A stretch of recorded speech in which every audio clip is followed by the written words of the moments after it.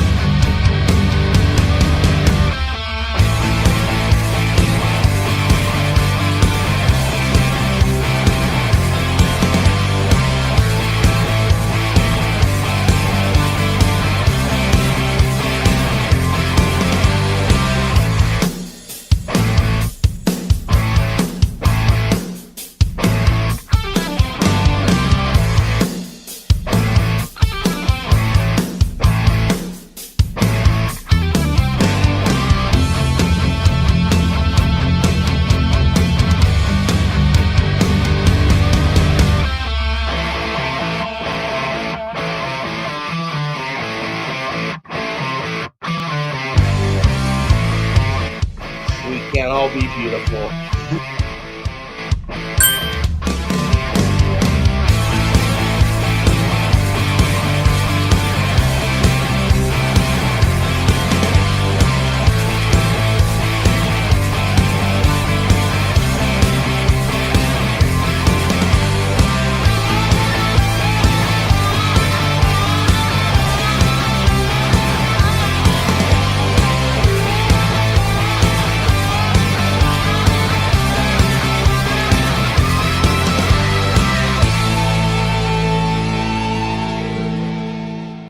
Put your seatbelts on and get ready for the ride. You're in the danger zone. Holy mackerel. Holy mackerel. It is Friday night already, folks. Thank you guys for joining me. I see some of you guys are here already. Appreciate you. Spike that like. Come on. Come on. Come on. Come on. She hears me talking. She wants up. She wants up. Appreciate you guys joining us tonight. Murph will be with us shortly, probably about 10 minutes or so. We have a guest on deck. And, might I add, stop. Might I add, this guest has never been in the danger zone. So I hope you guys give him a rousing welcome. He'll be with us here in one moment. But appreciate you guys again for joining us on a Friday night. I know oftentimes you have other stuff to do, but hey, man, if you have nothing to do, if you just want to chill, if you enjoy being here, even better, spike the like button. Appreciate you guys, man. We've been having kick ass time this past month or two, for real, for real. Long streams, covered a lot of Jets ball the first half of the streams. Second half with Scott, we're doing pick'ems where we're picking games all across the league. We'll get into that tonight, I'm sure. Um, but yeah, man, you know what, Murph? Hey, man, you snooze, you lose, brother. I'm joking because Murph actually is, doing some Christmas stuff. So, he's going to be late, but he's excused. His absence or his tardiness is excused. But rather than have me just do 10 minutes of just BSing with my people, Liam is a punctual guy. Let me just say that. He is here. He is ready to talk ball. Do we have maybe what I'm going to ask him, is it the Jets most important game of the decade? We'll get into that. A whole bunch of stuff, man. We had a coordinator fired this week. I want to find out his thoughts about. I want to find out what he thinks of our new savior, Hendon Hooker. I mean, we got everything, man. So appreciate it. Chat's already cracking off, as you can see on the side, man. If you're watching on Twitter, that's why I put that up there, man. You guys can see what the hell people are talking about. But when I take it away, that's when you got to come to YouTube and join in on the fun. So appreciate you guys again chopping it up with us tonight. But dude, I'm not gonna wait any longer, man. Like I said, got guests here ready to go, chomping at the bit. My dog's finally settling into the fact that I'm speaking, not to her. All right, let's get into it, man. Without further ado, again, first time entrant into the danger zone.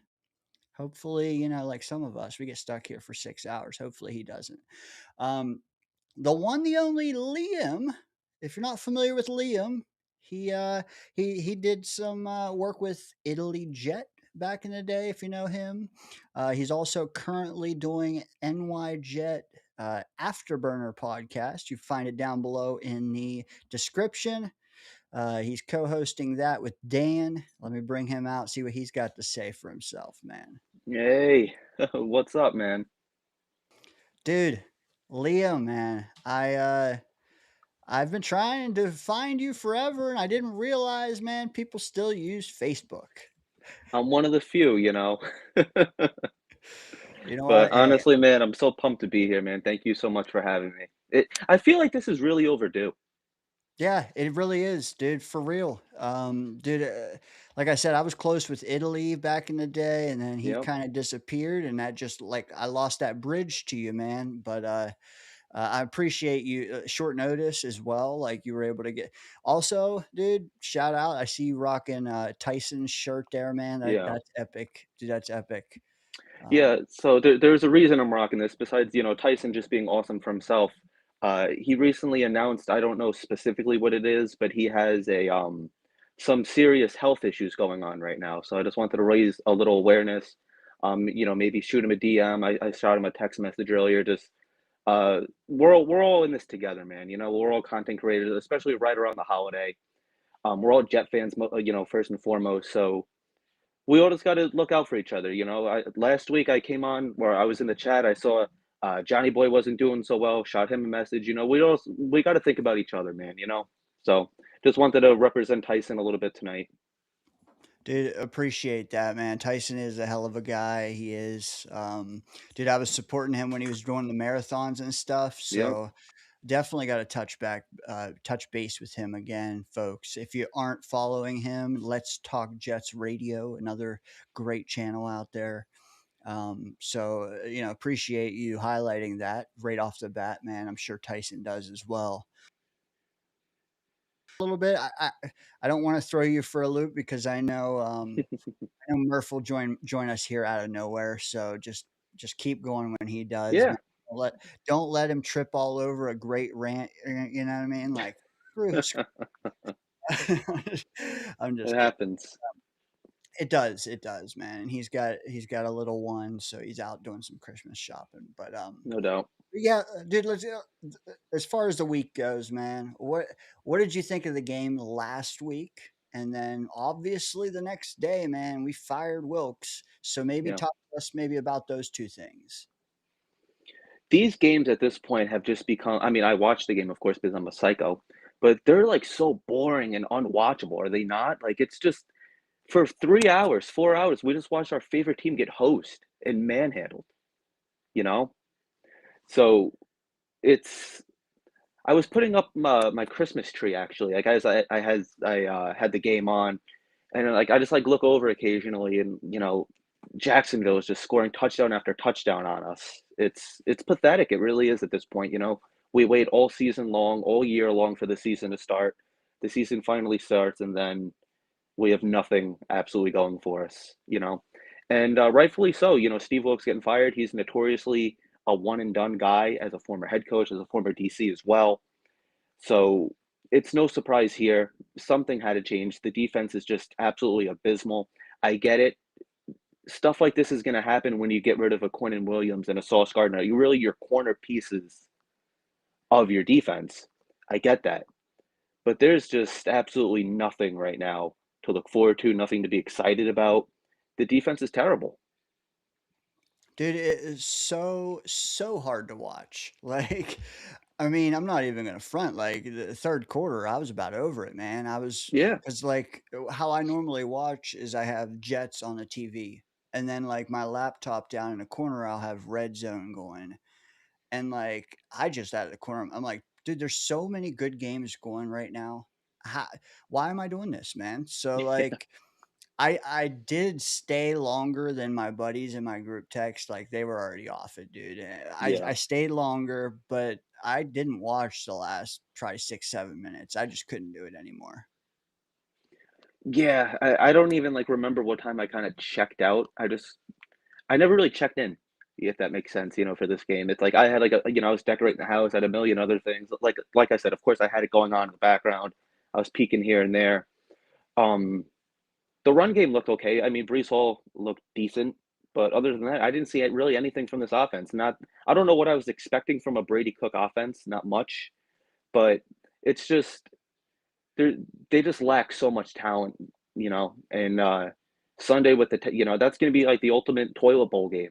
We have the Super Bowl, the Pro Bowl, and now we have the toilet bowl. I think you're right. I don't know if it'll be the biggest one for, draft ramifications all year, but I think it might be our biggest one for years.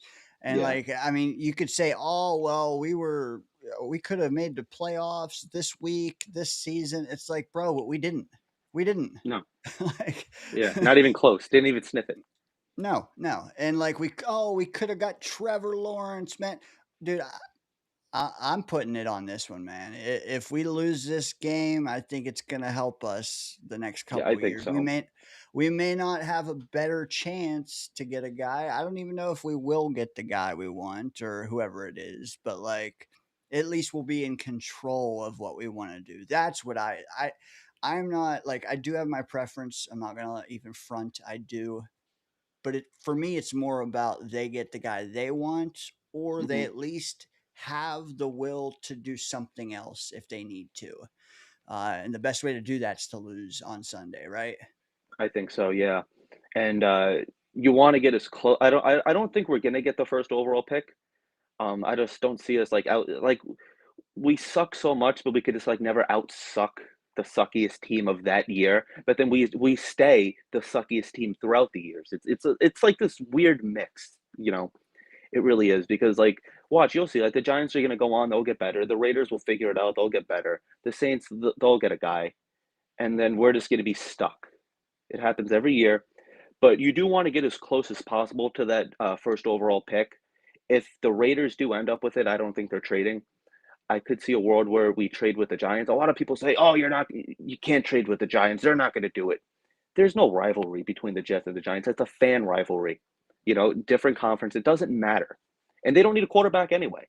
So if we could land at like third, fourth, somewhere in there, and then trade with one, you know, they're not moving a whole lot. They're getting a lot in return. And I really think that's why Darren Muji made these moves. This way, I think what his plan was, first off, you want to dump that big money, which I understand. You know, it hurts seeing Sauce go. It hurts seeing Quinnen Williams getting interceptions for the Cowboys. Meanwhile, our defense still doesn't have a single one. That hurts. But at the same time, I think he wanted to load up on these draft picks and with the intention to win games. This way you could win some games and then you still have the ammo to go back and get your guy for the future. Personally, I think that's what he was thinking. And if they're in a position where they don't want to trade for whatever reason, then they have 15 picks over the next 2 years. You could change a whole franchise with that. You really can. Now, obviously, the thing is you got to hit on them. Darren Muji seems like a guy that is good at evaluating talent. Just look at the free agents he's brought in. Even his first draft looks pretty good. So I do trust Darren Muji more than I trust Aaron Glenn. Agreed. Agreed. I mean, there for a minute, man, his entire draft class was looking good. And while some did falter, I do still think I like it better now than I did in May, if that Yeah, makes sense at all. Um, Also, like, dude, we have a ton of holes, like a ton. yeah, Like, I don't even consider it holes anymore. I start thinking of how many guys have a job the next 2 years here, and there are so few, yep, right? Like, so, like, when you start thinking of it, like, who is cemented as having a role on this team, not next year, because a lot of guys are just under contract next year, but like 2 years from now, there's under 10, if you ask me. So that yeah, tells me there's 40 damn holes. And then, I think, oh, maybe we can't trade up for Mendoza. I mean, unless that is your guy. If that is one, not just your guy this year, your guy the next 2 years. If that's your guy the next 2 years, do it. If right. it's only your guy this year, I don't think you can. Is that crazy? No, it's not crazy, but I think then the Jets start to push the panic button. Everybody knows that Woody gets very impatient very quickly, and you can't punt on next season too and still not have your guy. Now, with that being said, like you said, you have to love your guy. You can't just like him and you know. So I have two scenarios. I do like Mendoza, and if we are going the draft route, I do prefer him. You know, he does look like the best quarterback coming out of this draft class. It doesn't even look close. And I had Connor Hughes on last Thursday. I was talking to him, and it doesn't seem very possible, but it is more of like fan speculation. But where there's smoke, there's fire. I do, for the right price, anybody can be bought. That guy being Joe Burrow. If you could go down the veteran route and get somebody that's still young, that has a lot to prove, that has the chip on his shoulder, it's Joe Burrow. And we could offer him something that a lot of other teams can't. The one thing that he has the top receiver, he has the running back, he has a good head coach, he has this, he has that. He doesn't have an offensive line. We have an offensive line. We just locked up Josh Myers, so we're gonna have that offensive line going into next year. Now you also have Elijah Vera Tucker. What are we doing with him? Are we moving on from him? Sure. Do we keep him? Maybe he wants to come back for cheap. Now we have quality depth. So I think our offensive line is in really good shape. And the veteran route might be the route that Aaron Glenn feels most comfortable with. You know, when he was with the Saints, he had Drew Brees. When he went to Detroit, he had Jared Goff. I've never seen Aaron Glenn be a part of developing a quarterback. That scares me. Mendoza, I think he is NFL ready. But like any rookie, you know, you're gonna go through your trials and tribulations. You gotta get coached up in the NFL. You just have to. I do agree, and there's a lot of naysayers that are saying, hey, I don't think the Jets have anyone here that can develop a quarterback. I'm in that boat. My I'm sorry not to, to cut you off. no. I don't see anybody, I want Aaron Glenn to work out. I really do. I want him to be the guy. I think we all do. We don't want to go through this again next year. But I don't see somebody on this coaching staff that can develop a quarterback. Now, just fan speculation, I haven't heard anything about this besides myself saying it. I would not be opposed, maybe not as offensive coordinator, because I do like Tanner. I wouldn't be opposed to bringing in Brian Dable as like an offensive assistant. He already lives in the area. He doesn't have to move across the country or something. He's right here. You're offering him a job. And, Josh Allen is a stud on his own, but like look what he did for Josh Allen early on. He definitely has a big part in that. So if you're gonna bring in a rookie quarterback, I would at least reach out to him. I don't know if you take it or not. He'd probably take a coordinator gig somewhere if he could get one, but it's not a bad idea. The target you speak of, Dable, that's not one that I considered. But what I do want to say that I am in lockstep with you on is the fact that whatever we do, we're gonna add somebody this offseason, man. We have to. I don't dude, this staff is not running it back. So like the only thing I was going for, like with my like bringing it up to begin with, is like we probably don't have someone on this staff that can develop a quarterback, but Right. we also only had a couple months to assemble a staff, Yeah. and sometimes you got to wait a couple cycles to get the exact guys you want, whether it be a Dable. Hey, that is interesting. Also, like, how content is Josh McCown over there in Detroit? Does he want to be an assistant head coach / quarterback guru? I don't know where he's going for. I would like that. Yeah, I But would not like that just. too. I mean, there's guys, is what I'm saying. There's guys way better than ones we have, and I would assume having a young lump of clay like we may have will entice them to come, or having a top pick and knowing our intentions would entice them to come more than it would just having Justin Fields last year, right? Right. No, yeah, I agree 100%. Um, Daniel joining us in the chat. I'm sure he'll be here shortly. So appreciate, guys. We got 23 in here watching, man. Appreciate all of you. We're chopping it up, man. I'm seeing your chats. If you have any good questions, let us know down below and I'll highlight them. One thing I wanted to ask you is, was it time? Was it too late? Was it too soon? The fact that 24 hours after the game, not even 24 hours after the game, we fire defensive coordinator Wilkes. I don't think it was too soon, that's for sure. And I do like that this staff is reactionary. You know, we've seen for years past where it just rides out way too long. Like the guy's not the guy. We know the coach is, like we've been down that route. So there's 3 games left. You're giving Chris Harris a very small sample size. Aaron Glenn talked him up this week. He seems to like him. He said that he did have defensive coordinator interviews, so that is promising. He might be the little diamond in the rough. I do want to see Aaron Glenn get more involved with the defense. He says I'm a head coach. I'm not a defensive coach. I'm not. You're a defensive coach, all right? You play defense. You coach defense. You're a defensive coach. And I do think he is coming back next year, but something's got to change. So you do have to. I want to see him get involved with it. So I don't think it was too early. The defense, when you're getting hosed every week, towards the middle of the season, they did seem to stay in games that are competitive. It just they couldn't win games. Bad teams find a way to lose games, but there have Yeah. been a very decent sample size of his his defenses getting blown out. Besides that, they're not getting any pressures, they're not getting any sacks, any interceptions. You had to make that change. So I like what they did. Give this unknown Chris Harris. Nobody knows who Chris Harris is. I thought he was like my neighbor, so he might be. Um, let's see what he has. With that being said, I don't expect this defense to change much. Like I said, it's a barren roster right now. We don't have any playmakers. We have Quincy Williams, and like really, that's it. I mean, defensive line's like but Yeah. outside of Jet fans, a lot of like NFL fans don't. I can't even name players on our defense. So it's like we have these unknown, maybe not so talented guys, and we're told here, go work with these guys. So I don't know what to expect. I don't expect much to change, but that message has been sent out there. The players were not happy. Certain players were actually demonstrating that frustration against Wilkes. So the move had to be made. Yeah, yeah, and I'm sure. Hold on, let me fumble some shit around here. See your thoughts on this. I don't know if you caught this week. You probably did, but if you can, go down the rabbit hole with me. What do you think of this tweet that got immediately deleted by Sauce?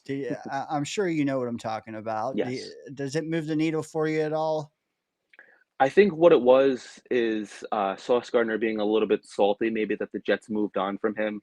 So I think it's a little bit of a little bit of a dig at like Aaron Glenn personally. That's all I think it is. It's just he's looking for a little bit of trouble. He's trying to be funny while he's sitting home with his injury. So nothing better to do. Yeah, yeah. I am And he's certainly watching with his you. grandfather quarterback. So Yeah, yeah, definitely. Dude's definitely old enough to be his pops. I will say. Also, like, bro, I think he thought he was gonna go there and win, and then all of a sudden, like, I don't know, man, is losing following him? I don't know. yeah. I'm just saying. Hey, man, did he take the Jet curse with him? Let's hope. Hopefully he took it with him and removed it from us. But that does gotta suck, man. You go from like what you were on the Jets, and then like the Colts looked really promising all season. Then Jones goes down, and you bring in 82-year-old Philip Rivers. That he weighs 400 pounds now. It's gotta suck. And then you get hurt on top of it. Like I said, this guy is just gonna sneak right in, like like a man between two cougars. It happens. Here he is. Oh, look at this guy! Look at this guy. Murph, what's up, brother? You're muted, brother. You're muted. You're muted.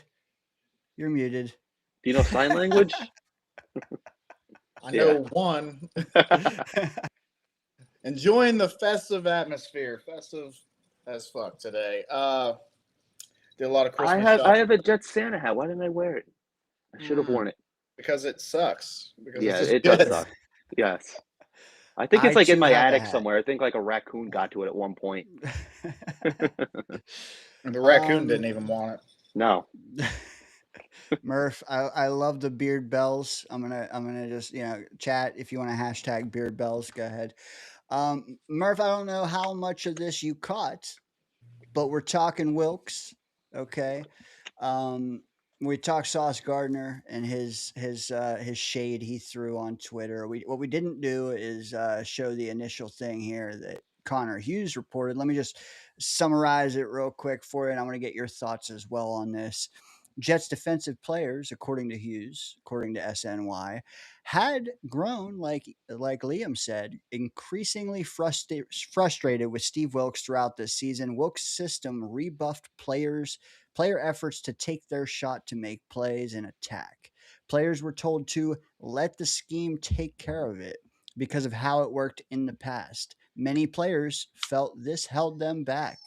One player, sources said, called out Wilkes in a meeting, questioning a call and pointing out flaws in the system.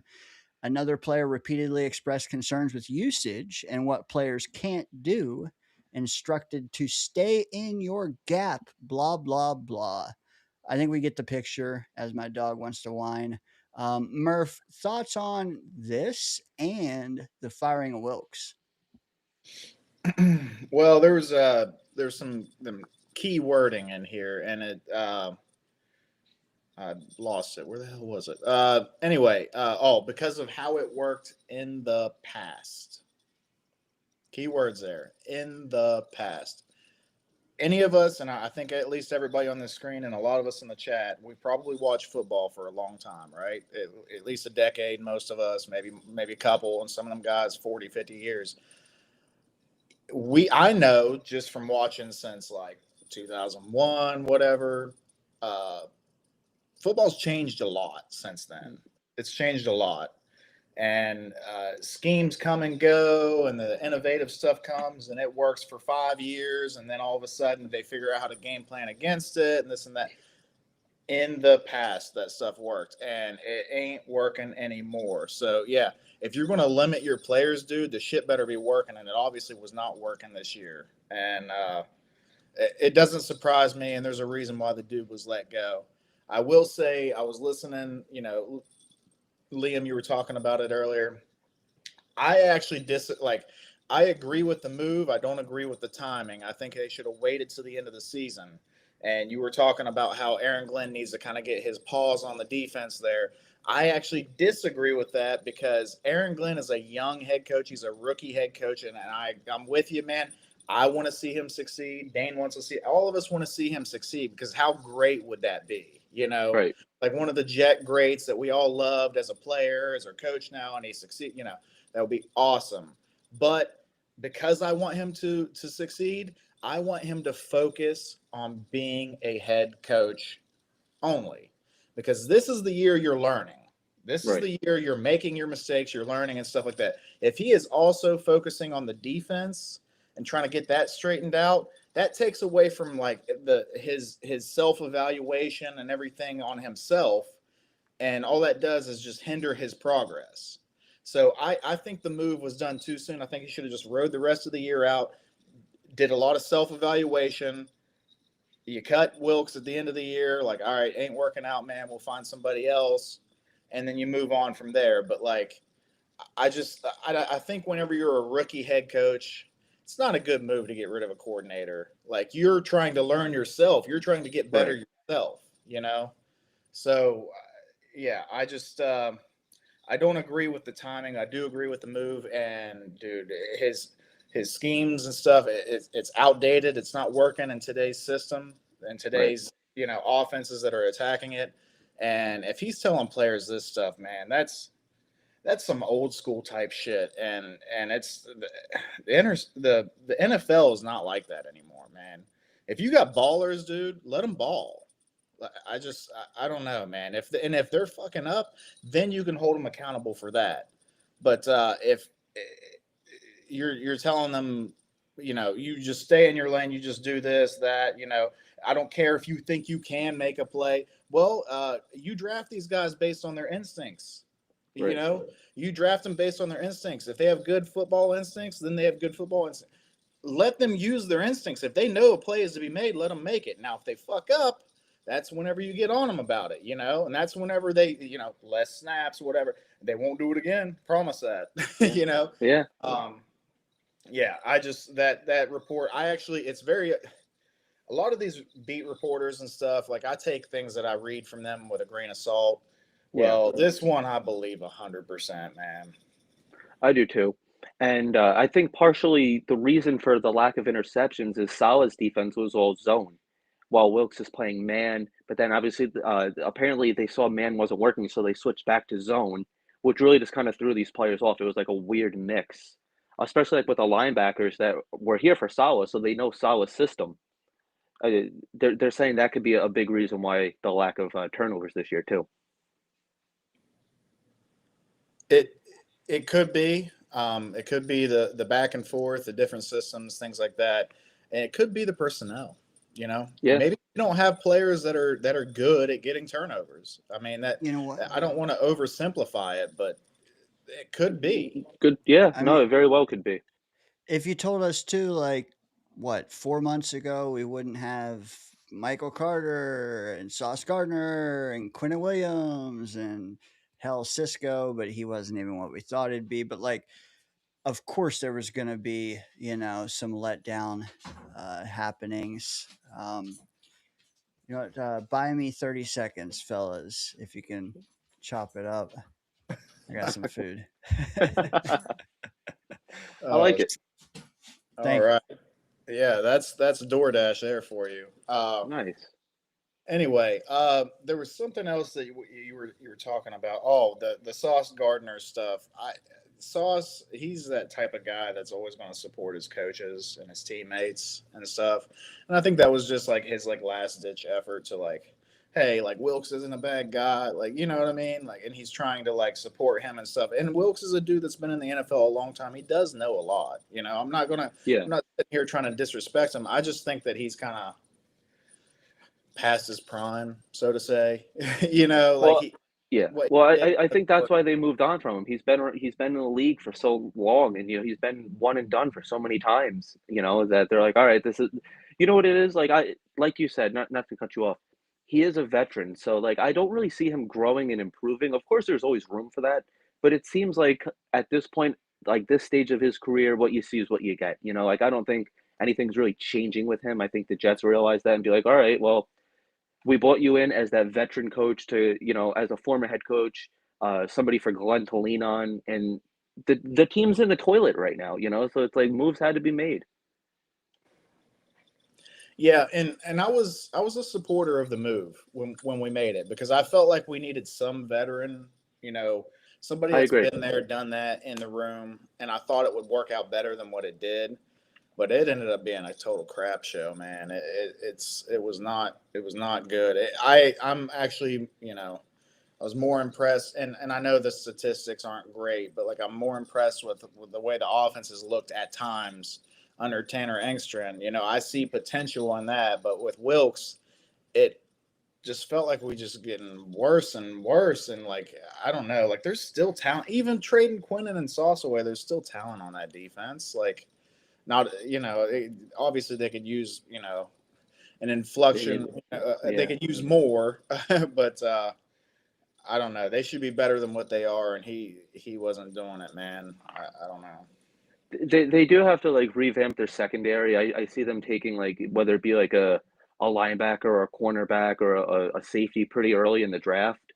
But just sticking with the coaching staff, you know, I just want to, I don't know if you heard me talk about this a little while ago. Nobody is talking about this at all. So it's probably not realistic. It's just going on in my sick brain. Switching over to the offensive side real quick. If we do somehow land Mendoza or we do get, you know, ex rookie quarterback, whoever you want, you know, we bring in this young quarterback. I was telling Dano that I don't necessarily trust this coaching staff to develop a quarterback. And Aaron Glenn's track record, you know, he's dealt with pretty much always veterans, whether it be Drew Brees with the Saints or Jared Goff with the Lions. I would like, in like, I can't count out Tanner Engstrand because I've never seen him do it, so I don't know. Maybe it works out, maybe it doesn't. I don't know. Odds are probably doesn't. Just being, you know, the Jet fan that I am. But with that being said, bringing in a veteran coach, maybe as like an offensive assistant, not offensive coordinator, assistant. I was telling Dano this earlier. How would you feel about the Jets potentially bringing in Brian Dable, somebody that's already living in the area? He has really nothing going on. If he doesn't get a coordinator job, could you see them bringing him in as a an offensive coordinator or offensive assistant, telling by like the work he's done with Josh Allen in the past? I I like the thinking behind it. Like I think that's a good idea. I don't know if the fit is right. I'm not saying it's not. I just like how does I'm not super familiar with Dable's like system and stuff like that. How does that fit with what Engstrand and his coaching tree that he came from does? You know, if they clash, then you're probably going to have more Yeah, no, that's a good or point. button That's a good heads point. and stuff like that. And I'm not going to sit here and tell you I know these schemes inside and out. So I'm not going to sit here and say, yeah, it'll work or yeah, it won't. But that could be a potential problem with that. I do like the idea of getting a veteran, like a veteran guy in there to, you know, he can kind of help out. And, you know, and we've seen like Dable himself, we've seen him groom a young quarterback and Josh Allen, you know. Um, so I don't hate the idea. And especially if it's just like some type of an assistant. The other question is would he even be willing to do that? You know, he That's the probably thing. feels like he can get an OC job somewhere, you know, and he might be And right. yeah, he probably is right, and you know he'd be honestly dumb for not taking that gig, you know, if he can get it. But I'm just saying, if he has nothing going on, you sit in for an interview, you know, see what they have to say. Is that Charles Gorman? Haven't haven't seen him in a while. Charles, what's up? Charles Anthony Gorman III. Salute you, brother. 5 gifted memberships. He says Murph bought gifts tonight, but hey, man, not to be outdone by me. He All gives right. five guys. He gave memberships to Jersey Jet, Harry Wiener, Alan Dodes, Ted from Florida, and the one, the only, Jake Asman, all Oh wow, receiving memberships from Mr. Gorman. Appreciate you, brother. the soup man Uh, himself. Facts, man. Facts. Right. Appreciate that for real. Uh, Let me ask you guys this: did you guys realize that our franchise was saved on Tuesday, a day after we fired Wilkes? We brought in the savior, Hendon Hooker. Thoughts on that acquisition? You want me to go first? Yep. All right. I don't think it really like moves the needle. I know a lot of people are talking about it actually in the off season as a name to bring in. All it is he's familiar with Tanner and Glenn, you know. So I think there is some upside there though. You know, like Justin Fields pretty much like rage quit. Like you know, he just I don't even like is he still like even on the team? Like I guess like he's getting paid by them, but like is he even like showing up? Like I don't know. Like he's done. So it is it is a good move. It is a good just guy that knows the scheme pretty much. That's all it is. Yeah, you had that phantom groin injury out of nowhere. I think after having a 41-yard passing game, my balls would hurt too. I know they hurt whenever I watched it. Yeah. So yeah, Fields it seems like the coaching staff's done with him. He's done with the coaching staff. No longer to be seen. Tyrod can't, you know, his old ass can't keep his body together. You know, so we got a undrafted free agent rookie, you know, doing it. He's got to have somebody behind him, you know. Yeah. Why not bring in a guy that potentially has some talent, you know, some potential? And if Brady Cook goes down, he comes in, maybe he throws for 300 yards, and we're like, holy shit, our savior, you know? Yeah, we got our guy. Yeah, we'll overreact and stuff like we always do. Remember the Matt Flynn game? You guys remember that? He came in for Aaron Rodgers and threw touchdowns, and then he got a huge contract the next year, and he sucked. That was that was interesting. We had that too with Mike White. I mean, he didn't get the huge contract, but we had our Matt Flynn for a little while. I was at that game. I'll tell you, what a crazy game to be at, you know. Yeah, it was fun and I'm not gonna lie, I was a little bit of a Mike White truther, but Yeah, me too. Absolutely. I still kind of like the guy. I don't think he's a perfect quarterback, but I do like the way he reads the defense. It's something we don't see a whole lot out of Jets quarterbacks. Anyway, Hendon Hooker, a lot of potential. You know, why the hell not? That's basically the way I look at it. It's funny you mentioned Mike White because that is exactly who the Carolina Panthers opted to keep over Hendon Hooker. So Mike White is alive somewhere, baby, on the Panthers practice squad. And we got ourselves a hooker. A hooker who maybe gave us all a chance to repurpose our number one jerseys. You can just cut that sauce off there and put a hooker on it, right? I'm so done buying jerseys, dude. Yeah, I don't even think I have my Sauce jersey anymore. I got two of them. I donated it. Shout out Johnny Boy. I see him down there in the chat. Go on, Johnny. Johnny Boy.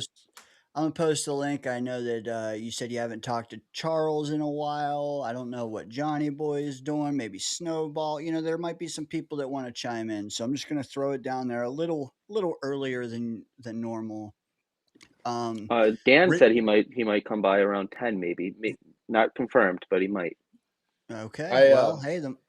Yeah. I got something I want to ask you guys and kind of a talking point I want to run by. We had news earlier today. I got the notification on my phone, and forgive me if you guys already talked about it. I was in and out earlier. I was trying to get ready. But Garrett Wilson, they announced he's out for the season. They're not going to bring him back in. They're not going to risk it. I got it, and also no 1,000-yard season for Garrett for the first time in his career. You know, no not even a 500-yard receiver this year so far. We only got 3 games left. Crazy. And Garrett just, do you guys think it was a good move? Do you think we should have brought him back just to see what the trio of him and A.D. Mitchell and John Mechie would have been like? Do you think it was worth it having an undrafted free agent there? Like, just kind of gloss over your thoughts on it. Good move, bad move, and what's that look like for Garrett moving forward with us? I say good move. I don't see a reason to bring him back. I mean, like that trio would be fun to watch, but at this point, there's no reason in risking, like a potential ACL tear or like an Achilles or something like that. Next thing you know, he's not ready until like week one, and then he's getting ramped up for next year. So just like let him rest. He is our franchise guy. He's not going anywhere. Um, he we're trying to lose games right now, and like he gives like when Garrett Wilson's on the field, he gives you a better chance to win. So I don't think the coaching staff is thinking that way specifically. I hope not. Coaching staff should not wanting to be tanking, but I think it's a good move. I wouldn't put him in either. I think it's absolutely unacceptable, and the example he's set. No, I'm just kidding. I was like, okay. You know what? I'm not gonna move the goalpost though, because my take was that I wanted to see him return for the end of this season. I wanted to, but I think I was selfish. Honestly, I wanted to see him and Mitchell and Mechie together before the draft.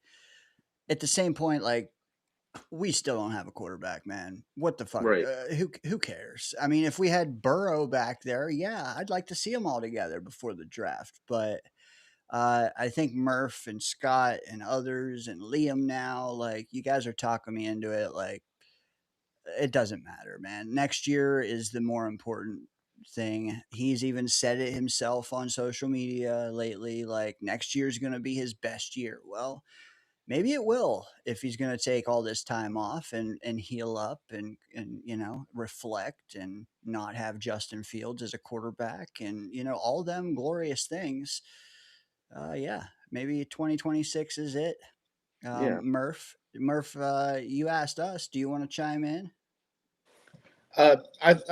We kind of touched on it a little bit one of the other streams, but I think it's an excellent move. If you got a stud like Garrett, you don't risk ruining his career by having him play injured. Especially when it's something serious like a knee or anything that has to do with their running, which as a wide receiver you kind of need to run.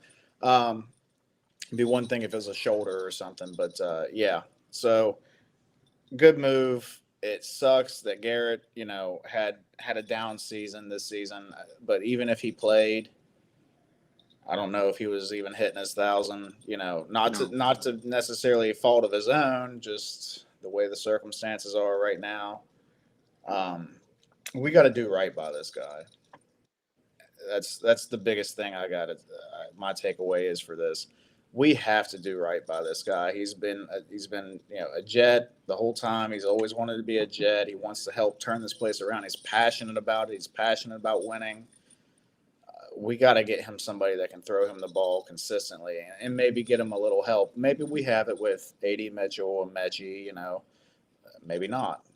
We got to get the guy some help, man. Can't do it by himself. You know what? I'm tired of hearing from you, Murph. Let's hear from someone else. Charles Gorman. Hey, there he As is. you can see, I'm rocking my Spider-Man Christmas hat. Sorry, guys, you can't see the damn thing. Hold on one second. There we go. There we go. Wow. I 100% agree. We need to help Garrett Wilson. We need to do him justice because he's been one of our most productive players in the history of the franchise, and he's a class act on and off the field. As for Brian, the possibility of bringing Brian Daboll, I'm all for it. I know he was disappointing as the Giants head coach the last 3 years, but after all, he did develop Josh Allen to the helped develop Josh Allen to the MVP caliber player that he is today. He also did a very good job coaching up Jackson Dart this year. I know he got fired a while ago, but he did a good job with Jackson Dart. And he did help coach Daniel Jones to a pretty decent 2022 season back then. So we can't say the man can't necessarily coach offense. He's had success as an offensive coordinator, especially in Buffalo, where Josh Allen had his best games, his best seasons there prior to Joe Brady being his offensive coordinator. With that being said, As for Hendon Hooker being the savior, I don't know. We don't know what this guy's gonna bring. But it is nice He's to gonna have bring a saving. hooker. Have a hooker. I laughed my ass off when you said that shit. It's hilarious. Especially if you don't have to pay it much. We don't have to pay Yeah, him. it's a cheap hooker. Yeah, A cheap hooker. on a Yeah, Sunday exactly. morning, on a Sunday afternoon. I bet it'll be exciting. I Oh. better be. I brought the bitch in. I'm just kidding. As for, I know Brees Hall has 900 total rushing yards this season. I'm sure he's got over 1,000 scrimmage yards this year. Is it worth it to make him rush for 1,000 yards? I'd say why the hell not? I mean, we haven't had a 1,000 yard rush since Chris Ivory, but it all depends on what the coach staff does. Obviously, Aaron Glenn has been, to put it simple and to the point, very disappointing this year. Letting Wilkes go was to me a no-brainer because he's been the most. I think he's been the most disappointing guy in this coaching staff because he's had a long 10+ years of experience. I mean, he was a head coach before. He was an interim head coach before. He was a defensive coordinator before. He was a defensive assistant. And you think with his experience, he would definitely be a huge aid for the coaching staff, and he wasn't. He did a lot more bad than good, and it's been a huge disappointment. And I wanted Wilkes because I thought the 49ers did him dirty, but apparently his coaching style is a bit not good enough for this NFL, apparently. And the players weren't really buying into his gimmick, to his scheme, to his assistance of bringing in Aaron Glenn's culture. And that to me was a huge red flag. So as for us not having a single interception this year, I think a lot of it to do with scheming. I think a lot of it doesn't always have to do with the players. I think a lot of it to do with the scheming, the coaching, the motivation, the whole 9 yards. It still sucks we don't have an interception, but we can't even get a fumble too. We only have like 1 or 2 fumble recoveries this year on defense. One on defense, excuse me, and the other one was on special teams. And the best thing about this team is our special teams, and our special teams may be, quote-unquote, the best special team unit in history. The problem is people won't remember it because our team sucks. Yeah, and that's the thing is we have to be patient, but at the same time, it's like how patient should we be? Like we have to give Muji and Glenn a chance to bring in their guys and see if we still suck, you know. But I like Muji. It's like, what if they do well? Like, because with Joe Douglas, a lot of us, including myself, thought he did a pretty good job in drafting and building a team, especially to his coach's wants, right? Like he got the guys that Saleh could work with. And I felt like, Douglas, he wasn't perfect, but he did a pretty good job at building a team. But we never had the quarterback. So are we going to see the same thing with Muji? Because we've seen some good moves out of Muji. You know, it's still early. I like Muji. I think he has a lot of potential. You know, but are we going to see the same? Is he going to draft the wrong quarterback too? You know? Probably. You know, and if he does draft it, what if it's not that he drafted the wrong quarterback? What if it's just that they don't know how to develop him, the coaching staff? We don't know. That's There's so my many biggest concern. unknowns with it. we have a Why running can't we back coach and a fucking quarterback's find our coach. guy, and then we can figure everything else out. Like, honest to God, that's what we need. If we could just find he don't even have to be like Mahomes. Like, he doesn't have to be elite, but just a good quarterback, right? Like, We haven't had a good quarterback since Pennington. I know. Yeah. I don't count Sanchez in that. Sanchez sucked, guys. Like, he was good in the playoffs. The team was excellent. But Sanchez wasn't good. Sanchez was a mid quarterback that benefited from a very good team his first 2 years. But at the same time, the Jets did him no favors the last 2, with the offensive line being shitty, not giving him enough weapons, not having a good enough head coach. In my opinion, anyway. I know you guys know I'm not that big of a fan of Sexy Rexy. But, I mean, if you look at it, speaking of which, our offensive line, I think, has a bright future. I mean, Armand Mambu and Mason Taylor, as far as I'm concerned, were excellent draft picks by Darren Muji. And I will say that Azaria Thomas has been a fine player. He's had some good moments. He's had some bad moments. But overall, I think he's been solid. Not great, but solid. The trading for A.D. Mitchell, I'm not going to lie, shocked the shit out of me I was like Richie Molara from Molara. I think I said his name correctly, from Jets Media, Knicks Media, the whole night. I was shocked as hell when the Jets traded Sauce for a few draft picks as well as for A.D. Mitchell. And we shall see, man. I mean, look, Darren Muji. I'm actually, I know it's kind of messed up to a lot of the Aaron Glenn supporters, but right now I'm a bit more supportive with Darren Muji than I am of Aaron Glenn right now. I think Darren Muji has done a lot more good than bad. I know a lot of people said that he hasn't done a perfect job, but I think he's done some good things here. I think he has a lot of potential. Hopefully he doesn't get canned like Joe Douglas did. I thought Joe Douglas had a lot of potential, but he made a few mistakes as well, Joe. I said Joe Douglas, he drafted Zach Wilson. He drafted Will McDonald over Jackson Smith, the Jigba. And even though Will McDonald's not a bad player, he's very talented, Will McDonald, but he's too inconsistent at this point in his career. Jermaine Johnson is good, but he's not George Karlaftis. So we shall see. Yeah. Hey, and okay, since you brought it up, Charles, Liam, confidence meter and Darren Muji as compared to Aaron Glenn as of right now. I'm really high on Muji compared to Aaron Glenn. I mean, Aaron. So if I don't know if this is can even if yeah, then Glenn's probably like teetering somewhere in here. Wow. Yeah. But we just haven't seen enough from him, and when you're because they were both here for the draft. This isn't like the Joe Douglas situation where he came in after the draft, his first year. So remember, that's right. In 2019, he was brought in around June after Gaze got rid of Mike McCagnon. Yeah. And so far, the results from the coach staff just haven't shown on the field. And, we got rid of a coordinator because we're so bad. So I'm going to give Darren Muji credit until you can't anymore. So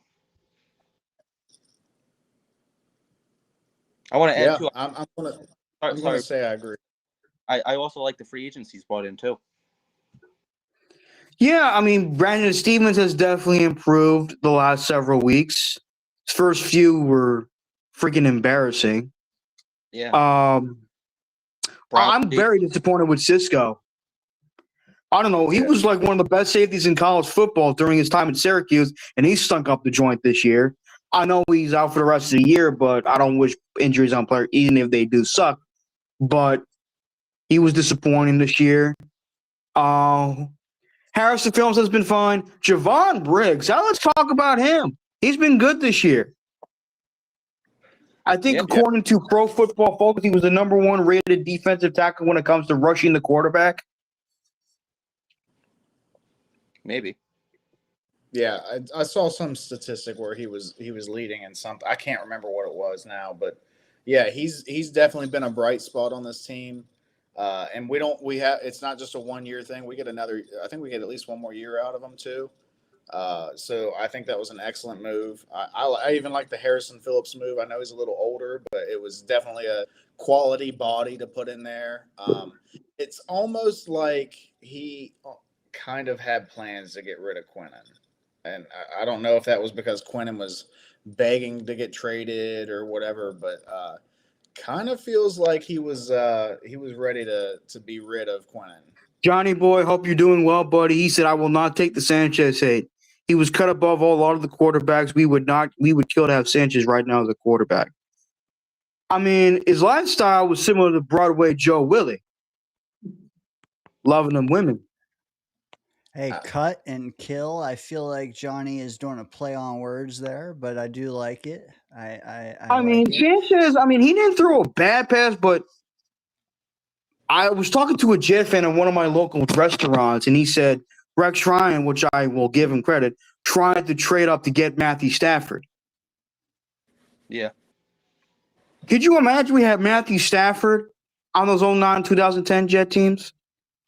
Oh my Our God. chances for competing for a championship with this dude is putting up an MVP caliber season right now. I think he only has 4 or 5 interceptions, something like that. He's got close to 40 freaking touchdowns.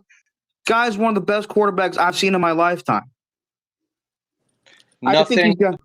Nothing will ever change my mind that the Jets would have not beaten the Steelers in the Super Bowl. You mean They the have- AFC Championship game? No, the year that they went to the Super Bowl. Wait, you mean the Packers? The Packers. Yeah, I'm sorry. Yeah. The Jets and the Steelers. That's what I'm saying. You think the Jets would have beaten the Steelers? And look, man, Matthew Stafford, Terry Bradshaw has said this for years. He's the best thrower of the football he's seen. Yeah. Matthew Stafford throws a beautiful pass. You know, I'm going to do a video on Matthew Stafford at some point on my channel. I've been wanting to do a Matthew Stafford video. Is that a T Cozy? Jesus Jerry? I don't know. It's a nice hat. I got it from Five and Below. It looked nice. It got Spider-Man on it, one of my favorite fictional characters of all time. Cost me about $5, and it was wonderful. Charles, I love it. That video, man. That Stafford video. I'm looking forward to it. I've been a fan of Stafford for years. Here's the thing about my dad. Now, my dad never disliked him, but he was like one of those people, yeah, he's good, but during his, like, when he was originally on Detroit, before where Detroit is right now with Jared Goff, Dan Campbell, and Brad Holmes, Detroit was not a well-led organization, and my dad didn't think Stafford was that good. He knew he was good, but he didn't think he was. The way he's playing right now with the Rams is like, holy shit, we're finally seeing this guy's greatness. We're finally witnessing this guy's greatness on a really good organization, on a really good football team.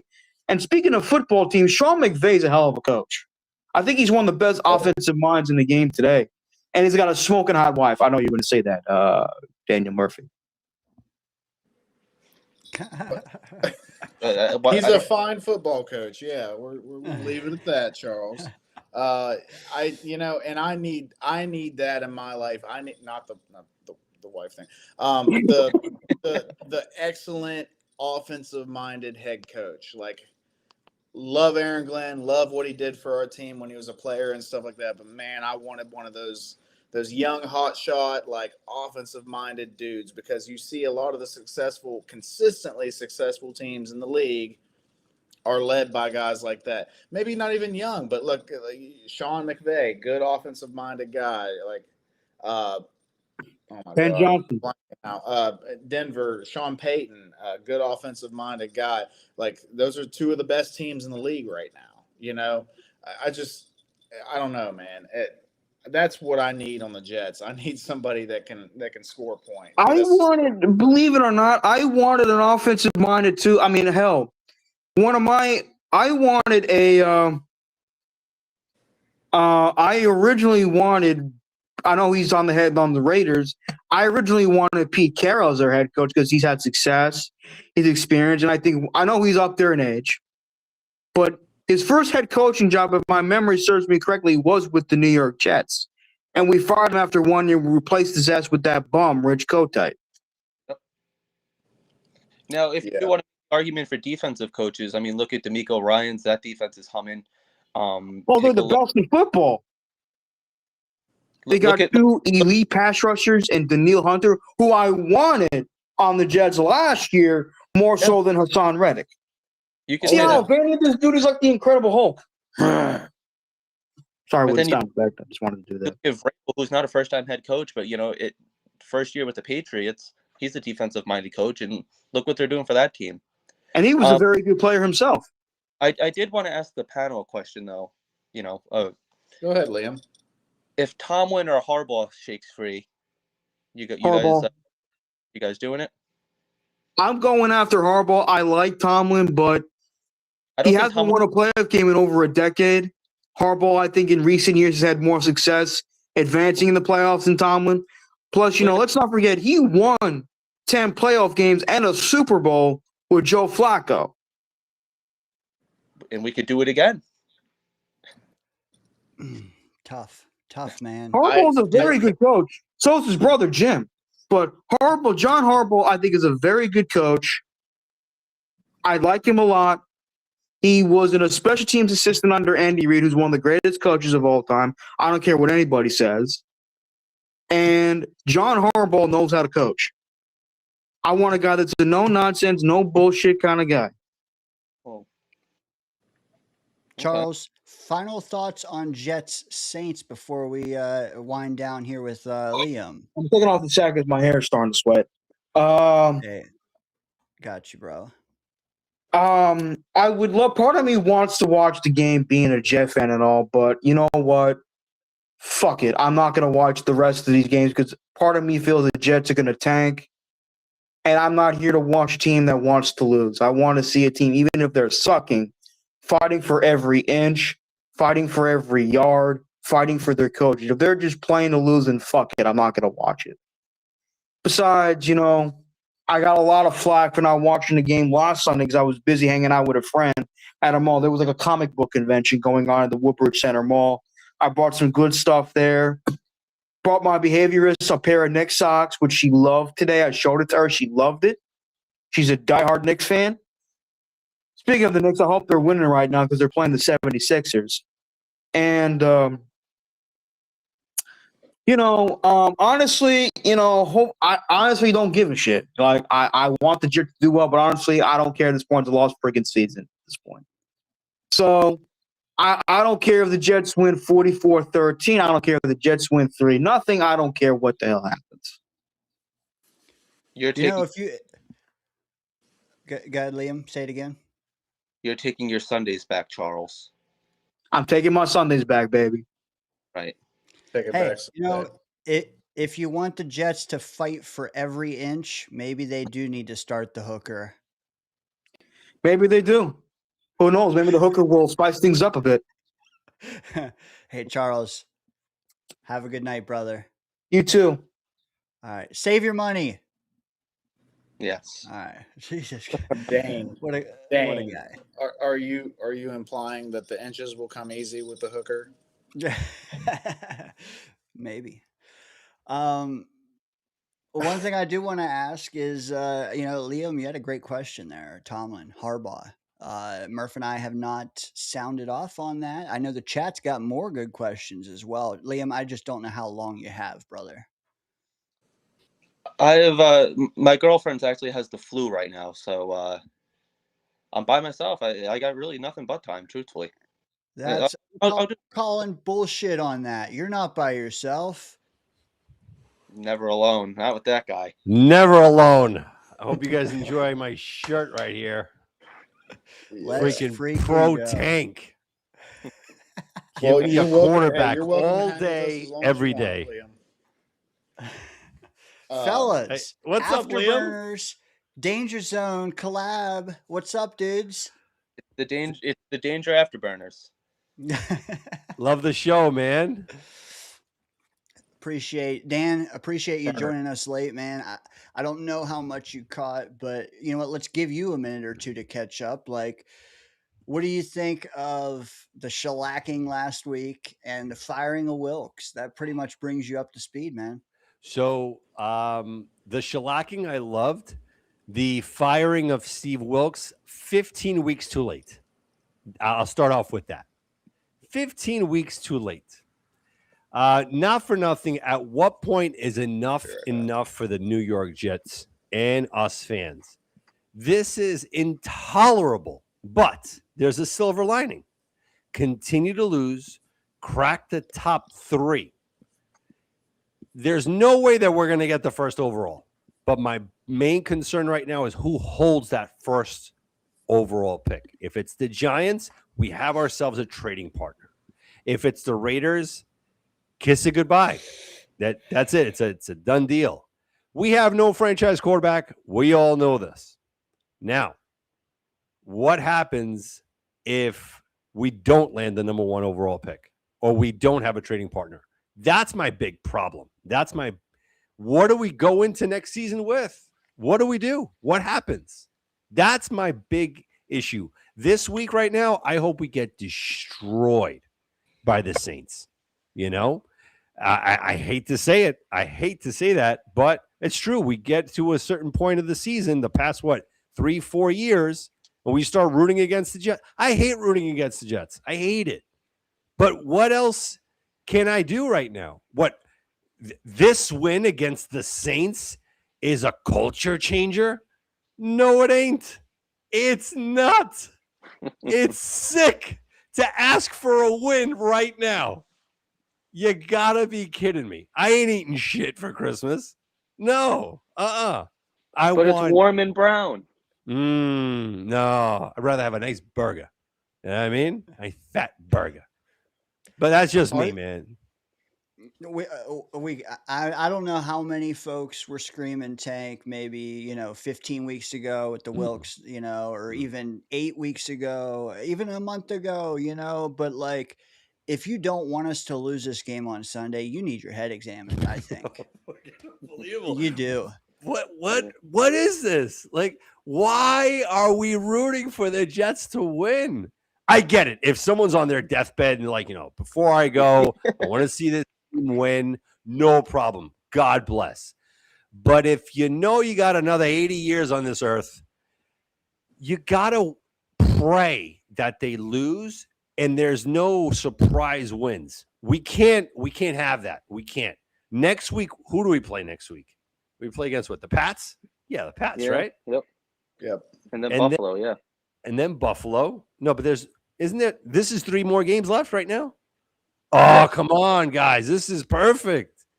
Because then next week, I think the Saints play against the Titans and the Giants play against the Raiders. There's one game at the end of the season that I am looking forward to. Again, unfortunately, that Mahomes went down. But that Raiders-Chiefs game, as much as we all want to just give it to the Chiefs, they got Minshew at quarterback. They're all deflated. It's been a long time since the Chiefs have been in this position. They're checked out, guys. They're checked out. So there's a huge possibility Geno might come up big, wins that game in case the Giants win against the Raiders. Now the Raiders are first overall. The Raiders are going to shoot themselves in the foot. Now we need the Browns to lose. How does that happen? Can I ask a sincere question? How does that happen? Before we touch on all these scenarios of these other teams, and what's up, Dan? What's up, man? Sorry. I just wanted to you said what scenario do we actually want the Jets to win? Yes. And while my first instinct is hell yeah, dude is spitting, he knows what he's talking about. I'm with you there, whatever.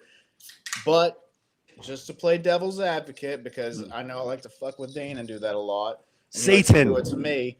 The only way you would want us to beat the Saints is if Brady Cook absolutely slays it, right?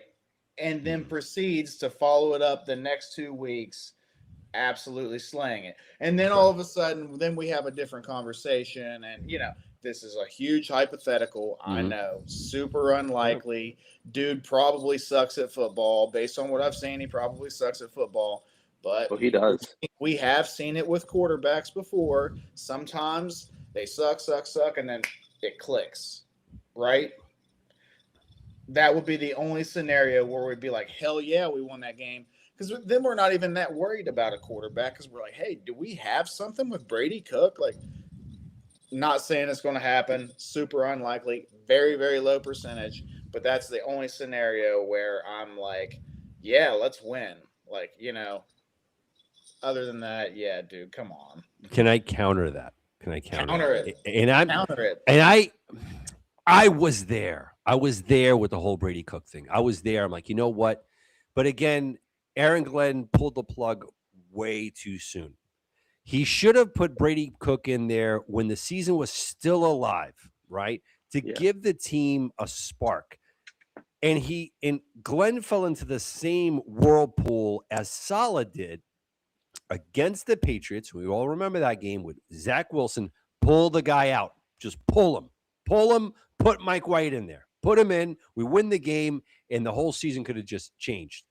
The thing is with Brady Cook right now, he can show you a lot this week, but the team itself, the mental aspect of it, Brees is already thinking about his next team. He's every time he gets the ball, he's going to try to get 5-6 yards, whatever the case is. The next season, he's thinking about 2026. The receivers that we have right now, I'm telling you, man. Not fun. Not fun. You got Mechie, who his prime job is to catch balls, but he thinks he's a cornerback and he drops them. He bats it down. Like he doesn't know what to do. The He offensive covers line, the corner. he does. The offensive line, though, I'll give it to you. I like that and special teams I'm cool with. But as far as Brady Cook, I want to agree. I want to say yes. I want him to throw for 400 yards. I want him to, but the people that he's throwing to, they're not going to catch the ball. Even if you throw it right in their hands, they're not. They're going to be like, what is this? They're like, I stop trying to peg me with a ball, you know? But I do. I hear you. I want to be there, but it's not going to happen. To be honest, we don't have the quarterback. I want to say Brady Cook, and let's say if Luke Falk was there, we would be pushing for like, I hope Luke Falk is this guy. The guy's not there, and now Herndon Hooker.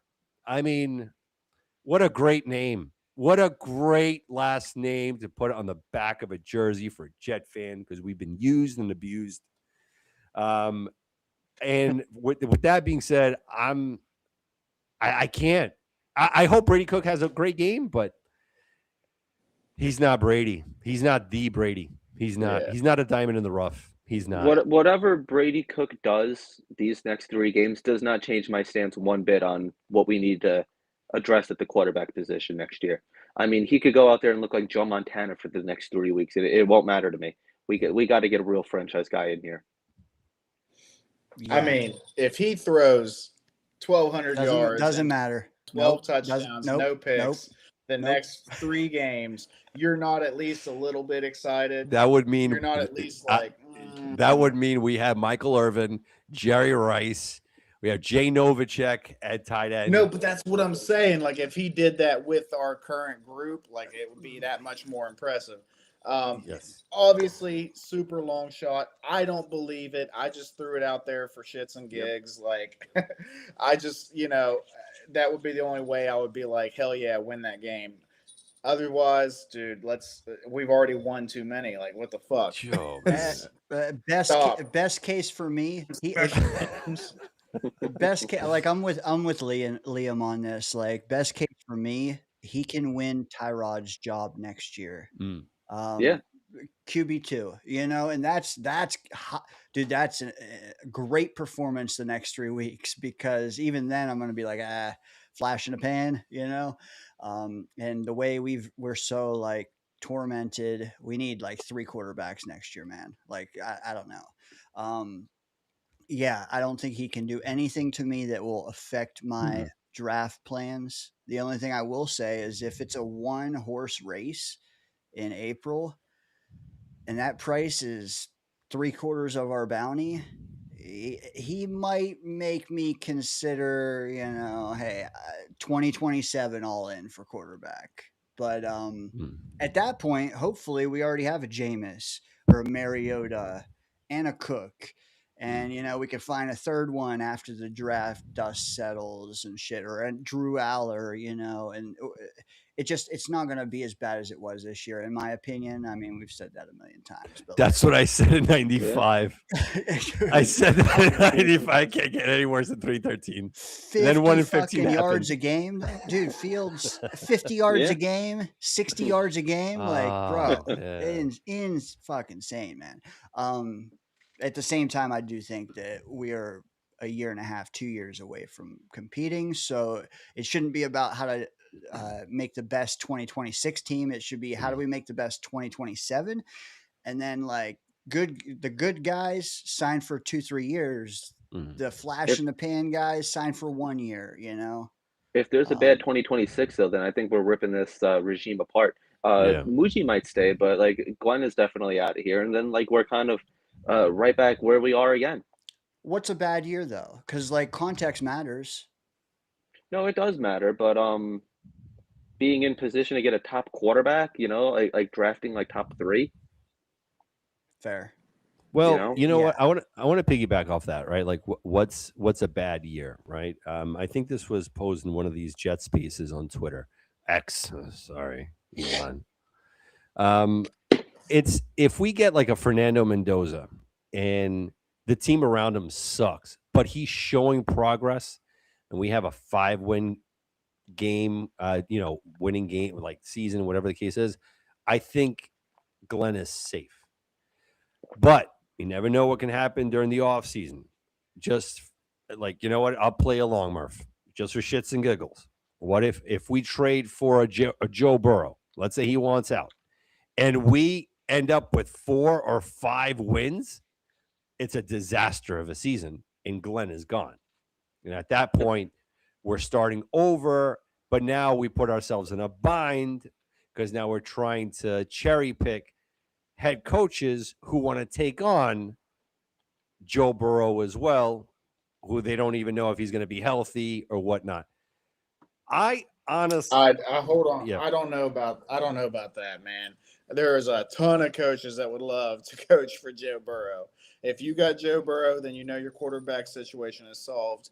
Injuries aside, that's what has plagued us for years. It's been quarterback. We've even had some decent coaches. I think even some of the coaches that we think stink were actually a little bit better than what they were, but we've just been straight up plagued by bad quarterback play. Not including Gase, right? Stud in there. What's that? Not including Gase. I mean, Gase won 8 games his first season as a head coach. The best coach we've had since, in the past decade, probably. I don't know. If you got that quarterback, man, everything else can fall into place way easier. But right now, it's like we're trying to get everything into place, but we don't have the quarterback, and we don't know if these other pieces are actually good or not. Does the whole team suck, or is it just the fact that we don't have a quarterback? Does the coach suck, or is it just the fact that our quarterback sucks? Like, it makes us in such a tough situation, man. Like, it's so hard to dig yourself out of that hole until you get that guy. Right. It's great that you pointed that out because we had Connor Hughes on, was it 2 nights ago, and I had asked him, is Aaron Glenn's job safe, right? And he gave us 3 scenarios. The first one, Woody's going to give him a pass, whatever the case is, it's just year 1. That was the first one. The third one was Aaron Glenn has a lot of control on this team. With the whole money thing, he's $13 million a year. But the second reason that he gave that he may not see Aaron Glenn, but this was his own, perspective on it, is if there's a chance of us landing Fernando Mendoza and Woody is looking at this and saying, you know what, we don't have the coaches. We don't have the offensive coordinator. We don't have a quarterback coach. We don't have a passing coordinator. We don't have a room that can groom a young quarterback. And now that we have to invest so many first-round picks to go up there, Woody may bite the bullet and say, all right, I might have to pay this guy X amount. And for these billionaires, guys, like for us normal 9-to-5ers, these billionaires, they pay Aaron Glenn in the interest that they get off of the millions and millions and millions of dollars that they have in like a Swiss bank. They don't give a crap. They could offset it. They don't care. So at the end of this season, it all depends as well of how we end these 3 games. If it's slaughterhouse, like against the Saints, right? The Saints, I've been watching them all year as well. Not great. Tyler Show, he seems legit. But the Saints are very much like the Jets. The Saints put up 40-plus points against the Jets defense. I'm telling you, Glenn is going to be on the hot seat. I'm just saying, you cannot play against the Saints and get blown out. 31, 28, 25, 21, even 41, 36. All right, stuff happens. At least you were competitive. But a crappy team blowing out another crappy team, not gonna end well. Man. What about 3-0? Oh my goodness! I'll burn I the want to shirt. see. I want to see 2-0. Just get a safety. You know what? I don't even believe it because 6 out of the last 7 games, 6 out of 7, we've given up 27 plus. Yeah. So like, bro, slam that over. I'm just saying it, man. You know what? I made this guy wait for a few, and I don't think I should have. I don't think you guys will be mad at me when you find out who it is. Uh-oh. Let's bring him out. Hear what he has to say.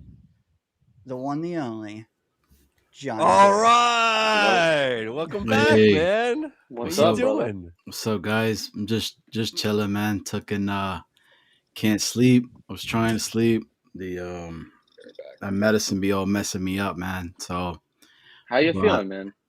feeling good, man. Feeling strong. So, Awesome. one day at a time. Got to keep it going. Um, I'm back home, Good. Oh, that's and awesome, man. which is great. And so, just taking some time, as they say. But I'll That's be it. there, man. I'll be back. Now I got to kick rehab's ass. I'm just happy to be home, happy to be alive, and happy to be on the danger zone with the afterburners. Let's go, man, What a Friday dude. night, huh? But let me ask you guys this, man. So, what up, Dano? I mean, I feel like you guys are my guy Murph. Yo, Murph looking like mighty delicious over there, man. I see you, dog. Um, Love it. Big Nick energy. Love that. so I feel like a lot of people are putting all of their eggs in the Fernando Mendoza basket, right? And if I'm being honest with you guys, I don't think that I don't think it's gonna happen. I really don't. Like I feel like this upcoming weekend against the Saints, right? These guys are gonna be playing with a fire right after getting rid of Wilkes, and you're gonna start seeing these dudes intercept some balls. You're gonna see some stuff that we're gonna be like, "Are you kidding me?" Right? And then the whole conversation is gonna go, "Man, Chris Harris, is he gonna be the guy next year?" Blah blah blah. And I'm gonna go back and be like, "Dude, it was against the Saints, okay?" Which I mean, it's the Saints, right? So you don't Right. know. I don't know. I don't. I'm on the same boat with Dano. I can't give 3 1s or whatever it would take to get a player that is really unknown because regardless of who the player is, it's still a crapshoot, right? With the quarterback position, we need a quarterback. I know we need a quarterback in itself, but I still have questions on Tanner, right? On Tanner Engstrand himself as well, and it's not being talked about enough. I don't know what Rightfully Tanner so. is. Like I really don't. And you're telling me if I don't know, John Harbaugh, I don't know, name an offensive coordinator guru that's out there and it is a conversation to be had that we're not doing that, and then you got to restart all over again. The defensive player, the defensive coordinator that we're going to need, it's going to be all over again, dude. We might not see Sherwood as our middle linebacker next year.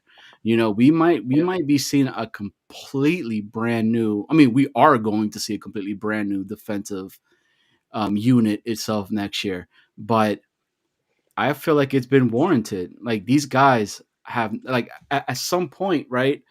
We need to put some of the blame too on a lot of these players at itself as well, because I feel like a lot of these players are being, scapegoated. Is it just all Wilkes and all that? I mean, Wilkes is probably 80%, but some of these players had some of these balls that were hitting them in the hand that they should have picked off. Some of these players were there where they should have scooped up the fumble or even just, peewee. You learn to jump on a football when it's loose and it's out. So I think for me with this, like the upcoming off season, if you want to make me happier, you want to make me feel like, we could potentially do something. And then I feel better by getting us a quarterback, solidify the offensive line because we still have a little bit of a hole in there right now. Is John Simpson going to be there? Is Jason Myers going to be our center for the future itself, right? Those are two positions that are, I mean, at least the center position itself, that's a giant question mark right now. Is he going to be the future? Is he going to be the center of the future for us itself? I don't know. There's just a lot of unknowns, man. And I have to say this. Look, I was not an AG guy. I was not an AG guy. I was not an AG guy. He wasn't even on my top 3 when I wanted somebody, right? So, but AG has won me over. And I think that AG is trying to do something that has not been done with this organization. And that means having a solid unit for seasons to come, not just you get a one good year, we have an awesome we get a winning season, and then that's it, and everything else falls apart itself. I don't think a lot of it's being talked about that Muji and AG really do work together well and as a tandem itself. I think is either your team Muji or your team AG. I think them cats are like this together, and I think they're working hand in hand together itself. So yeah, man. So that's kind of my take on what's going on. I mean, we got our asses whooped last week. Like, if anything, to be honest with you guys, that put a big perspective on me. Like, we're nowhere near where a lot of these other like mid-level teams are at. We got beat. The only glimpse of a thing was the special teams. And again, everybody's holding on for the special team. No, the special teams should be giving us, that's extra, right? That's that little, like, to get you over the hump, to get you that W when you need it, when it's a close game. Not, dude, I hope he takes it back again and we get another touchdown and we're back in this game itself. And then, maybe Nick Focal or kick in, like, 6 different field goals to get us a W itself. So, but your guys' thoughts on my rambling of tonight? You start, Liam. Yeah, we'll just Sorry. go. We'll go around clockwise. Go ahead, Liam. In terms of, I had to step away for a second. I had to knock on my door. Oh, Jesus, criminy. Sorry. No, I'm just It's the Mormons again. It's Zach Wilson. Damn, Zach Wilson. Yeah, exactly. Exactly. Have you seen my mom? No, what happened was my neighbor lost power, and she was asking me if I had lost power. And because I'm using my phone, I didn't answer. So she thought it'd be a good idea to come and knock on the door. Nice. And no, I did not lose power. I said, do you have an internet connection over there? You want to switch? Well, Johnny wanted your thoughts on signing Brady Cook for a 6-year extension. Yeah, very good. Let's do it. And that's the other thing. And that's the other thing. I just want to see Tanner make Brady Cook a rosterable backup quarterback. That's what I want to see. I'm not here saying, yo, Brady Cook's the future for us itself, because he's not. So Maybe I one know he didn't work to Justin Fields' strengths. I know that much. I know he didn't scheme up a lot of stuff for Brees and them, right? I know that much. I think it was week 13 when we finally started trying to do some screens itself that we've been calling all season. So Tanner, for me, is still a giant question mark going on into the off season. Yeah. Okay. Liam, yeah, go ahead. If you want to skip, you can. There is some chats I got to hit too, but if you have something to add, go ahead and we'll hit Dan and go around real quick. Well, in terms of Tanner, yeah, I mean, he is a question mark. One of the things that, like, a lot of people don't talk about that I've noticed is it's not necessarily like going for it on 4th down. I am a fan of, but it seems like anytime we do, or like a 2-point conversion, the play call is just like atrocious. It's like when it matters most, we just find the worst play call to dig out. It's like it's somewhere in the back of the playbook, and he's like, oh yeah, let's try this one. 4th and goal, and let's just let's throw a Hail Mary. It's like the weirdest thing. So would I like to see Tanner improve? Absolutely. I think that there is something there with Brady Cook. But some of the things also with Brady Cook that I see, I mean, like, he's throwing darts, 5 yards out. I'm like he has like no feel for the football almost. I don't know. I mean, like, it's very clear why he's like an undrafted quarterback. But If we could figure out a young backup for years to come, I think that's a great spot to be in because look at all the quarterbacks going down this year. So I would like to see a lot of the development. So I'm going to throw a huge wild card here. So let's say the Giants first overall, they need a coach, don't they? Most likely they're gonna need a new GM. I don't think Shone, what I forgot the name of it. Shane, Shane. they He's said gone. he's safe. Even But better. Even yeah, better. yeah. Because it seems like there was some divide at draft day that Shane did not want Jackson Dart. And it seemed like Brian Dable really wanted him. So now they bring in a new coach. And knowing how the Giants operate, they do shit right. You're not forcing a quarterback on them. You're not. This is how they're going to do things their way. That's why they win Super Bowls. That's why they win division titles. They haven't been good for a little bit, but they're there. They'll figure it out. So now here comes the new head coach talking with Shane, first overall. And they say, you know what? I want to draft my guy, Mendoza. As a Jets GM, Muji, and head coach, at this point, you can't go into next season with no quarterback, guys. I'm sorry. AG and Muj, they are not guaranteed 2027. As much as we want to be like, where you're going. I see where you're right? going with this. They're not guaranteed I'll because take Dart. because AG and Quick. Muj, they work their tails off to get to this point. They cannot go next season with Mac Jones. They can't go in there with no Brady Cook or T-Rod Taylor. Kyler What Murray? you give your third or fourth or fifth overall pick and the Colts first rounder and a second, and you got yourself Jackson Dart. Daniel, you get it first, brother. I say yes. I would do it. I don't ever see that happening. I really don't. I think that Jackson Go is down the rabbit unavailable. hole. He's unavailable. There's no point in it. Would I do it? It's kind of a small sample size for Jackson Dart. Kind of a small sample size. And then you also have to worry about, maybe like they had a good scheme over there. Does he fit?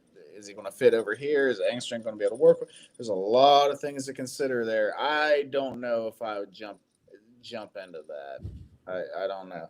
It's never going to happen anyway because they feel like they got their guy over there. It doesn't even matter who the new head coach is. The new head coach is going to be elated that he has a guy. So, you know what I mean? He's going to be bought in on it too. It's not going to happen, but even if it did happen, I don't think I'm jumping on that just yet because you can get your guy, right? You can get the guy that you believe in, that you see the traits that you in your quarterback in, and will it work? Probably not. We're Jets fans. We've seen it not work 100 times now, but, eventually at some point, the law of balances, right? Like in life, like you can only lose so many times. Eventually you're going to start winning. Like you can only, that's how it works. Like eventually we're going to get our guy.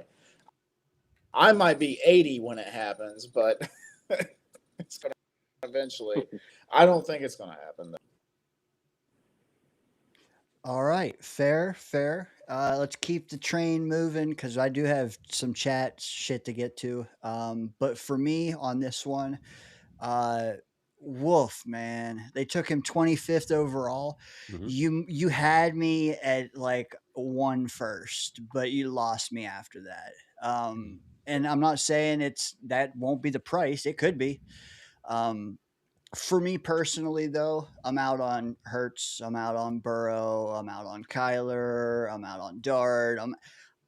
I just don't believe that our answer is out there in the landscape. I think we have to find it, dig it, mine it, develop it, polish it Exactly. into a diamond ourselves. I don't think there's an easy answer, man. And I think just handing these picks to someone else for their cast off is the answer. That's my take. I'm not saying it's right because dude, you might be able to get Hurts. I mean, his dead money at the end of his contract is so prohibiting on Philly. You might be able to get him. I Burrow would with be I his would be down for that in a heartbeat.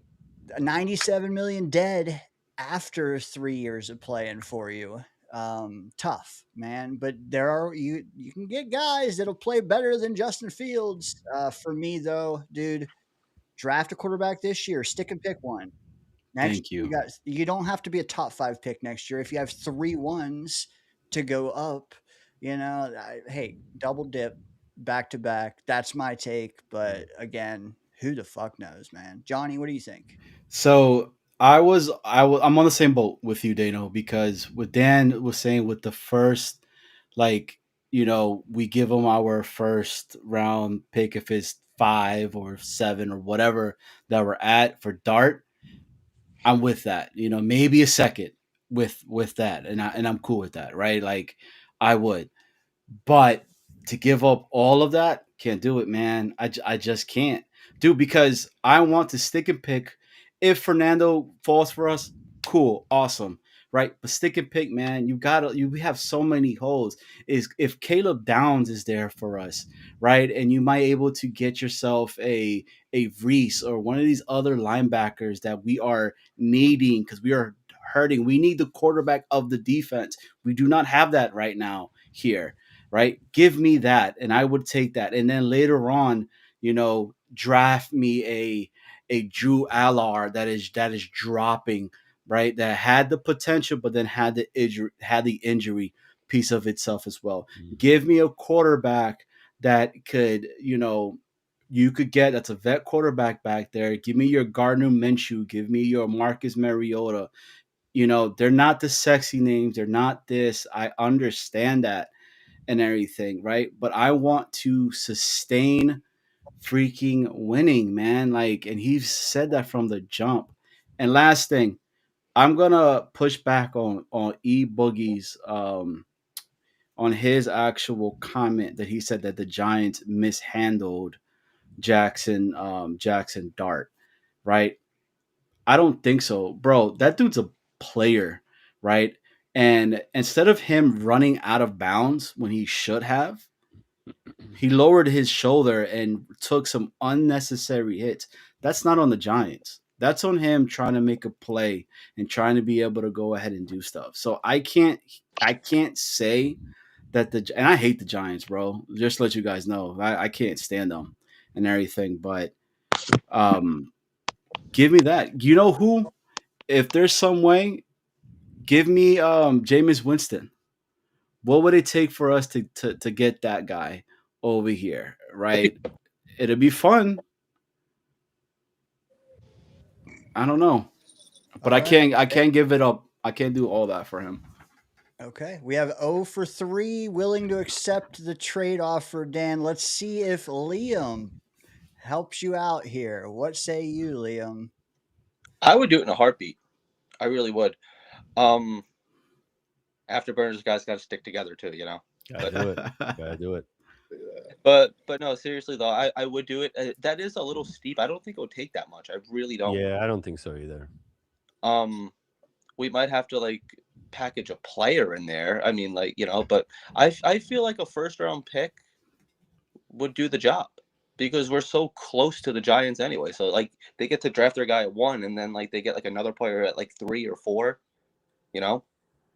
So I think just the 1 in itself, and then we get to keep 18. We're in a really good. Both teams. It really works out for both teams. It came down to price for me too. I mean, for one of them, I think I'm on board. For 2.5, but who knows, man? There might be other people that want Dart as well, and it might drive that price up, like Dan said. But let me stop us though, because we have kind of derailed and we've gone through some hypotheticals, but the chat's cooking, man, and I feel like I can't keep them waiting any longer. Let me just highlight some shit real quick, and we'll get right back to it. E Boogie chimes in, man. He says AG got balls, and if you watch Green Bean, you know where he's coming from with that, man. I like that, man. Appreciate this super chat, E Boogie. The Croatian in Australia or somewhere over there Jesus Jerry chimes in, man. He says, imagine how many souls the devil takes when we win the Super Bowl, whenever that'll be. I can't put a number on that, man. I don't know about you guys, but E Boogie All doubles down 5 of again, man. us. Yeah, all All 5 of us are probably. I'm skipping out, man. I'm going to included, be a yeah. Saints fan by then. E Boogie tanking. Here we come, baby. Here comes the Jets. Love that. And then E Boogie, you know what? Hold on. Let me hit Bill first. Thanks for the content, gentlemen. And that's nice because, you know, Friday nights all often dry. So appreciate you guys joining us, man. I know you guys do Thursdays, you know, we're here on Fridays. Check them out, man. They're in the video description. Afterburners podcast, Jets Afterburner. The link's down below. Johnny, Jets Worldwide. Check him out. He'll be back. Like a fucking phoenix, man. Yeah. Johnny, but here's you the one I really sound wanted great. to get to. You sound great compared to last week, dude. I'm so happy to hear that, man. Sorry, I just had to put that out there. Call yourself the cartel boss last week, I'd be rolling, man. I am the cartel boss. I appreciate you boys, man. Look, you guys, they know, I know you got to do this, and my fault, man. And I did not mean to cut you off, but like you guys reaching out, you guys really, like, it helped a lot, man. Like there was at times where I was just like, I'm like, fuck this, man. Like I don't want to get out of my bed right now. Like this shit hurts too much and everything. And then I would get a text and it would be like, hey man, just know that we were behind you and you know, you'll get better, right? Like keep pushing through. And it was things like that I'm like, damn, yo, they're right. Let me get up and let me take this walk real quick and keep walking. I need to get back home to my kids and all of that. So like, it really means a lot. Like you guys don't know how much that meant to me and how much it means to me and everything. And I'm not somebody that's scared to state that, but I love you boys, man. Like that stuff truly helped, man. Cause like, when they cut you open, man, they do not tell you guys about all the stuff that happens afterwards. Like your body and your mind is not prepared for that, you know, and you got to get yourself in that state and be like, I'm pushing through this. I'm going to get through this. And to hear your guys' words and be able to really truly be like, hey, you know, not that I needed it, you know, I don't want you guys to think that I was like, you know, I needed it, but it was more or less of a like a push to no, get your ass up again and go do this walk again. Cause there was times, man, I just was like, I'm taking off real quick. Like this shit hurts too much right now. I don't like taking pain medicine. Like I really don't. You know, I'm just gonna chill here, let the stuff go a little bit and go later. But nope, I would get up and you know, here I am. I'm back home. You know, I was able to put my kids to sleep with my wife. I put everybody to sleep tonight, and there's nothing like it. So, but again, appreciate you guys, man. Dano, what you did for me in the Danger Zone itself, right? Like, I appreciate that a lot, man. Like, you know, it helps. Everything helps. So, again, if you guys haven't talked to somebody, if you guys haven't, you know, been able to reach to somebody or haven't talked to somebody in a while, dude, there's this, the holidays, people are going through so much stuff right now. People are stressed out. A simple, hey man, how you holding up? How are you? Means a lot. It means a lot. Appreciate you, Johnny, man, for real. Because like we don't know what other people are going through. I mean, we got lucky to get Snowball to tip us off about some of your stuff, man, and appreciate you. You even called in last week, man. Appreciate that. Appreciate the chat. The chat actually donated to help you out, man. Hopefully it helps for Christmas, man. Appreciate that. The only thing I wish is that we were larger, because you know I'm sure if some of these big box people did the same thing, man, we would have had you like a brand new car. But you know, hey, you know, I'm sure anything helps. Johnny, you you just finished talking, but I do want to throw this first question at you so we can go around one more time because it is a paid question. Yep. E Boogie killing it tonight, man. $5 Shout out. says, "Fuck yeah, man! E Boogie's killing it, man." If the Jets fire AG, they won't, but if they do, will you guys be willing to trade some picks for a head coach, whether it be Andy Reid, Kyle Shanahan, anyone you want to plug in? 4-13, boys. Let's go. I think we had this question a while back, Dano, because and the individual's name that was there was Sean McVay, right? Would you take and trade for Sean McVay? And I will say what I said then. Fuck no. Oh. I can't do it, man. Like these picks that we have, dude, they're so cheap right now, man. Like, and that's how you build it, bro. That's how all of these other championship teams continue to keep building and sustain this winning. They're not trading their capital. They're getting guys and hitting on them on the third round, on the fourth round, right? Where we have a influx of first round picks right now, which last time we had that, I think we fared out pretty well, so I can't do it, man. I mean, Boogie, it's a good hypothetical, but AG's here to stay. Like, and AG's gonna be the guy. Muji's gonna be the guy. So to answer this question, no, I would not be willing to do that because these people are not. None of these people are gonna come, and it's gonna be a lot more. They're gonna ask for, give me all your first round picks. Give me. We're on the same conversation again with the Mendoza conversation, So I can't do it. That's my take. Okay, fair. Liam, what say you? I would do it in a heartbeat. Absolutely. 100%. Yeah. The coach in question, though, I mean, or like the draft picks that it would take to get said coach, I think that depends on who the coach is. Somebody like a Tomlin, I think you could get a lot cheaper for somebody like a Shanahan, who, like the entire 49ers organization is in like a burn ward or something, like they're in like really rough shape and like they're plugging away and like they're going to the playoffs. Like the head coach changes talk about like culture change. Like that really is the culture. Like, you set the culture with the head coach, and you see it all throughout the league. I mean, I think back with Robert Saleh. I think back to 2022, the Thursday night football game against Jacksonville. I was at that game, and if you guys remember, leading up to that game, win and you're in. First time the Jets were in the playoffs since 2010, and then you have Quincy Williams coming out dressed as the Joker. Or dressed as the Grinch it was. And then like other primetime games, you have Alan Lazard kicking soccer balls on the sideline. It's got to stop.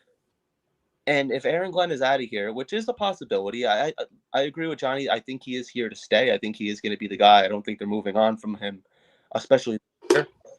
But if you could go get a Kyle Shanahan or an Andy Reid or a McVay or whoever, I'm all on board for it. Because once you get the guy that can develop the players you bring in, then now you got the coach and you got the players. We've had one good, maybe two good head coaches in our, maybe three, if you want to throw in Herm Edwards. I liked Herm. Mangini, that was Mangini's team that Rex was coaching. Once he took over, we saw what happened. And then Bill Parcells, the greatest coach we've ever had. Once you get the head coach, the success comes, I'm telling you. Shanahan, I believe, didn't he start like 0-6, and then I think they ended up that year in 17, like 6-10 or whatever it was that year itself. Like people tend to forget like their first years were not good. Not McVay. I'm talking about Shanahan, Kyle Shanahan from the Niners. So I just wanted to put that in there, that context piece. And I'm not saying that Aaron Glenn can't do that, but just playing into this question, he's already gone. The last thing I want is the first time head coach we don't know again. Give me a proven guy. To me, it's the tone setter, man. It starts with the head coach. Mm-hmm. The last time the Jets did something like this was with Bill Parcells. And that, to me, you trade first rounders for an Andy Reid. As far as Shanahan, I wouldn't go that far. Maybe like a first rounder, but the later one, not a top 5. Andy Reid, yes. You go and you do what you have to do. Because Andy Reid, before going to Philly, dude, Bobby Hoying was a quarterback from the Eagles. I don't know if you guys know who he is, and I'm not surprised that you do know who he is. They sucked. Then he goes to the Chiefs. Matt Castle, all these other garbage quarterbacks, goes there year 1. They're formidable. Now we go to Aaron Glenn, and we're thinking, hey, Kyle Shanahan wasn't that great his first year. There's different principles there, in my opinion. What I see Aaron Glenn as a Saleh 2.0. He has his headset on. There's really not a lot going on. He's watching the game just like us fans are watching the game. Kyle Shanahan does not watch the game like a fan does. It's strategic. A lot of these coaches that really make it, even like a John Harbaugh, they see the game much differently. Aaron Glenn, I'm sorry, guys, he's not the answer. That's why if you have a chance to upgrade and Andy Reid is available, dude, you trade the farm for the guy. Well, when is enough? I'm sorry, but this ticks me off.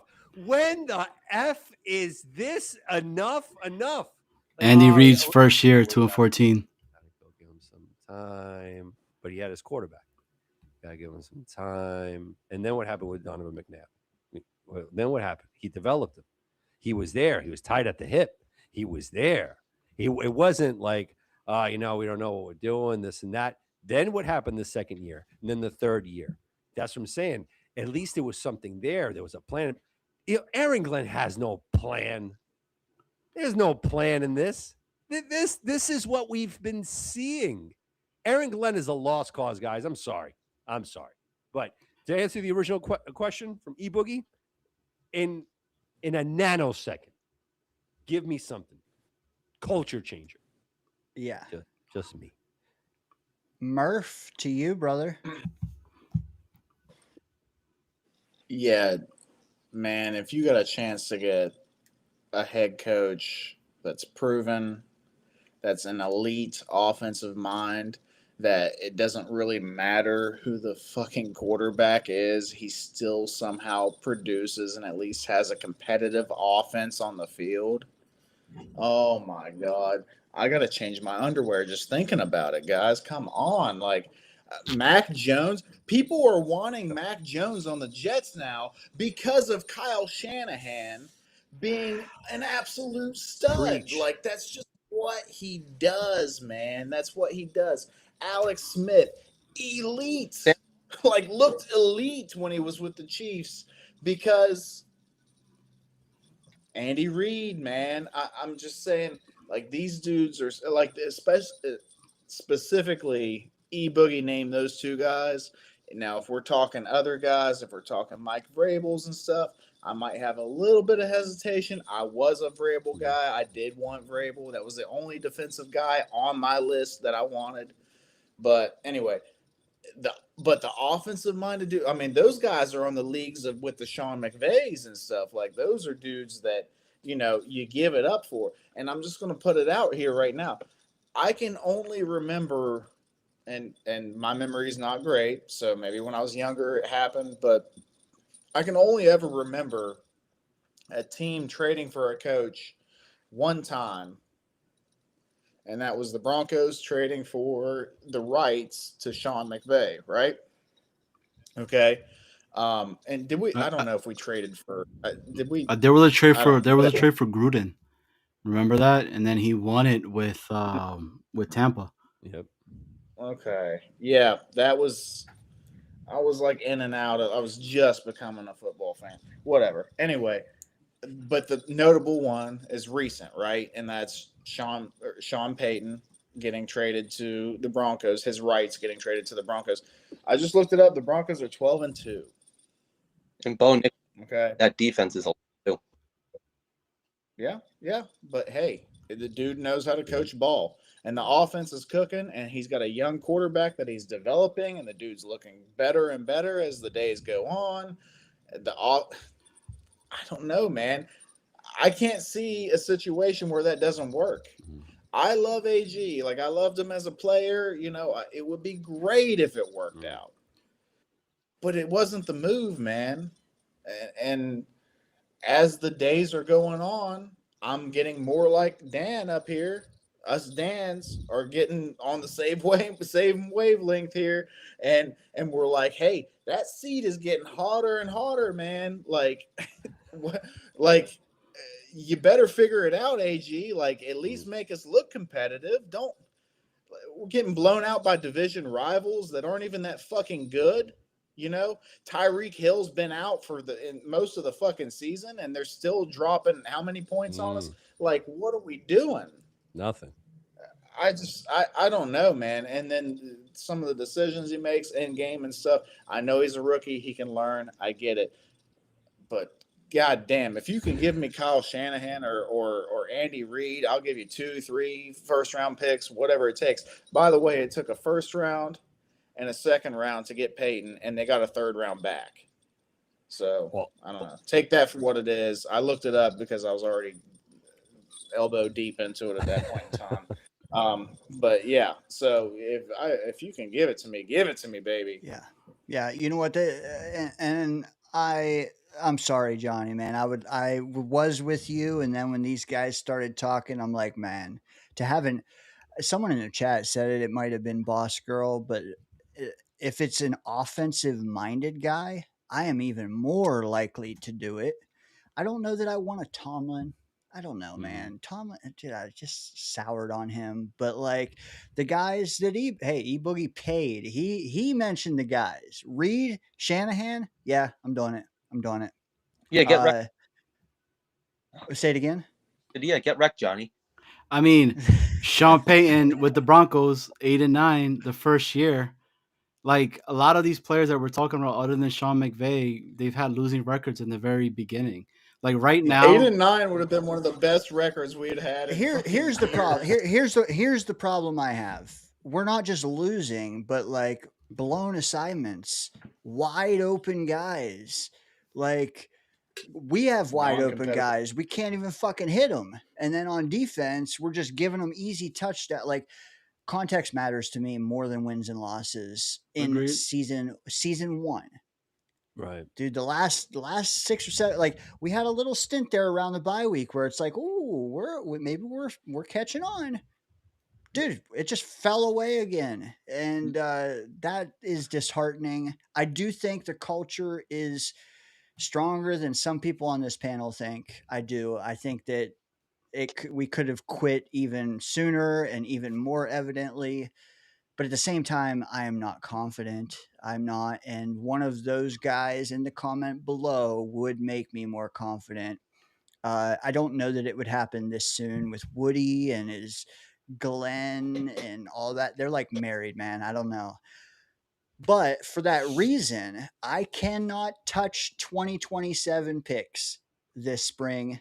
I can't trade up for Mendoza and all that shit with Glenn. Because if he shits the bed, I need to have 2027 be whole and enticing to guys like this. Does that make sense? It does. Yo, Dano, Murph, Dan, and Leon. Let me ask you guys this. Dano, do you still have that graphic of the draft picks that we had this year of itself? Can we pull those up real quick? Right. Not this one. The picks that we picked up the draft that just passed. All the players where we had like the Mason Taylor, Mambu, that's what has me like feeling okay that these guys, because that's what Boss Girl said, right? Boss Girl was like, hey, you could get a coach that could essentially pick these players in the later rounds and they're going to be doing something. And I feel like most of all the players that we picked up are starting right now here with us, right? You got your Malachi Moore. Malachi Moore ended up beating out your seasoned vet in a Tony Adams, which is not saying a lot. Okay. So just please don't kill me for that. But, he's looking like a bright star over there. The kid Kiko, if he could stay healthy and all that, he looked like something was going to potentially be their self. And then you have Membu, you got Mason Taylor. Arian Smith is the one that I'm just like a little bit. And then Tyler Barron is the question mark. So I would say we probably hit on 1, 2, 3, 4, right? Out of the 4 out of the 7. I don't think that's bad at all. We've never had something like this in the way later rounds, right? The AZ Thomas, it was a giant head scratcher for us. But bro, they've had a lot of stuff in play already. Like we're over here playing freaking checkers, and you got Mooj and Glenn playing chess. So that's why for me, I'm kind of like, look, I think we have something with AG. Our biggest issue is that we just don't have the patience anymore, because we've been losing for so long. And I understand that piece, and it sucks. I don't know, man. Like I want to agree, but it seems like AG and Mooj, no, more AG is playing chess, but he doesn't know how to use the pieces. You know what I mean? Like he's just moving things on. He has no idea. Mooj, on the other hand, for some odd reason, I trust him because of the moves that he made, the draft classes, and how he acquired 2 first-rounders for Sauce, getting ready for potentially landing a quarterback of the future, whether it's a trade for a veteran or going up in the in draft to get Mendoza. But excuse me, I'm sorry, man. I have no faith in Aaron Glenn at all. We're getting destroyed. There is absolutely nothing that we can look at these games and say, you know what? At least they're playing hard for him. We want to convince ourselves as Jet fans because we're diehards. We want to say that. At least they're giving their all, but they're getting new assholes ripped out of them every single Sunday. Every Sunday. Honestly, Johnny, listen, I don't want to put you on the spot, but we got to take our green color glasses off and look at this objectively. This guy has not shown anything this season. Or am I wrong? Unless you saw something that I didn't. What was your expectations for the season? For us to go to playoffs? For us to do that? So, like, we were going to get our asses whooped this year. That was the expectation this year, that we were not going to be a good team, right? We had a crap load of holes that we needed to fill. We had a whole bunch of players that were here that we as Jet fans had green glasses on. And I really feel like we overhyped the players that were here. And I think Aaron Glenn came into this season thinking like, damn, I got a lot of these players that, are good. They just need to be coached right. Then he quickly realized and was like, they're far too gone. That mentality of them losing that all they've ever known is what they're putting on the field. So you have to break that. You have the other stuff, right? Things getting constantly leaked out of One Jet's drive. Okay. We had no idea. You just said it. We had no idea about the Sauce trade in itself, right? To the point where Muji made sure, Muji and AG, because that's the other piece that I think, everybody thinks it's just AG. I mean, everybody just thinks it's Muji. No, I think it's both of them. That they went onto a funeral and stated, please do not break this right now. Wait till a little bit later on and then go ahead and break this news. That's the other parts that I'm talking about. So when I talk about the culture piece of itself, that's what I mean too. Things are not the way it used to be. That's why you're having a lot of these, media guys that are coming out and are saying this or are saying that, because I don't really think and truly believe that they know what's really going on in the locker room itself. People were saying right now that the locker room is gone and they lost it. Bro, I did not think he would have had the balls to fire Wilkes, the way he fired him right now and then. And he came on that podium and was like, we have relieved Wilkes of his duties and everything. Bro, that made me proud as hell to be like, finally, somebody that has some balls to go up on the podium itself before it broke and say, yo, that dude's gone. He sucked. Should have done this shit. You're right. He should have done it a long time ago, Dan, like you said a little bit earlier, but what would have the alternative been? I mean, just a couple of weeks ago, there was a potential of us to make it into the playoffs. Yes, was it going to be nuts and everything? But it was there for us to be talking about it, and they shit the bed. They did. So it's the first year for me. And I get it. So there is nobody out there as of right now that I could potentially be like, he's going to be the guy, because we don't know. Like, I don't know if they're going to fire Harbaugh, right? I don't know if they're going to fire Tomlin. I mean, it's what people are saying right now. Kevin Stefanski, are they going to fire him? We don't know. Other name out there too that nobody seems to be talking about, but I think it's a very realistic possibility. Zach Taylor. Yeah, Zach, you're completely right. Zach Taylor. Dan, we need a quarterback coach. Should the coordinators been better? Yes, they should have been. I have no idea why we have a running back individual being the quarterback. But AG. But is it AG or is that what's his name's guy? Because they work both together in tandem. That's AG's guy, man. I don't know. AG runs the show at One Jets Drive. He runs the show. He's the one. Who's our new defensive coordinator? What was it? Harris something? Harris, yeah. Yeah, he was the passing game coordinator. That's offense, right? If I'm not. Yeah, what is going on here? There is a mass confusion at One Jets Drive, and we're making every excuse in the book justifying what did we expect this season. We had players. We didn't have scrub players at the beginning of the season. Yeah, we did.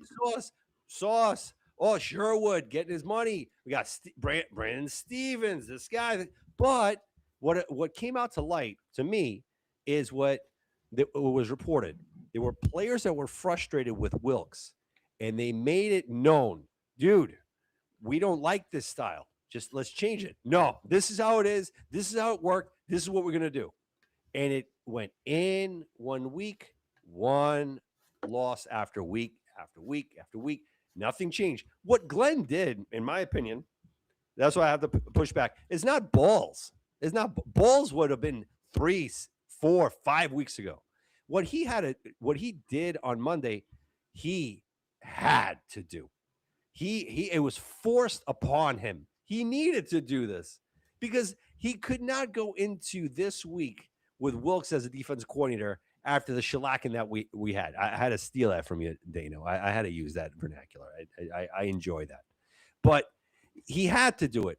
That's why Glenn hasn't shown anything whatsoever. Great dance moves, by the way. Yes. The dance moves when we're down 21-0 at home against the Dolphins, and this Williams character on a punt return runs it all the way back for a touchdown. And now we're down by 14, and this guy is dancing, and Jet fans are loving it. Yeah, vamos, carajo, vamos. Wow, they're dancing. What? I thought that was Banjo. I thought that was Banjo. No. That was Glenn. Yeah, well, dude, the guy busts a move at any time he can. That's clown shit. I'm sorry. It's clown stuff. If you win the game, you dance whatever you want to do. Whatever you want to do. But when you're down, let's go back to that Tampa Bay game, right? That Tampa Bay game where Will McDonald jumps up over, blocks it. Dude, they almost called the cops on me here because I was yelling. I was like, "Oh, we're gonna freaking win this game!" And then they showed Glenn dancing, and I'm like, "Whoa, hold on a second! Your defense sucked all game. You gotta gather the defense together. Yo, look, listen. This is where we need you the most. Right here, the last drive. Let's stop them, and we'll freaking boogie. Do whatever we want to do after the game. No problem. No, the game's over for him. That's it. It's over. And then when they drove all the way, you play Will McDonald out of position Yeah. instead of putting him back in the same spot. Because I'm more than sure that center, before he spiked the ball, he's like, damn, I hope he doesn't do this again. I don't know. I don't have a counter on this. And then Will McDonald goes all the way on the far left of the screen. The coaching is inept. We have no coach, man. We have no I don't know, coach. man. They showed improvements. He's talked about the penalties. The penalties he's gone down and all that. We have no quarterback, bro. That's what it falls back to. It's gonna go constantly back that we have no quarterback. We got Brady Cook, an undrafted quarterback that we are talking about. Hopefully, Tanner can make this guy into a rosterable quarterback backup for the future for us. So it that's what I'm saying, bro. Like it's a lot. It's the first year. Like can't I just can't just kick them and that's it and it's done. And then we got to restart the whole thing all over again. All new offensive coordinators, all this stuff like that. Then they got to go and see what they have all over again with the roster itself, right? See which these players are bums. What players do not fit what they're trying to do. And then here we are next year again talking about insert name of coach, right? Yo, this guy's not the truth. We need to get rid of him on here. Give him another year. Give me a quarterback. Give me somebody that could really run this offense itself. Because again, are you sold on Tanner all the way, Dan? Am I? I think he's out. I think he's out after the season. He's out. I think there's going to be if we keep Glenn, there's going to be a huge revamp on that whole offensive side of the ball. And I think you nailed it, right? But there is a little bit of contradiction here, and I hear it a lot from Jet fans. Glenn is failing because he doesn't have a quarterback. All right, cool. So now we have to get ourselves a quarterback in order to put Aaron Glenn in a better position. I don't want to trade the picks. All right, so we not only want to eat the cake, we want to own the bakery and everything else. No, we don't want this. We don't want that. With this was, in order for Glenn to succeed, he needs a quarterback. He needs it. And he can't go into the 2026 season with Jameis Winston as a quarterback of the New York. It's not good. Would he be an upgrade for what we have right now? He's going to win you 3-4 games, and he's out the door.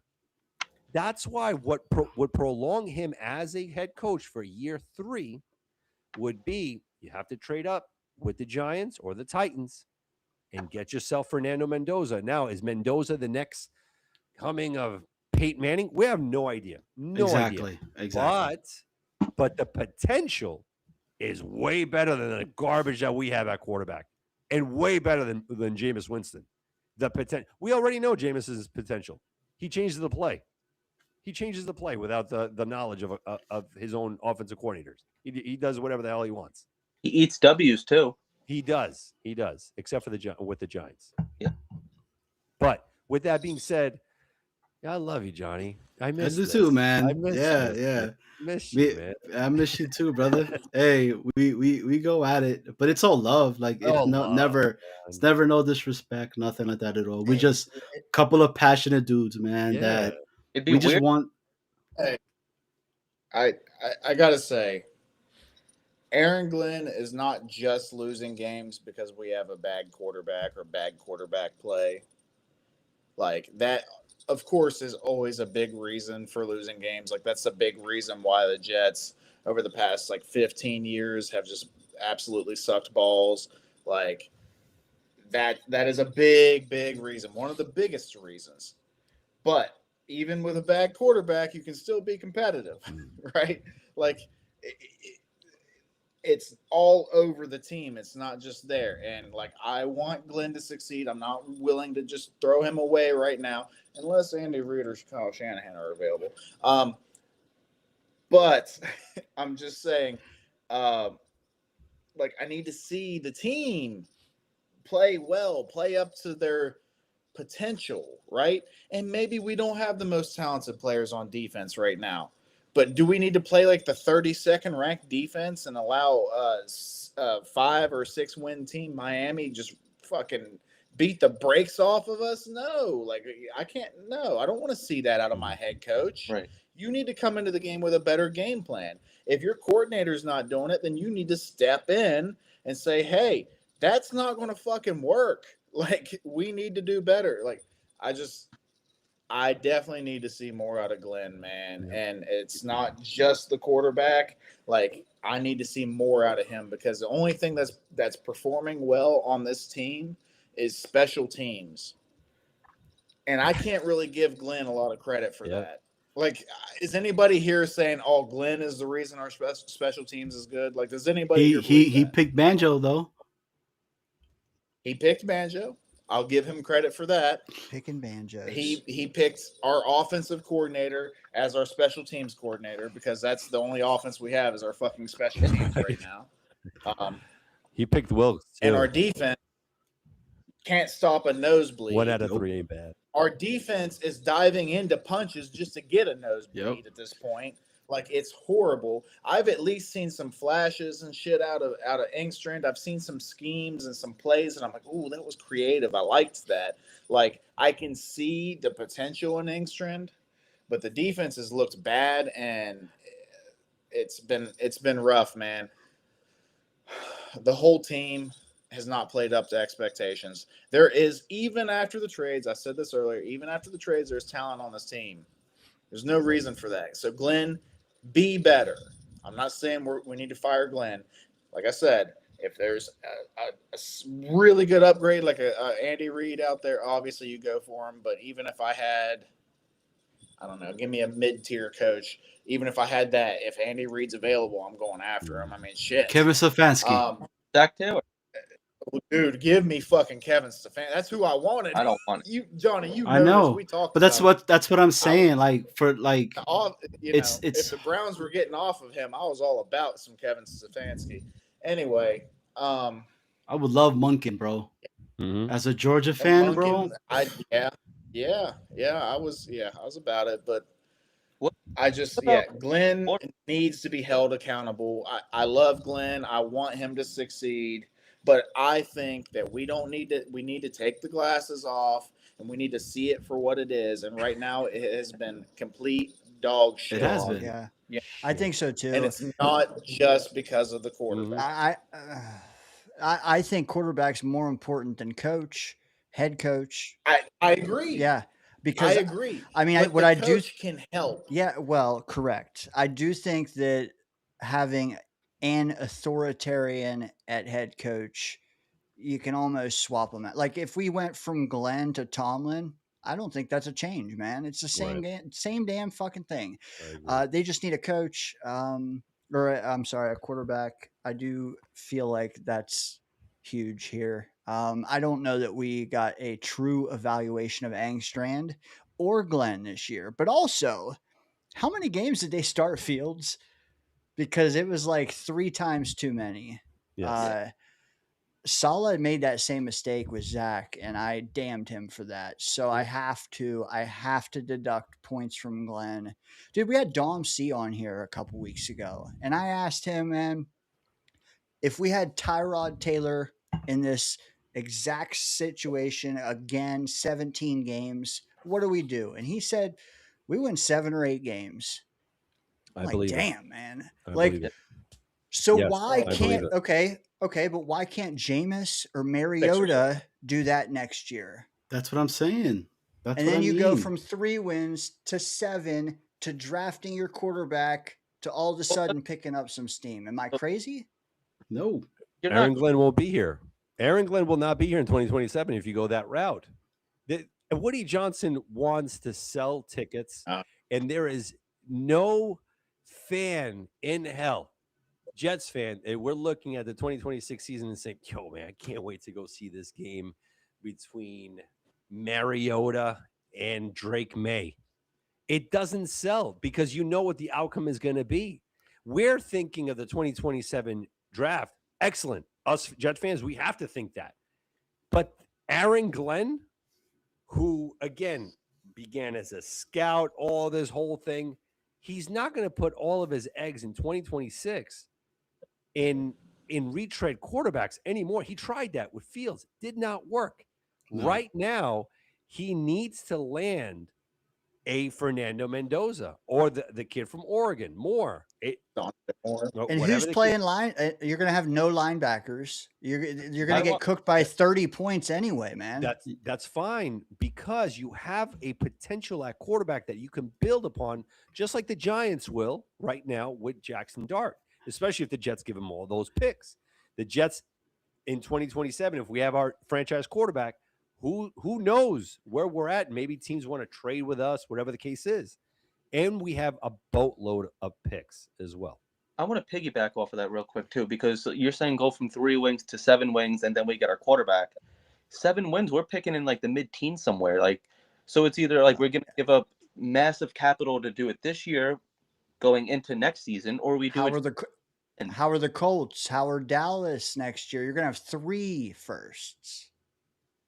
No, I get it, but like we could do that this year and get like what we think is the known best rookie quarterback that looks the most NFL ready, in my opinion. This year, yes. Dude, it just feels like buying the first car you see on the lot rather than like, dude, what's one more year, man? Fuck it. Dude, we have 40 holes. I'm like, get Sonny Styles, get the receiver from Arizona State. Then you get your quarterback and you have all of his rookie deal. You don't, sit him for a year and you got to build around. I don't know. I guess it all stems from me not believing in Mendoza. So like, I guess I'm biased. Johnny, your hands up, man. Go ahead. More. Sorry, Johnny. Just one more thing before we go to that. The other thing too, that feels very like the Robert Saleh regime. Instead of going out and getting like the big free agent quarterback or drafting for the quarterback, we're giving up the draft cap for the rookie. It doesn't work. Now we're screwing him the same way we did Sam, where we had Todd Bowles and then go to Adam Gase. 3 years in, not gonna be tolerated. If you're 3 years in and then you're trading for a quarterback, or drafting a quarterback, like you have 1 year to figure it out. I mean, we just that happens all around the league. We saw it with Brian Dable, a guy that we were talking about earlier. So I just feel like your leash gets exponentially shorter 3 years in if you're trying to start over with a quarterback. Do the folks on the panel who are out on Glenn, if he's the head coach for the draft, do you want him taking the quarterback? Wouldn't you rather him take a Sonny Styles and a receiver, and then he can shit the bed and we got something to give the next guy? Get yourself a quarterback. So let me ask you guys this real quick, right? We trade everything that we're talking about to get to Mendoza, and then he gets injured because injuries happen in the NFL. Then where we're at. And Joe Burrow, it happened to Joe Burrow. And then he came back the next season or 2 seasons later, took him to the Super Bowl. But at that point, but Joe Burrow looked good in the time he was there, though. Like he was already proving himself by that point. And we have an elite offensive line too. Doesn't mean the injury won't happen, though. You're right, it doesn't, but I think it lessens it, though. And I want to throw this name in here real quick. Mark Sanchez. If you had the Mark Sanchez, insert that guy to this team right now in the beginning of the season, he wouldn't have done okay for us, and we probably have a winning season. With or without a knife? Mark Sanchez is on the same level as Tyrod Taylor. He'd be carving up defenses, man. Hell yeah, well baby. done, well played, well played. Hey, I had to give one for to make Dan's balls shake a little bit. I love Mark Sanchez. I do too, man. I love Cut that guy. this guy out of I here. love Mark. Oh, geez, Louise. 20 picks his rookie year. Damn. That Bills game was a bitch, man. His rookie year here at MetLife. Oh my God. 6. Hey, we went to the AFC though, right? Yes, absolutely. All day. I love wearing my. He was elite in the play. Well, maybe not elite. The he team was very good in the playoffs. He was during the season. He fucking stunk. Yes. I still like wearing my, my blood-filled Mark Sanchez jerseys. I do too. So nice. I still have it. Yeah, I rep it on the show every once in a while. Hell Yeah. Hey, shout out to the Sanchez, baby. I still got love for you, dog. Eating them hot dogs on the side, bro. Shit was shit was He's great. hungry. I'm just saying, man. I don't. I mean, Dan, Murph, are you on the boat? Because like I don't know. Maybe I didn't hear it, or maybe I'm just tripping. But like, are you on the boat to trade all of the picks that it would take to get Mendoza? Because I feel like that's what's only being talked about. Like, it's Mendoza or bust, right? Like, if that's not Well, the guy, first of all, I'm not 100% convinced that it's Mendoza or bust. I think Dante Moore is a fine quarterback prospect. I think right now the way I'm looking at it is like 1A, 1B. Mm-hmm. I have not sat there and done the film research yet. I'm really doing my draft stuff until the end of the season. You know, like I haven't sat here and I'm not going to give you a strong take on these quarterbacks. Mendoza looks promising. He's at least clutch, if nothing else. Dante Moore. I mean, the ball placement, the size, the athleticism. He has the prototypical quarterback, like what you want. There's a lot to like in both of those guys. Some people like Ty Simpson and stuff. I don't know. he's looking mid today. Yeah. I don't know. But I'm not saying it's Mendoza or bust. Right now, it's looking like there's two guys that have, potential to be that number one guy, top 5 quarterbacks, whatever. The way I look at it is if the Jets organization, the scouts, everybody that does all the homework on these quarterbacks, they're the ones that get to sit there in the interviews and shit. We don't get to do that. I'd love to be able to I wish they would record them. You know what I mean? I'd watch that shit. I would, because I'd like to see how their minds work and stuff in these questionings and stuff. If the Jets really love one or both of those guys, you give up whatever it takes to get them. You get your quarterback, because and I preach it all the time on this channel. Quarterback is the most important thing. And I know we talked about head coaches and stuff like that. And I was talking about giving up picks and stuff for head coaches and stuff. And I still believe that. But quarterback is number one. Mm-hmm. In today's football, quarterback is number one. Then probably head coach, and then you move on down the line, whatever, edge rusher, left tackle, whatever it may be. You get your guy.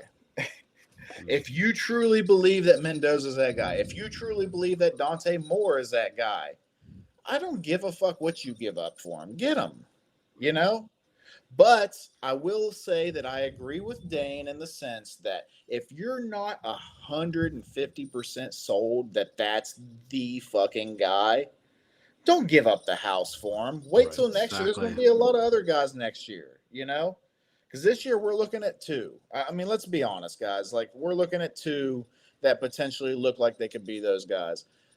There's going to be 3 or 4 next year, and we have a lot of draft capital next year too. So we don't have to do it this year. But if they're sold, if they're 150% in on it, then go after them and do what it takes. That's the way I look at it. No, Johnny, you had posed a good question, right? Like, would we do it? Will we give up so much? I think there's more that entails there. I'll divulge in there. So let's say if we give up 2 first-rounders and a second to move up there. All right, so now we're giving up assets to get up there, first overall. And the Jets brass, let's say, they're all in. This is the guy. They're not settling. This is the one we scouted at Indiana. We checked out all his Cal tapes, everything. This is the guy. All right. Now it's an investment. I think there has to be a plan in place. This is why I'm saying Tanner isn't safe. Because I don't believe that if you trade all those assets to go to 1, that he's gonna have this second year mid coordinator. You go and you get a Brian Daboll.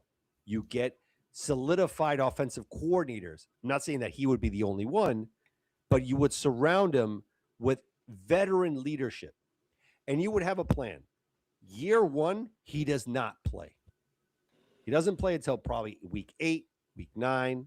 You don't throw him out there to the Wolves like we did with Darnold, Geno, Sanchez, and Zach.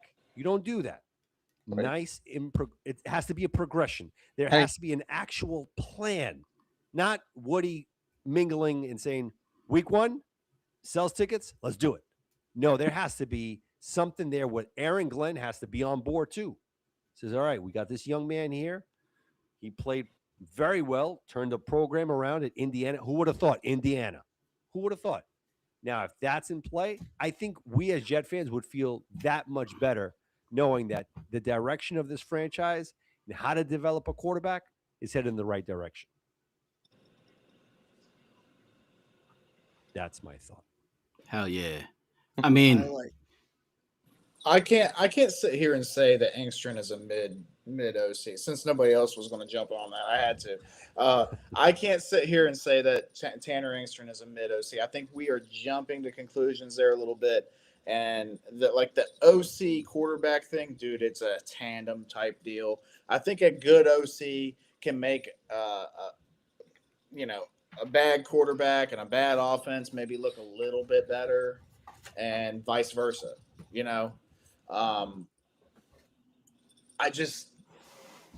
We've seen whenever Justin Fields did play good, right? Or whenever Tyrod Taylor was feeling himself, like we've seen what it can look like with Tanner Engstrom's offense. So to me, it's like I see that potential there.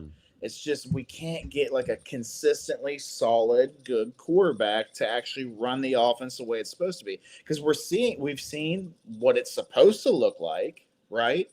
But it's not there because you got Justin Fields back there fucking doubting himself. I don't know if I should throw that. I don't know. Should I run? No, I'm just going to stand here. Oh, no, now I better run. Oh, well, it's too late now because I can't get any fucking yardage. Whatever. Oh, the God, that was so frustrating. Anyway, and then Tyrod Taylor, for whatever reason, he's known to have a beautiful deep ball. The first however many games that we saw him play, he was so scared to throw one. I don't know what the hell that was about, but and then yeah. Honestly, Tyrod Taylor hasn't looked himself either this season, but I need to see at least a mid quarterback running that offense. Like I don't know. I'm not out on Engstrom yet. I've seen what it should look like. I'm not ready to throw him away just yet. I think there's potential in him, but we got to see somebody that's fucking competent enough to run an offense of any sort. Thank you. I'm not ready to throw him out yet. Would you be opposed to getting Hooker this season then? I mean, he has the experience with him, in Detroit. Okay. I love hookers. Hooker. Would that give you a full vision of what? Fuck no. No. I'm going to put it out here, guys. Hooker fucking sucks too. Okay, let's be honest. Hendon Hooker, they do. He's bouncing around between practice squads. The dude fucking sucks. Okay. Yes, he has potential. He's got an arm. He's got athleticism. So do 200 other fucking quarterbacks. He sucks too, guys. Let's be honest. Is it a fun dream to think like, oh yeah, he'll come in and he'll throw for 350 yards and it'll be great? Yeah, that'll be our guy. Yeah, that's a wonderful thought, but it's just a dream. Hendon Hooker, if he was any good, would be at least a backup quarterback on a team right now, that's not named the Jets because obviously our situation's fucked up. But, like, the dude can't even hardly land a spot on a team, and we're sitting here acting like, oh, he could be, what if? Is he going to be able to solidify my thoughts on Tanner Engstrom? Hell no, he can't. The dude don't even know how to run an offense. Like, I don't. Shout out Boss Girl, but I don't know what she's trying to say here. I think she's saying that Hooker has some big TDs. Dude, are you? I don't know if any of you guys are watching the Jake Paul and Anthony Joshua. Like, man, bro, no. Josh Paul looks horrible. Okay, first off, all right, just let you guys know that. And Shocker. yeah, Anthony Joshua is literally just jabbing this dude and is making Paul like he jabs him and is pushing him like across the ring. It is comical right now watching this. I'm down for Jake Paul losing a match, man.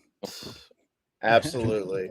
And I tell you what, if there's a person on this panel that I'm going to listen to when it comes to boxing and fighting, I'm going to listen to what Johnny's telling me. If Jake Paul's being made to look like a loser, then I'm going to believe it, and I'm going to be all about it. Dude, all he's doing is like literally right moving side to side, and his freaking hands are like on the floor. Anthony Joshua is literally missing him with a left hook. He is leaving his face wide open, and I don't know if it's like it makes me wonder if like the fix is in because baiting him? Joshua like he could be, but I don't know why. Like Joshua just end this dude already. Like it's there for you. End it. Just knock dude clean off. But last one question, and then I'll be quiet a little bit more. Yeah, you're Um, good. would We do you have- guys? I'm sorry. I was just going to say, go ahead with your question. Let's go around the horn one more time, and then we do have to segue to the second half of the show. I'll give everybody a chance to speak, but let's hit your question first, fully, Johnny. Would you do what the Redskins did back in the day when they got RG3 and then later on got Kirk Cousins? Would you pick two quarterbacks in this upcoming draft itself? So let's just say, right, we stick and pick Dante Moore drops to us. Okay, he's there, we pick him. Drew Allar is there and the only reason I keep saying him is because that's the name that keeps popping up in my brain that's going to be in the later rounds itself. Right? Do you do that? Do you do that this year? And wanted to get you guys' thoughts on that. Yeah, I would absolutely do that. I mean, that's what the Browns did this year, and all it does is it creates competition. It gives you confidence that you're putting the best quarterback out there. It's giving you the best chance to win. I would absolutely do that. Best case scenario, both quarterbacks look competent, and then maybe you trade one. So, dude, that's following the Mike Holmgren way of thinking. Remember, before they got Favre, right? They traded away what 2 first-rounders for a guy that sucked in Atlanta in his only start or playing time when he played Monday night. But with that being said, the backups were Ty Detmer, even Kurt Warner was there, Aaron Brooks, Mark Brunell. You keep going, you keep drafting quarterbacks, and yes, that is the best scenario. The Redskins, they did it twice in their regime. They did it with Heath Schuler and Gus Frerotte. Then they went into it again with RG3 and Kirk Cousins. The Jets would be stupid not to do that. If you draft a Mendoza or more, whatever the case is, and at 2 in the second round, you can get Allar. Absolutely, without a doubt. To Liam's point, more competition, the better. And if both of them are looking great, then you choose your poison, and maybe you get back another first rounder. Yep. So I'm all for it. All for it. But I know what. I'm sorry. One last one, because I know what the general not this panel, but the general consensus would say, no, you can't do that. You can't, because then you break the guy's confidence. I'm so sick and tired of, you're going to break him. You're a quarterback, dude. You're a quarterback of the New York Jets in New York. You need to have thick skin. Oh, you hurt my feelings. That's why Justin Fields ain't playing, guys. It's not because he's hurt. He's crying still, okay? He's in the closet crying. Woody's telling him, "You suck." Right. And you know what? Missing laud groin. Woody Johnson for what he did. I loved it. I'm sorry. I may be one of one on this. I love the fact that he's like, sorry, he can't even hit a swing pass. Mm-mm. I'm paying him all his money. You can't even what? Good for Woody Johnson. Yeah. Good. And then he raised the freaking ticket prices. As he does every 2 weeks. Dane, let me ask you real quick. How many picks do we have this upcoming draft as we sit right now? Our defense has 0. No. How many draft picks? Oh. Good Also, reference, though. Good reference, though. I can tell you in a second here. I know we have 4 top 50 picks, Mm-hmm. and then we got to wait a while. We pick it like 104, and then we got to wait a long while. We pick it 170 something. Hold on now. So like overall, from 50 to 170, we pick once. Tough. We could trade. We could make that change though. We can 3, 4, 5, 6, 7, 8, 9 picks, but I will say 4 of those are in the latter portion of the draft. Okay. Don't care. Give me 9 fucking quarterbacks. I don't give a shit. The guy will shine. You The set me true up. guy will eventually shine. And if I Sir. got to do it multiple years in a row, I don't give a fuck. Like, I understand, okay, you're hurting the rest of the team, whatever. Well, you're going to do a huge benefit to the rest of the team if you find your guy. If you have a stud quarterback, the whole entire team, for some fucking reason, plays better. It's weird how that works, but it works that way. So if I got 9 picks, I'm down for having 9 fucking quarterbacks come onto the team because eventually one of them is going to hit. Okay, That's the best. like one of them is going to work out, and it might be the 6th guy, it might be the 9th guy, it might be the 1st guy. I don't give a shit which guy it is, as long as he works the fuck out. Yes. Brock Purdy 2.0, baby. Hey, Yeah, can sure. I ask one question, Murph? Can I just take Kenyon Sadiq first, and then you can have 8 quarterbacks? All right, I'll take it. Hell yeah, man. We missed on Bowers. We missed on Warren. Let's go get Sadiq before the Chiefs do. And then you can just go QB the rest of the way. I love it. I'm a huge Mason fan though. I think he'd be great as a tight end too. That's all. Like, I don't not believe in him. I just think that, dude, like I think him with Sadiq There's would be a different level. great.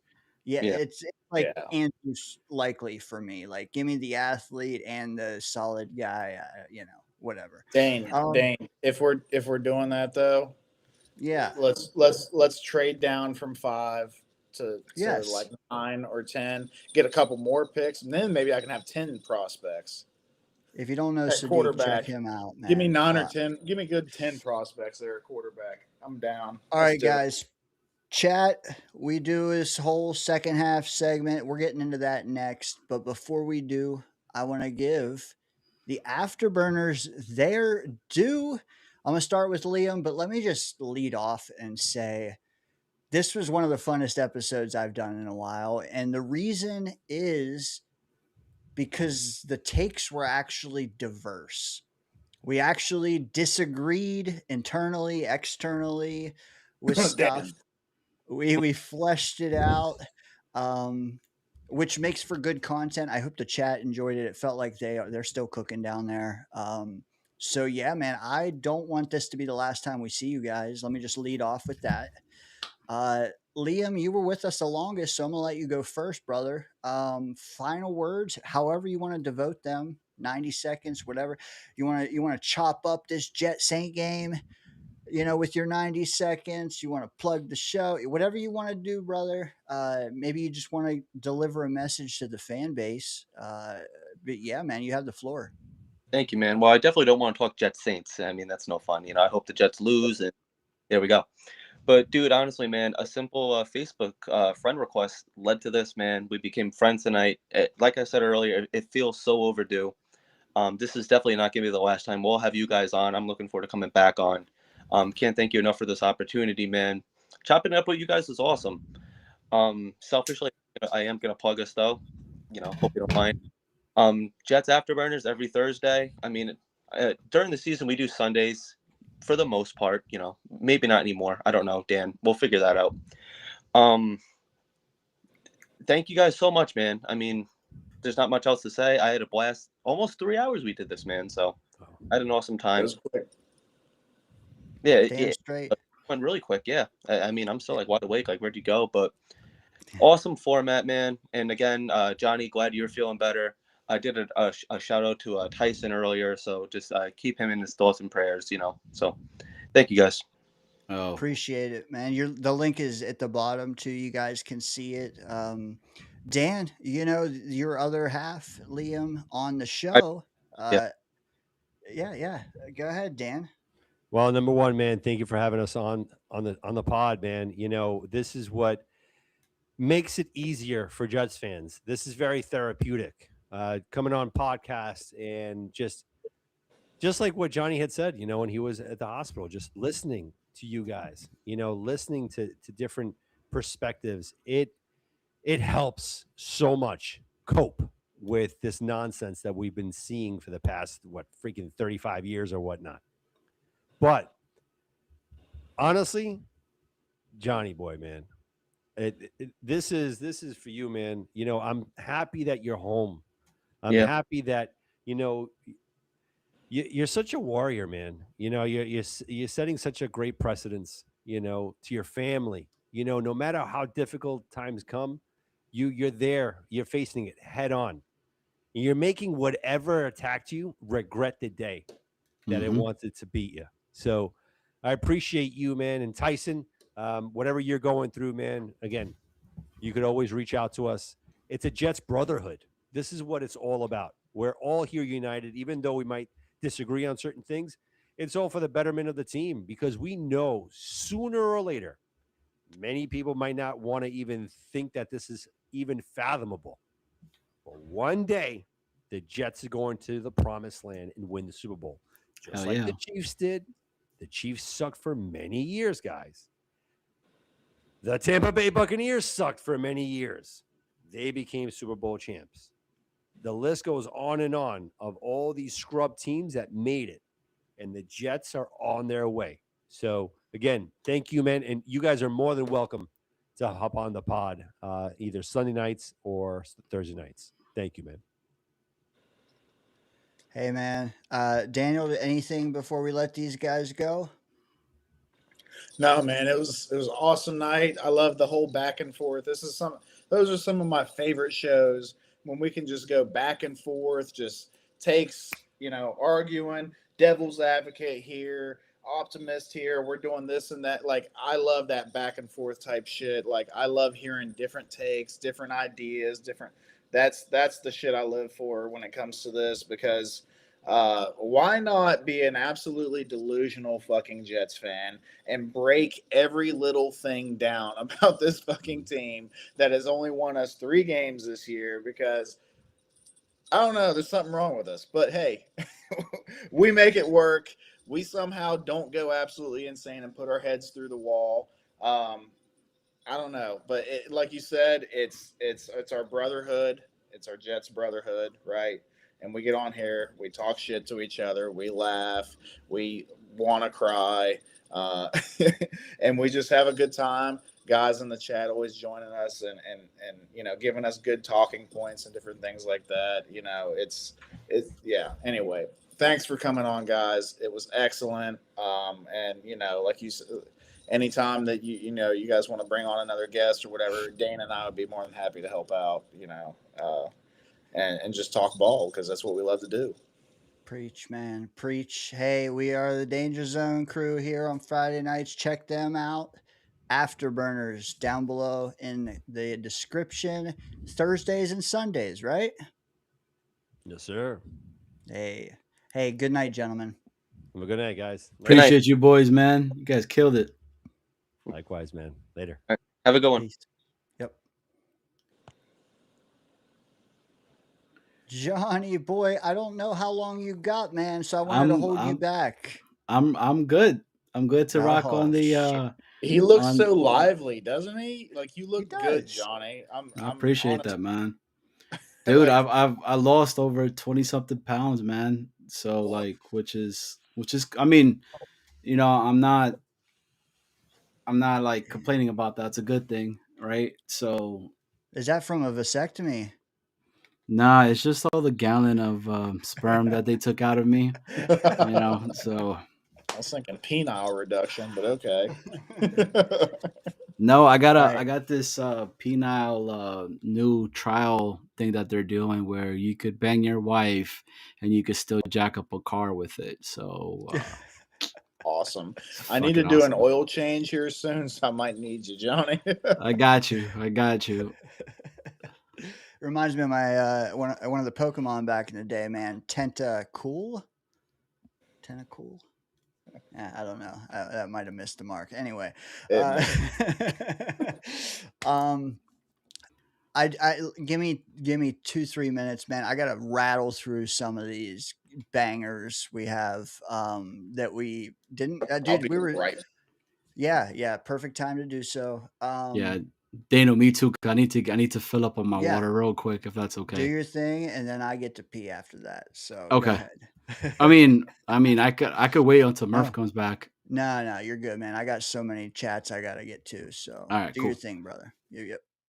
All right. First off, chat was cooking. With you guys know, in the danger zone, we often do not have 5 people on screen because it's tough, man. Everybody wants to chime in and talk, and then it's very hard to get to the chat. So that's why I kind of try to put it on screen because then it's like a good blend.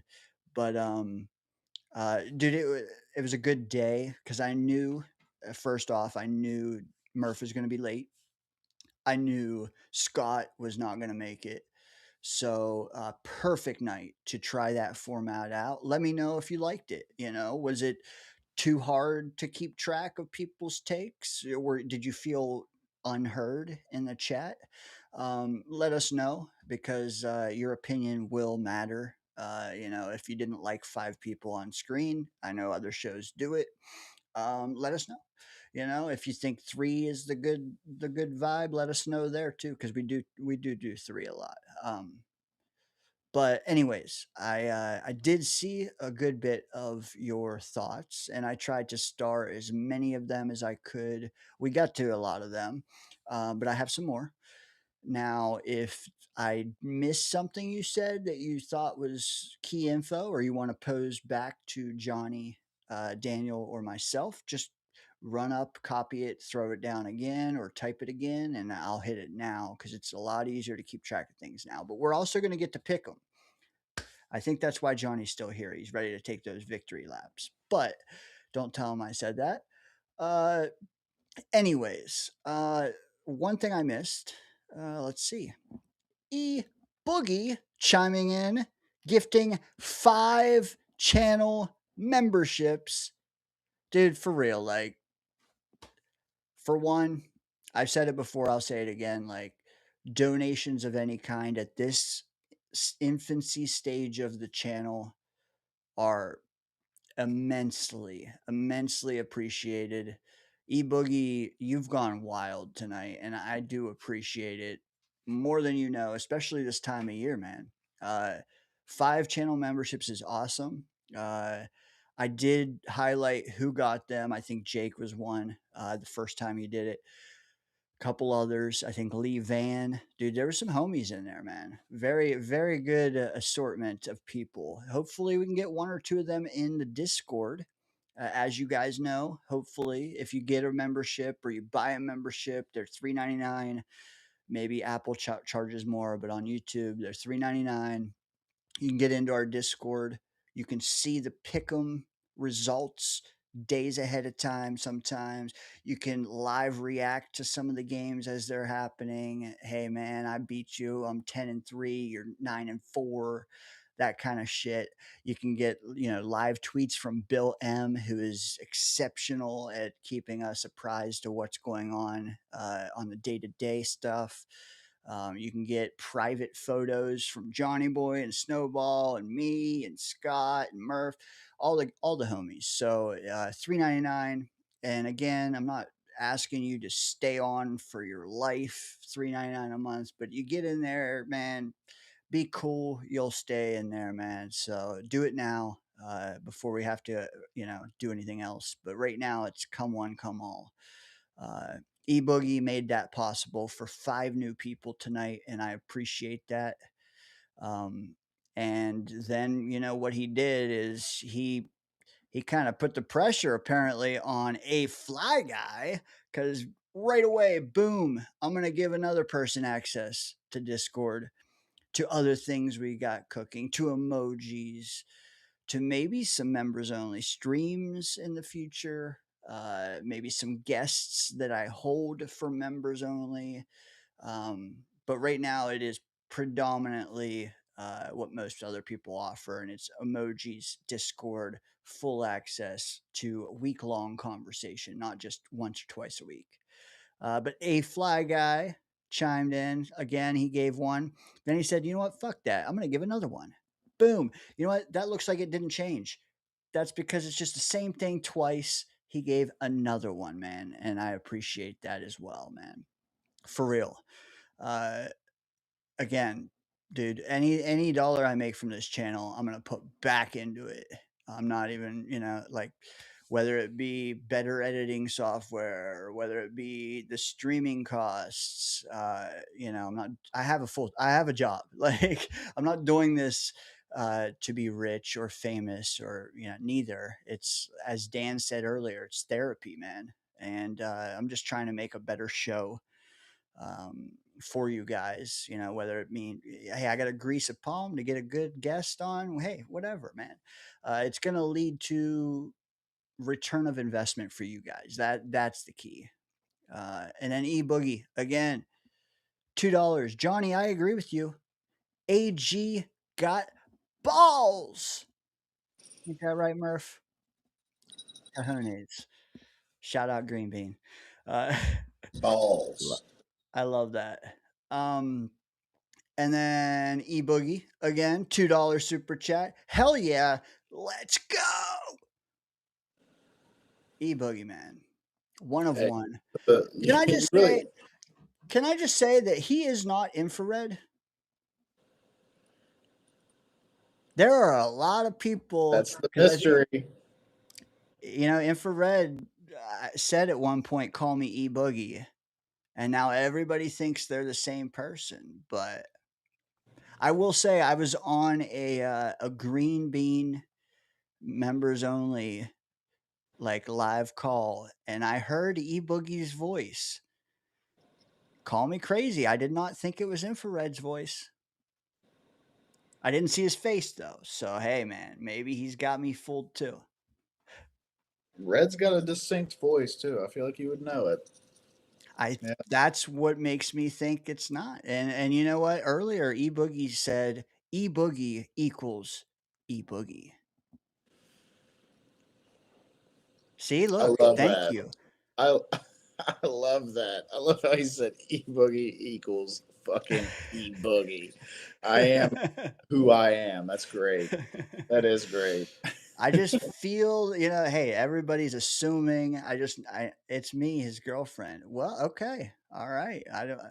Here we go. Chat's chiming in on this one, man. Clancy's saying that's the whole thing. He's there. not. They're not the same people, says Clancy. Hey, we don't know. We need Infrared to weigh in on this now. Clancy, we learned a lot tonight. Oh, shit. We did. Help me out, because I took Johnny off. When he comes back, I might need you to pull him on. So when I refreshed, I don't have access to that stuff now. When you told me to refresh earlier, I refreshed and I have a different type of screen going on here, and I don't have access to that now. I can't even highlight a chat. Do you want to close your internet and come back? I mean, that seems a bit much. Am I lagging right now? I mean, because I'm scared if I close it and come back. You're good, man. I can do this shebang. So, like, we'll work on it next week. I think you'll be good then, though. It's nothing changed with the settings, so it's a fluke bullshit thing. I didn't know if it could have been like the internet too. We had a lot of wind today. I don't know about y'all in the chat and stuff like that. You're clear across the country, so it's different for you. But I woke up to like howling wind before my alarm even went off. By the way, I had to get up at 2:30 this morning, so I heard the wind hitting my window, and that woke me up at like 2. I'm like, oh my God, like it's crazy. But I still have power, still have internet, but maybe the internet's a little sketchy because of that. I don't know. Whatever. Anyway, I'm curious, is Johnny going to be our Scott for Pick'ems tonight?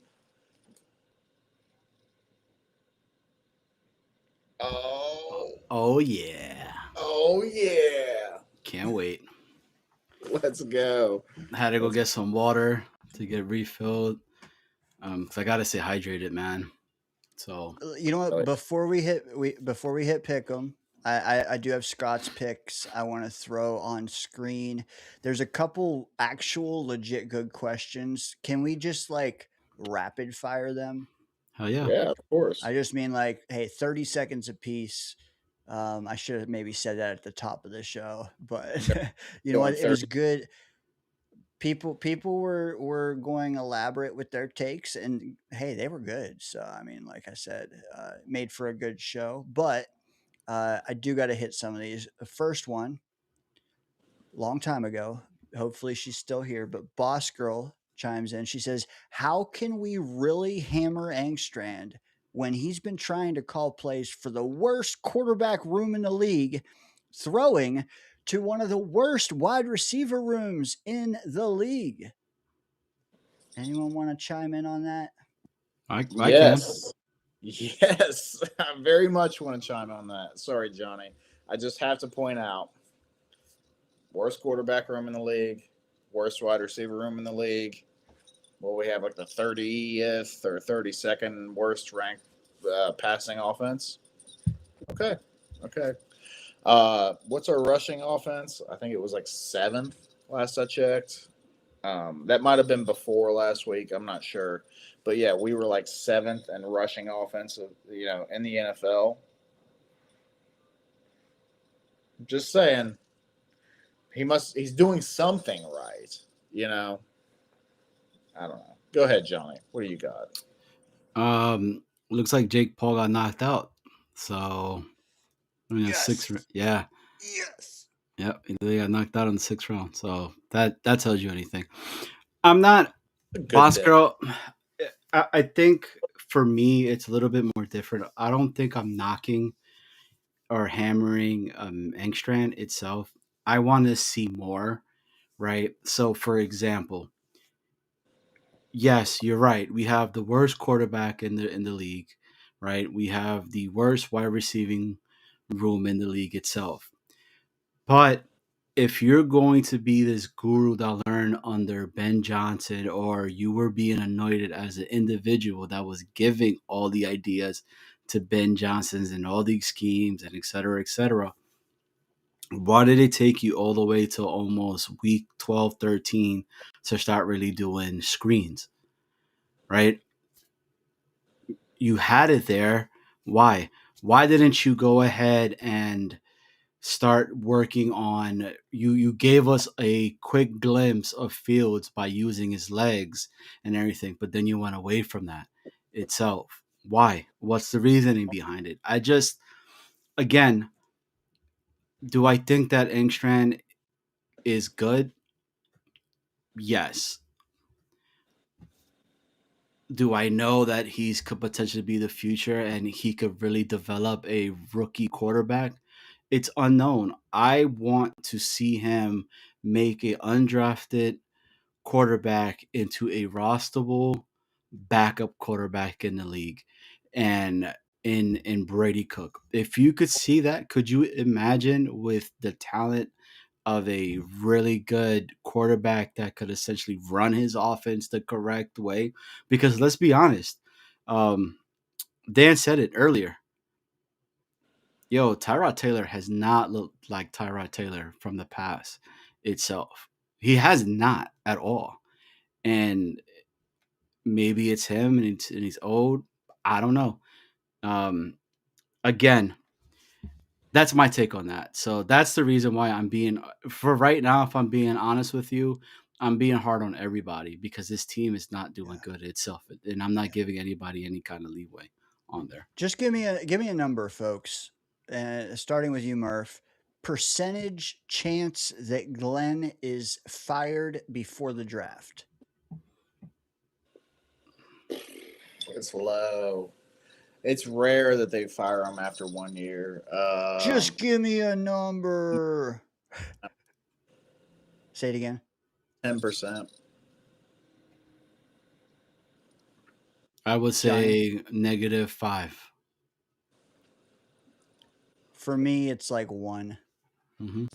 So I'm somewhere in the middle. But yeah, I think he's back. I think Angstrand's back. I think Banjo's back. I think they have a new DC. They have a new quarterback coach. They might even have an offensive minded, just a Tom Moore sitting overhead, like a Westoff, but someone for the offense. I think that they like, how do you not assess this season and make these changes I just outlined?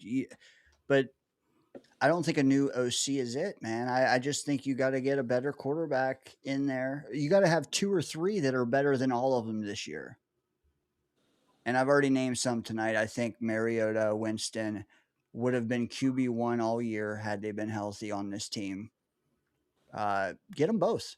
Dude, fuck it. We'll see. That's my 30 seconds. But I have another one for you before we get into pick 'em. And that is Boss Girl.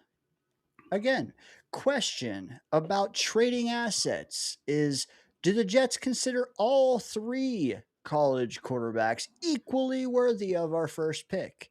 And they may not even know yet before the whole process plays out. But I think she means Mendoza, Moore, and then Ty Simpson we saw tonight.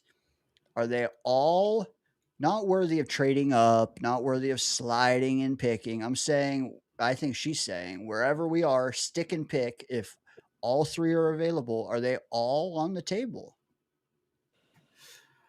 Oh man, this is a hard one on here. So all 3 are still available, right? And so you're saying, so it's Simpson, dude from Oregon, and then Mendoza are there, and we're sticking and picking, right? Dan, did I get that right? Are they equally worthy of our first pick? Is kind of basically all she said. Got it. Okay, so then I would say, I think for Mendoza and the kid from Oregon, Moore are the ones for me that I would say we stick and pick at 5, and that's where they're at. And if Moore is there over Mendoza, then you go Moore or vice versa. So those 2, yes. The other one, I don't like. I do not see anything that I'm like, oh, Ty Simpson is that dude. So that's my take. Yeah, I do think there's a drop off after those first 2. Mm-hmm. I don't know if the Jets look at it that way, because she said question about trading assets is, do Jets consider all 3 college quarterbacks equally worthy of a first pick? Maybe they do. I kind of doubt it. I mean, it seems like consensus. Like if you read the mock drafts, right? Mel Kiper and Dane Brugler, all these guys. Like most of them seem to think like Mendoza and Moore are up there, and then it's a little bit of a drop off. So I kind of doubt it. Now maybe they think that Moore and Mendoza are equally worthy, right? Now to me that's the question. Correct. Do they look at those guys right now on like a level platform? They're both equal, and but also she says they may not even know before the whole process, and that's true. Like we still have a lot to go with. They're going to do the interviews at the combine, which is probably even more important than the actual workouts. You know what I mean? They see the tape. They know what these guys can do. They don't need to see these pro days and shit like that. But they want to get them in a room and try to pick their brains a little bit. So as of right now, they probably do. Fair. One more rapid fire because we got to get to pick 'em, man. Skipping my turn because we're getting late here. $4.99 super chat from eBoogie, not infrared, eBoogie. If the Raiders get the first pick and pick quarterback, do you guys go all in on defense or finish the offense and then draft a quarterback the following year? All faith in AG. Thanks, eBoogie. I honestly want us to get a safety, and I want us to get a middle linebacker. So if that tells you anything right there, that's where my mind is at. So give me that, fill up those lines itself. And then I would get another linebacker as well to be able to play second next to our Mike. So that's my take. I think that if the Raiders go quarterback on their first pick, that doesn't necessarily mean that we still won't go quarterback. Like we were just talking about, there's two notable ones that's potentially going to be in the draft this year. So maybe Mendoza goes first, and we're like, hey, totally fine with Dante Moore, But, let's say that we'll roll that out as a potential thing. I would think that they would like to go defense. I don't know. I mean, we have things we could bolster ourselves on either side of the ball, really. It really just depends on like BPA, right? Best player available. So if you get to, let's say we're the 6th pick, and that kid that's a stud, the Arizona State wide receivers there, like maybe we go that route. I think we probably need defense a little bit more based on what we're seeing, right? But if you got if there's a stud available, if there's a blue chipper available, and it's an offensive player, you take them, right? But if I don't know who's available and I'm just choosing one or the other, or what I think the Jets would lean more towards, I'm going to say offense, actually. You know why? Because linebacker and safety, which are the two things that we need, are not valued as highly as they were 20 years ago. 100%. Yeah. We have 5 firsts, and it's like, okay, I'm going to devote 2 or 3 to quarterback, 1 to wide receiver, and then I got another one to play with. Do I want a tight end, a linebacker, a safety? I can't have all of them. Not if I need 2 or 3 for quarterback. Now, if we could stick and pick a quarterback, dude, that's like a gold mine for us right now. If we could stick and pick a guy that works out, then we have 4 to play with. Hey, maybe you can take I don't know, Sonny Styles, a Kenyon Sadiq to pick. Dude, that's the dream right now. The dream is to stick and pick a guy, and it starts with losing these next 3 games. Man, it does. Hate to say it, but it does. About all I got to add. I don't care the order that we do it in, whether it's quarterback this year and offense and defense. I don't care, man. Look at it. You got to look at it at the totality of both classes and what you want out of both of them moving forward. I don't care who's this year, who's next year. Just get me all of it in both years and I'll be happy. We're going to be better next year, period. Second year in a scheme. Yeah, I mean, we got check your phone, by the way, Dan. We got talent, right?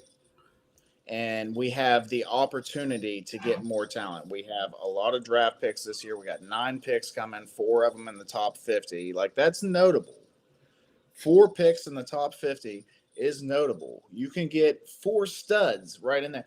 We remember the draft. We remember Sauce Gardner. We remember Garrett Wilson. We remember Breece Hall and Jermaine Johnson. Not in that order.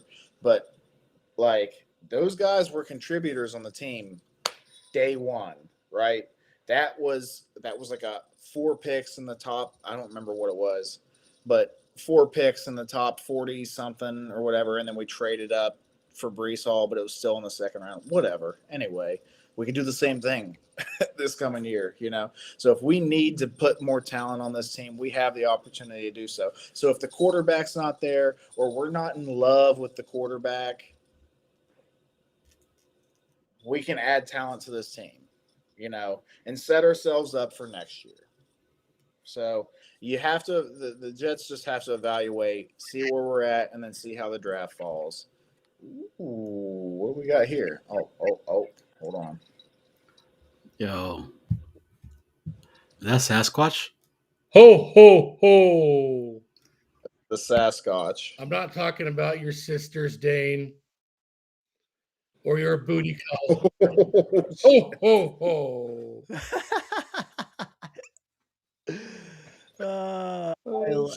Dude, I missed the memo on lights in the beard. Didn't you, Johnny? What the hell, man? They didn't text us. What the hell? Nah. What the hell, Hold dude? on. Let's see if this one actually looks decent in the dark. Oh yeah, I got more of them. I just only put this one in. We have lights in places that the sun don't see. Whoa! Does the curtains, you got these things clipped to the old pubes? The curtain match the drapes? They're wondering. He disappeared already. You know what? Let's get into it. Oh, look at this guy. Oh shit! Oh man, God damn, dude looks so hot. You're so hot. Yeah, and here I thought my shit looked good. Damn. I love it. Loaded. Let's go then, Scott. Can we throw away your $4.99 super chat picks and have you do them live, brother? Just make sure they were what I said the first time. All right, folks, you guys, we made you wait long enough. Let's go, man. Let's do it. Ways to play. Tune in every Friday night. Watch us break down each game individually. Then submit your pick for each game alongside the host and live chatters in real time. The funnest way. Post your predicted winners in the comment section after we're done being live, if you'd like to do it that way. If you're joining us late, if you're joining us tomorrow, give us the Powerball numbers. Number 3, if you miss the live action, you don't want to comment on the stream, just DM Scott, Murph, me, Johnny, your grandma, anyone who can bring them to our attention before the kickoffs, and we will count you. If you have a green number on the standings, that means you had a better week than your average. It's gone up. If you have an orange week, you slayed the field. And hopefully it's Justin. If your number is in purple, God mode. Do we have any of those this week? We're going to find out, folks. Here is the top of the leaderboard. Damn it! I thought I made it because I went off last week. You did. You're about to knock Murph down. Welcome to the jungle. We got balls and chains. Thoughts on looking at this graphic, folks? Not a lot of green. In between those TTs. Not a lot of purple either. Name that movie. Next Friday, man. You know what? I can't see after Jerry, so I can't comment on anyone below Jerry. But exceptional job to everybody, Jerry and up. Yeah, AFG did his thing too though last week. No doubt. Amid 11-4, man. Amid and AFG both rising the rankings. I think they would tell you first they weren't where they are now in the pecking order last week. They've both gone up, up. Me, I think I was fifth last week, and I batted literally 662 again. I stayed where I was, but other people fell down. Bill, Mo, where you at? So yeah, man, a lot of 8-win, 9-win weeks. If you were above 9 wins, you probably did decent on these standings. But 9 and below, you got to step it up. All right, moving on, because this is the top 9 people that fit in this graphic. I'm gonna make it 10 next week though. Hopefully, I can squeeze it in because we got a guy blazing up the standings. I'm coming. 12-3 from a hospital bed, folks. On freaking crazy amounts of meds, bro. Maybe that's what you need I know. to guess these games right. Holy shit. God, I'm gonna need to borrow a gummy, dude. I think I ate them all tonight. Oh, Shit. I know where to get me. Shout out Grinch, another green beaner, a greener. Chris B, we got not only your picks this week, but your picks the week before, and we added them all together. Right on par, man. Have Mo. I'm gonna switch your name because it looks like you're Iowa now, man. You're Iowa permanently. So next week you will be. Hey, there's Chris B in the house, man. Wild Wave, Jake, JT, Snowball, man. You got to get some picks in, or you're gonna fall. Snowball. Snowball. You know what, Johnny? You jumped over him. Thoughts on that? I mean, no matter what, if I win, he wins. We win together. Just roll wide. I love it. All right, let's get to the third Yeah, third grouping. I at can't this. look at Scott, bro. Like, it is making me laugh so much. Yeah, this will cause a seizure, will it, Johnny? No, I hope not. That would Just suck. don't get in the shower with those on, Scott. Where's the plug Bro. connect to? Sharon. Wouldn't you like to know, Johnny? Mhm. Sharon killed that. Yeah, I don't know how Sharon. long things go. Yeah, look at Hey, yeah. Sharon. Yeah. Sharon. WVU, where you at? Yeah, Afterburners 3-0. Shout out to them as well. Anthony joining us late. Sir Luca, man, keep picking. That's all I can say. Keep picking. Sharon, though, she's not staying on graphic 3 next week. She gives us another assortment of picks. I don't care how good they are. She's moving up. She's got to do many more to get further. But hey, hell of a 21-6. Tough 2-week performance there. Hell yeah. Many men wish death upon me. Yeah. Many men. Yep. All right. Many men. Wish death shit. upon me. Lord, on Is our this- side no more. Can't look to the sky no more. Have mercy on many men. You know what? Fucking Many, dude. many, It's not you, Murph. It's StreamYard, as the streets call it. Because I have the chat on screen for us in the studio, and I'm looking over on YouTube, and there's just nothing there. It's just a blank swatch on the side of the screen, no chat. So, Wow. I thought it looked cool. I was like, oh, this looks pretty cool. not our typical vibe, folks. Sorry about that. I was pointing y'all out earlier, and I don't even know how long you were there. But that's also not the graphic we want. Look at me, fucking fumbling the bag. Many men. Like Hendon Hooker, fumbling the bag. There we go. Did you How's guys it? see? Did you guys see the new Diddy documentary? By the way, I Yeah. can't wait. I can't wait to start it. bro, it's 50 ultimate troller dog. Like there is no F's on that. Crazy. Yeah, I cannot wait. Also found out that he jumped to number 1 on Netflix over Stranger Things. That was pretty funny.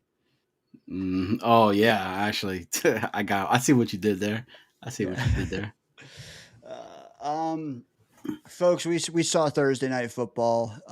What a game that was. I don't know if oh shit, we got Saturday games, man, for the first Hmm. time. So, which means if you do add your comments or your picks to tomorrow, the rewatch, I can only count the ones that haven't started yet. So get them in tonight. Let's kick it off. Sharon, I see you in the house, man. Uh, hell of a job so far. Get them in tonight or early tomorrow. Let's get into it, man. These folks have been waiting. Scott is trying to maintain that buzz. Murph is trying to hold out as late as he can. Johnny boy, we got on an IV drip. We got to get into this thing, man. Who wants to go first? Any volunteers? I could do it.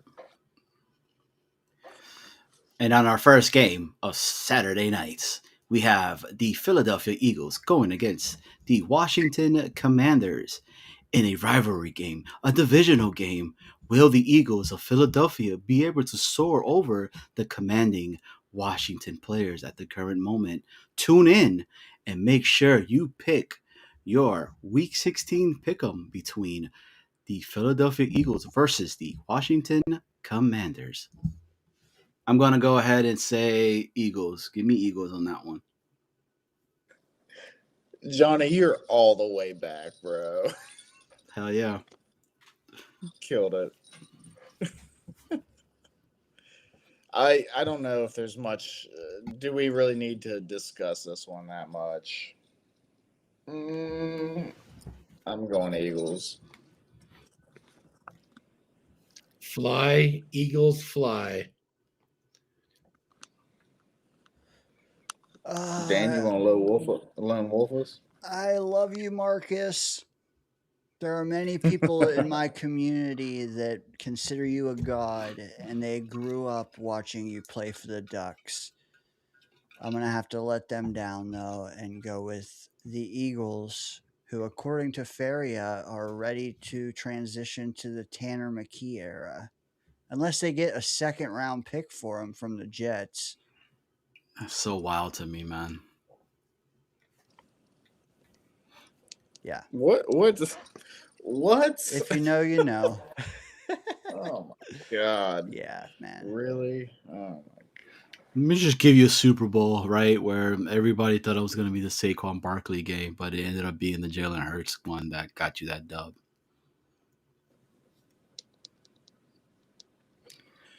Oh man, what a mess. I'm seeing a lot of Eagles in the chat. I don't think I see any skins, any commanders, any nothing. Nope. Okay. So fair.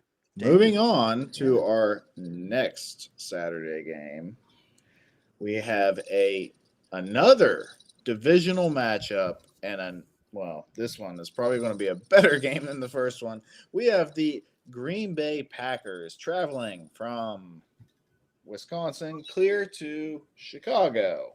Probably not really all that far, to be honest. To face the Chicago Bears. So we have Parsons is out, right? Parsons is out. So Caleb might be able to keep his fingernails from being too scratched up. Won't have to repaint them after the game. And I don't know. If Caleb stays upright, well, Caleb's pretty elusive anyway. I don't know. my heart tells me that Green Bay is the better team. But then you start looking at the record, you're like, damn, Chicago's pretty good too. That defense is a ball hawking defense as well. So Yeah. Anybody have any thoughts on this game? I'm not throwing my pick out just yet. Bears are missing some receivers. Who? Dunze and ooh. well, the other kid that's been stepping up. I think he's from Missouri.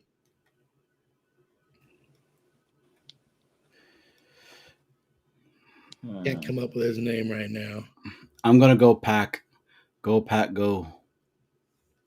That's my take.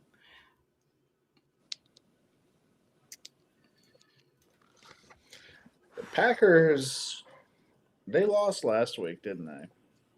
Yes, they did to the Denver Broncos. Mm-hmm. Which makes me feel like they're not going to lose 2 in a row. Can I just do But whatever? they've go ahead. Can I just do whatever Murph doesn't do? Well, I'm just going to I'm doing it right now. I'm saying it. Packers not likely to lose 2 in a row. But the Packers have fucked me a couple times this season, and the Bears have fucked me when I bet against them. So I'm going Bears. Oh. I would just like to add that the Bears are 10-4. The Packers are 9-4-1. Hell of a game at on Saturday, tomorrow. I hope they're not playing during the Duck game, but you know what? Whatever.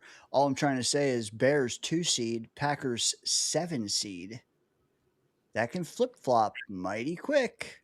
Mm-hmm. Give me the Pack. Hell yeah. On the road, mind you. It's flip flops 2 weeks in a row. Those 2 teams. The chat is a lot of Bears. Jerry says Fudge Packers, though. I think he's picked them like 5 weeks in a row. Scott, did you pick? Yeah, I took the Bears. I knew Scott couldn't resist the fingernail painter. That's his favorite quarterback. Is that a lone wolf? No, Murph's got the Bears, man. We're split. We're split. You poor folks. Murph's, all right. Hey, Murph's looking at my picks. He's going to ride that coattail. Oh, right past me, apparently. All right. Hey, no, it's a Santa hat thing, dude. Yeah, we're thinking alike. Santa hats and lights on our face. Murph, did you see this chat here on screen? What's up, Mike? He went Eagles. Yeah. Hey, we need some picks for him in. So hell yes. Yeah, I know he's been slacking. Right? He works on the weekends. Though. No excuses. Get out of here with that. No. I'm just Hey Scott, can you turn to the left and then can you cough once and then pull on the ball? You want me to hold my nuts too while I do it? Yes. That's Scott, that I don't know if that's a Santa robe or a Hugh Hefner robe. I'm trying to figure it out. A little bit of both. It's kind of the only real red thing that I had, so it's actually a ski jacket. That looks pretty badass. I am praying that the bear comes out of nowhere and then we just have Scott goes, "Get the fuck out of here!" in his Santa gear. Yeah, that bear has not. Oh shit's falling off now. That bear has not been back, or at least has not gotten into my garbage. So, hell yeah, fuck that bear. All right, but not these bears. You know, just to keep the chat engaged, I'm going to move on. We can sprinkle in some more as we go. The Daniel Murphy led Baker Mayfield led Buccaneers taking on the Carolina Panthers. Tampa Bay 7-7, and they're in the 4 seed. Panthers 7-7, they're in the 9 spot. Big difference, but hey, they're in Carolina. What do you guys think? I mean, the Bucks have dropped 2 in a row. Panthers lost last week. I mean, both backs against the wall in Carolina, though. Thoughts?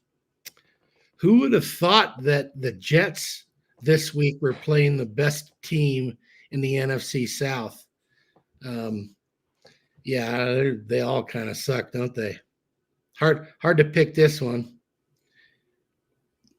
But I'm taking Tampa Bay. I just have a little bit more faith in them. I'm gonna go Bucks, baby. Give me a Chris Godwin touchdown this week.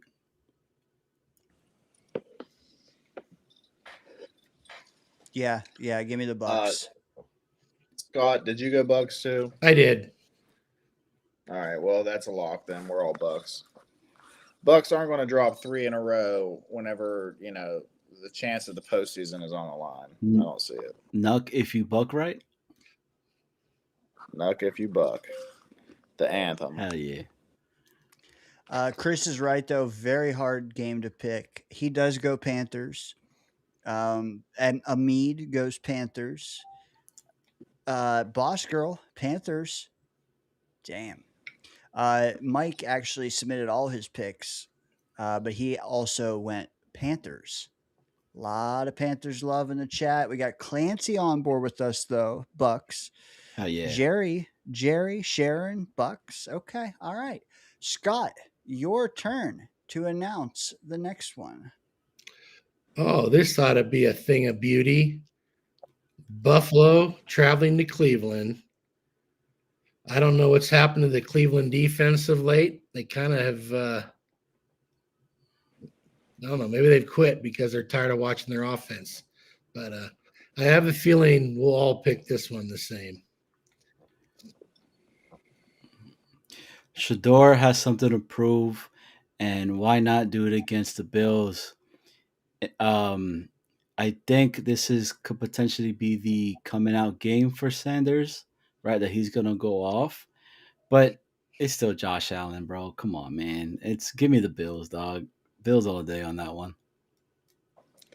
I got excited there for a minute. I thought you were really going to do it, Johnny.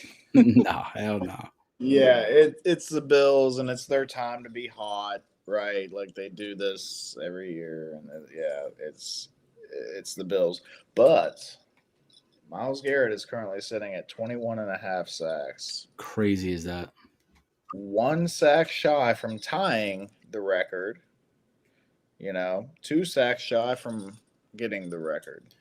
That's probably the most interesting part of this game. How many games was that season when it was broken by what's his name from the Giants? Strahan. Yeah. Yeah, it was back when it was 16-game season. Okay, so then this wouldn't. Never mind. Because it would be an extra game, right?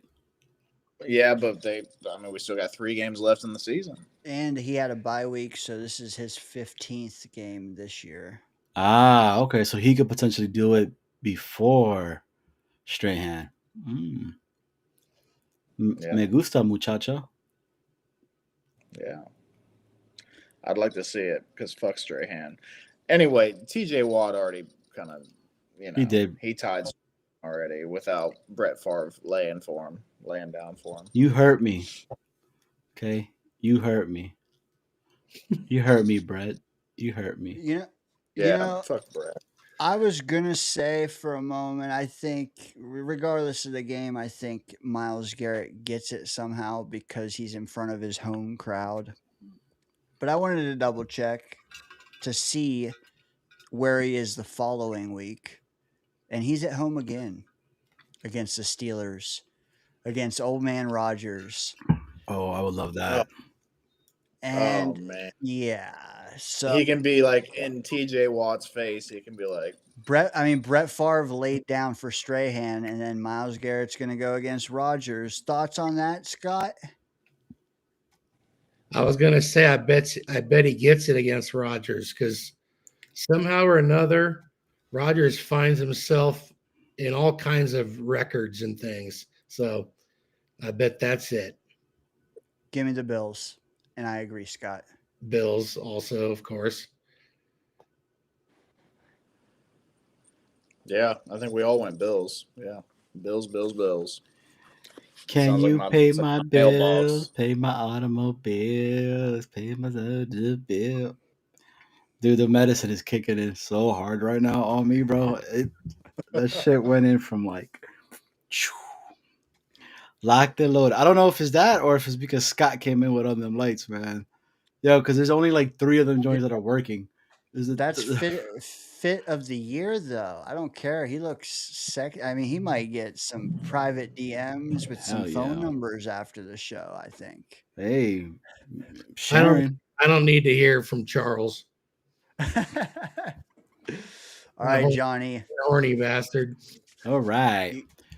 So we have the LA Chargers against the bootleg Dallas Cowgirls. Chargers are going into Arlington to play against the star that is not going to make it into the playoffs this year. Who are you going to pick? Is Lan McConkey going to go off in this game, or is Dak going to try to do something? Tune in to find out. The LA Chargers against the Dallas Cowboys. I'm going Chargers, baby. Let's go, Bolts. I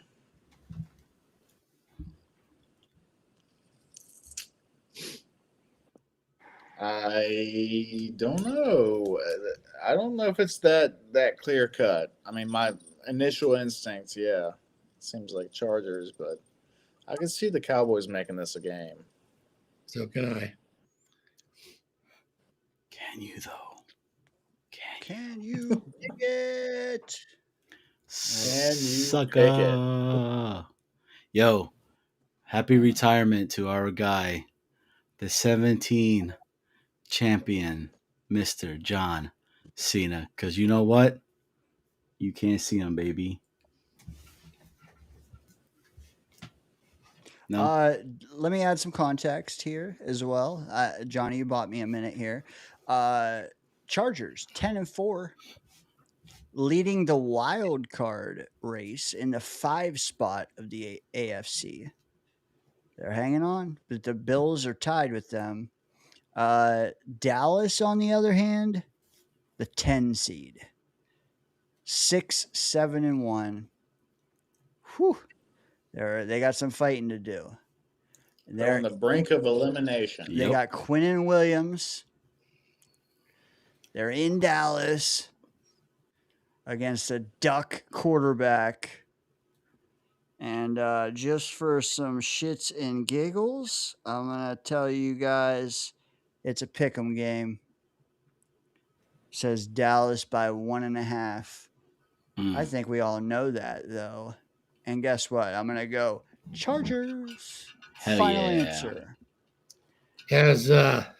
Has Quinnen cleared concussion protocol? Good question. That would have been a good nugget. Although I don't think, I don't know. Here's a question. Who has more interceptions, the Jets or Quinnen Williams? I would say A, Quinnen Williams. That was B, Johnny. Johnny, good. Yeah, I'm going. Man, I could see the Cowboys winning this one because they're just up and down, and we've seen the Chargers do a little of that also. But I'm going with the Chargers and that Duck quarterback. Hell yeah. Fly no Duck. lone wolves. Is it bad that this was so close for me that all it took was Quinnen to be out? because I looked it up and it says he's at risk of missing his first game since the trade, and I think that's enough for me. Like it was so close. I was on the fence with it. I'm gonna go Chargers, but I don't feel like 100% confident about it. I don't either, Murph.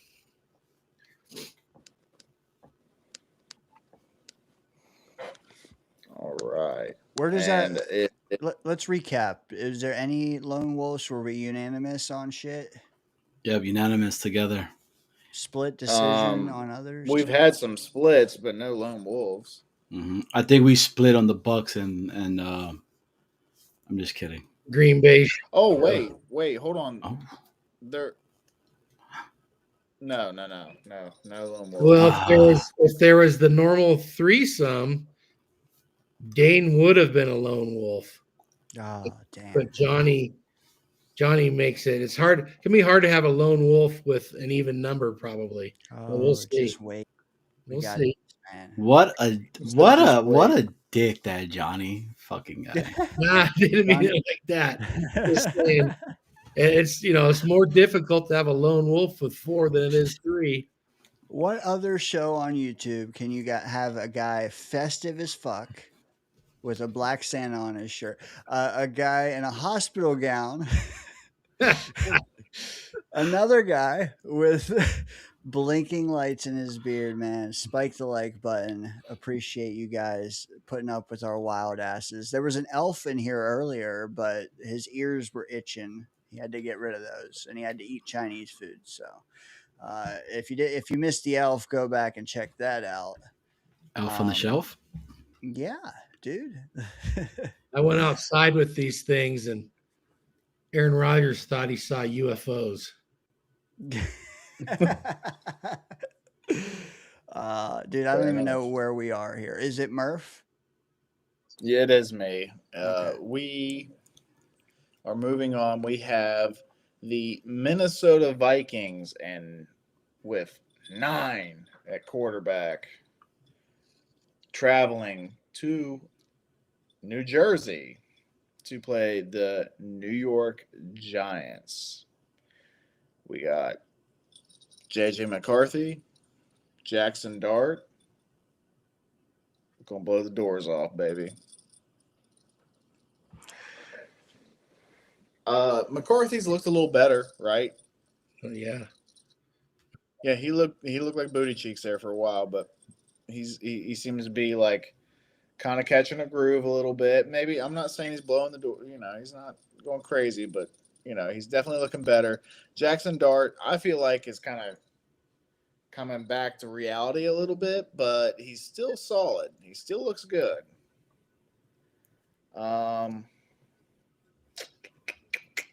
It's a good game, actually. A lot of these games are going to be close. Do you want the standing bullshit and spread bullshit, or one or the other? No. Okay. Excuse me. I'm going to say the Vikings are going to take this.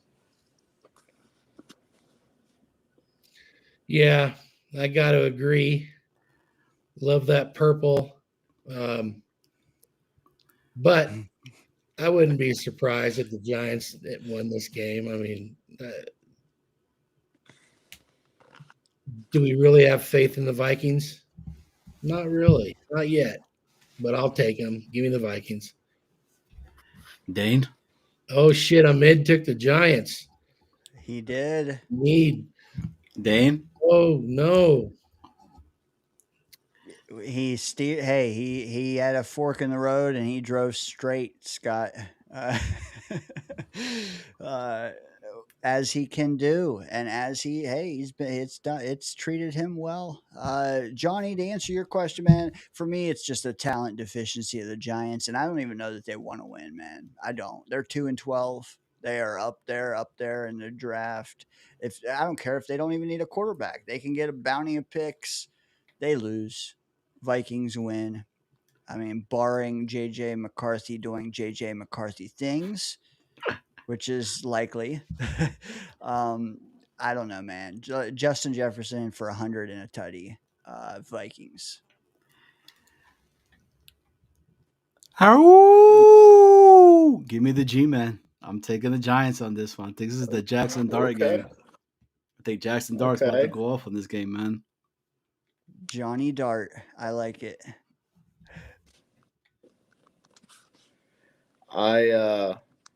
You said Justin Jefferson for 100 and a tutty. I'm saying Naylor for 65 and 2 tutties.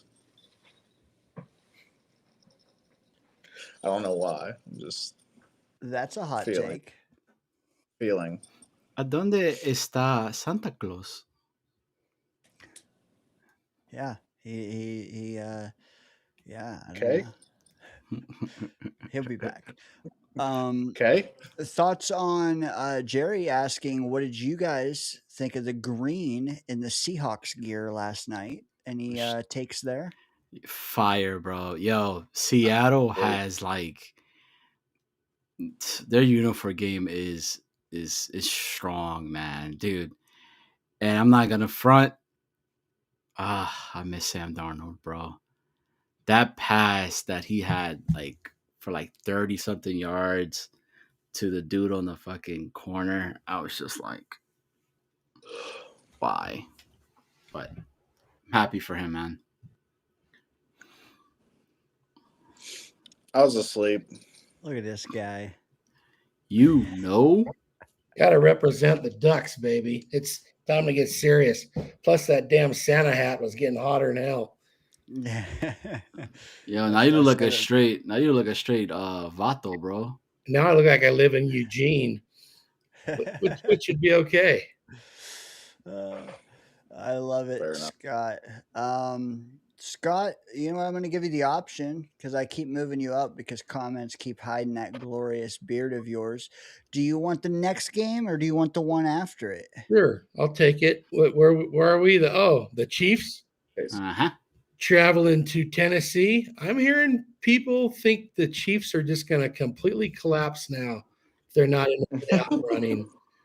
I don't believe it. I think they're still going to want to take care of business. And I'm going to take them to beat the Tennessee Titans.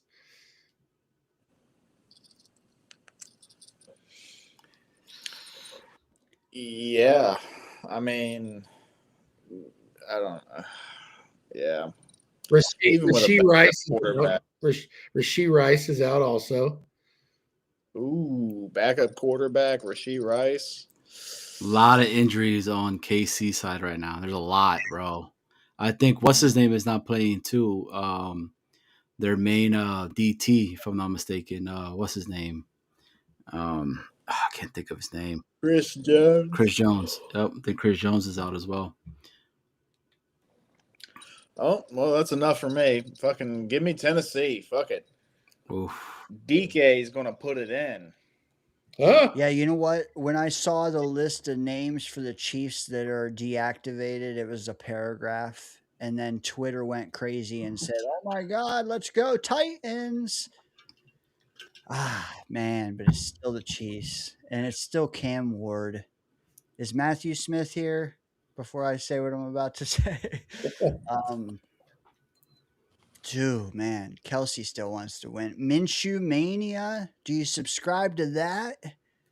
Well, he wants to play well and maybe show himself off for a job next year for the Jets. Yeah. The Jets job. What are the answers recorded thus far, Murph? Scott has KC and I got Tennessee. Damn. I was really hoping to howl on this one. Give me the Chiefs. Clancy is saying Chris Jones is not out. I thought he was, but give me the Tennessee Titans. I am taking the Titans. Man, there's some cojones. There you go, Johnny. There's some cojones around here. Hell yeah. And it's free balling. We got Clancy with the Chiefs. Jesus Jerry has the Titans. Sharon McLean has the Chieferees. Mead has the Titans. Ooh, we're split all down the board. My God. You know, it's tough this time of year too, because it's like, how bad do some of these teams want to win? It's real tough. Do the Chiefs suddenly want to tank? I don't know. Do the Titans? All right. Anyways, that rounds out Chiefs Titans. Folks in the chat, if I didn't highlight your message, just know that we still have it recorded. I will circle back to that. I won't back down, boss girl. I got you guys. All right. Next. Is that another Tom Petty reference? Yeah, no back You wreck me, down. baby. You wreck me. You break me in two. Hell yeah. Bengals and the future New York Jet quarterback Joe Burrow and the future. I don't know, man. I can't even psych this one up, man. Burrow versus QB3 of the Finns. Help me out. Good question. Zach Wilson. No. It's Quinn Ewers? Quinn Ewers. Yes. Longhorns. Yep. Now, for our quarterbacks, for both of them here, Joe Burrow and Tua Tagovailoa, whatever. Is it their last dance with Mary Jane? Mary Jane. All right. I'm done fucking around. Bengals. Rawr, Bengals. Bengals. And I'll never have a last dance with Mary Jane. Mary Jane. Do you? She's gonna dance over our graves, ain't she, Scott? No, you guys might get to meet Mary Jane one of these days. I mean, Charles talks about her a lot, but I think that's a different Mary Jane. Oh, it's really good. You ever had Mary Jane in Spanish? Mary Jane? Oh no, I'm sorry. Mary Juan. Maria Jane. You know, Jesus Jerry chimes in. He says the Susanna Hoffs led Bengals walk like an Egyptian. Walk like an Egyptian. Johnny, yep. There you go, Scott. Hell yeah. Don't remember how it goes. But... Yeah. I think it's like the Dirty Bird. Johnny got it. All right, chat. We got your answers recorded as well. Don't delete your chats later, then it won't be. But all right. Also, me, Bengals, book it, Murph. I don't think I gave you that. Bengals. All right. Locked. All right. Johnny, red versus red. Go ahead, brother. Are you guys going to go with Mr. Ludacris's fantasy team, which are the Atlanta Falcons, or are you going to go with the Arizona? I have no idea which rapper has ever come from Arizona, so I can't reference that. So I do apologize about that. Cardinals this upcoming weekend, and I am gonna go with give me the Dirty Birds, baby. Give me the Dirty Birds. Kyle Pitts. What? Where is this dude coming from? Out of nowhere. How are you not plugged into the Arizona rap scene, Johnny? What the hell, man? You're missing out. Man. Crazy. Yeti. Yeti's down there, right? Oh, yeah. Yeti is. Oh, yeah. Dude, there's no rappers from Arizona. That's crazy. No, there's not, bro. I mean, there's a couple, but I don't know any of them. Mega Ran, like what? Little desert or some shit. Yeah, Injury Reserve is literally one of the rappers' names. Oh man, Injury Reserve. Wow. And just for that, since they don't have any good fucking rappers, I'm going ATL, baby. Mm-hmm. Yeah, there you go. That's all it took. That's all it took. MC Quicksand. You guys never heard of Fatty Cactus? Come on. What? the hell? Oh, I heard he spits that dry heat. I Mhm. heard he's a prick. Yeah, I heard he's a real giant prick. That With a prick. big poker. What a poker. Oh, Midnight shit. smoker, toker. All right, Falcons. You guys are cacting up right now. You cack me up, bro. Oh, that ain't sound good. Pause. If you're joining us You Saturday know it, night, John. Saturday night, just skimmed the rest of the episode. Yo. Mary Jane. You know, chat's still cooking, man. I Hell will yeah. say, Jesus Jerry has said Brissett 300 plus pass yards for like 6 weeks in a row. I promise you. Actually, it's one of my favorite things is going back through the chat and then trying to figure out what Jesus Jerry means when it comes to each game because it's not always clear. But he adds a little Jerry spin to each one, and he did again tonight. Bam Knight, I think, might be out or on IR. I don't know. We're all out. But I think Marvin Harrison is back. Yeah. questionable is trending to play. Stupid dude. You ruined my fantasy football, bro. And then Puka Nakua goes off in this last game last night, bro.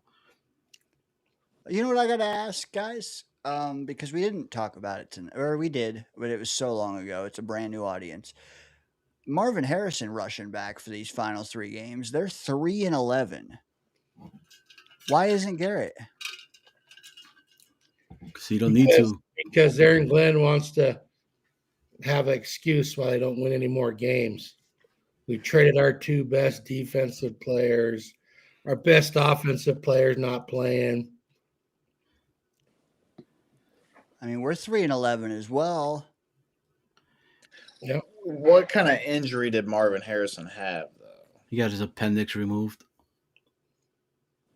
Is that seriously it? Yeah. He had a couple, but I think it was like right on top of each other. Yeah. Couple of Garrett. appendix. His mangina.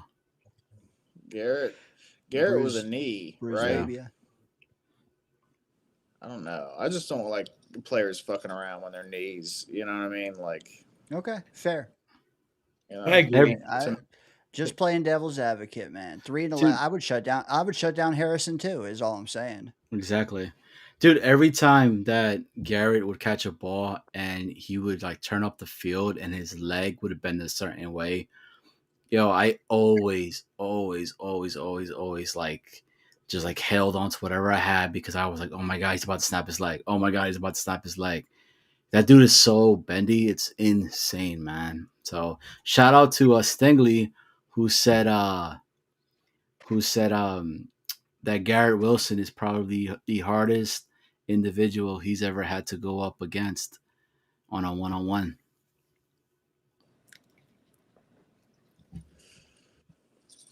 Did everybody go Falcons?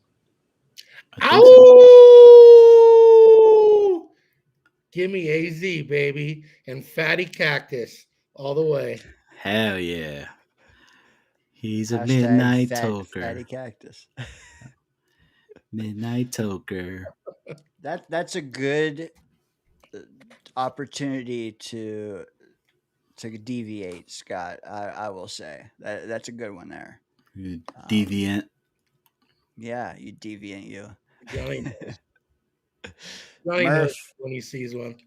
Mhm. We got a lone wolf, Murph, and you're up next, brother. I'm gonna give you guys a shot All right. here and there. So okay, yeah. So Dane went ATO. Okay, just making sure. Let me make a little star here for a lone wolf. This is the tough All right. one for me, man. Moving on. We have the Jacksonville Jaguars, who, beat up on us. 10-4. They are going to Denver, Colorado to play. Was it Mile High Stadium? Yeah, play at Mile High Stadium. The Denver Broncos, who are 12-2. 12-2. Holy cow. Liam Cohen, is he going to out coach Sean Payton? Hell no. Yeah, Bo Nix sucks. Yeah, man. BTJ is gonna kill this game. They don't have a good corner on Denver, man. Come on. I think didn't BTJ get like 15 points last week for the first time all year after I was already out of the playoffs. Isn't Yeah. like Audric Looks like Estime that gonna play this week? Is Marie Jones-Drew playing for the Jaguars? Fred Marv Taylor Burnell. is. Mm. Maurice Jones-Drew is one of my favorite running backs, dude. Mm-hmm. Mighty Mouse. Give me Denver. I'm taking the Broncos. Remember our show before the very first week when we picked the Jets record, and Johnny laughed at me for picking the Broncos over the Jets. But he kind of was right, as it turned out, even though it shouldn't have been. That was a game the Jets could have won. Should have won, but we suck. So Yeah, give me the Mountain, Denver Air, and the Broncos. Yeah, Broncos handily. Yep. Bo Nix. Wow, Bo- nobody took Jacksonville. Huh. Fuck no, dude. Does that shock you? They're the worst 10-4 team in history. I thought Not someone only that, they've been hot lately. how They can you pick against Denver though? Yeah, well, because I guess people are starting to come around to it, but when I kind of It's not talked their them up opponent. before the season, I got laughed at. But No, you're right. They do not win pretty. They don't. But guess what? My thing is they're winning. They're winning against a pretty, ugly, indifferent. It doesn't matter, man. Spoiler alert, I'm going to pick Denver probably the next 3 weeks. they played to the level of their competition. So, yeah. And they beat you there too. It's crazy, man. Yeah. It's gotta come back down to earth, but I'm not gonna bet on it. Learning your lesson. Wasn't I a lone wolf last week with the Denver Green Bay game, I believe? Maybe. I don't know. Yeah. You guys are smart. Yeah. Hey, Sky, I don't think you got a 6-win advantage over me, and I'm not happy about it, brother. Well, so far you can pick up one on me this week, but 1. Okay, well, all there's right. still a What we few got games. next? Well, yep. Oh, looks like old man Rogers heading into Detroit, home of the infamous Hail Mary that almost hit the damn ceiling. I think quite a few injuries on both teams, mostly defense on the Detroit side, and Steelers are kind of spread amongst offense and defense. But yeah, Lions at home. It's going to be warm in the building. Might be a different story if they were going to Pittsburgh, but no TJ Watt again, right? Isn't he out? Watt's out. I think Herbeck is out. Denver or Lions. Couple weeks ago, I looked at what teams had missed the most games due to injury, and the Lions were number 1 again. But mostly defense. I don't see the Steelers slowing down the Lions offense a whole lot. Give me the Lions.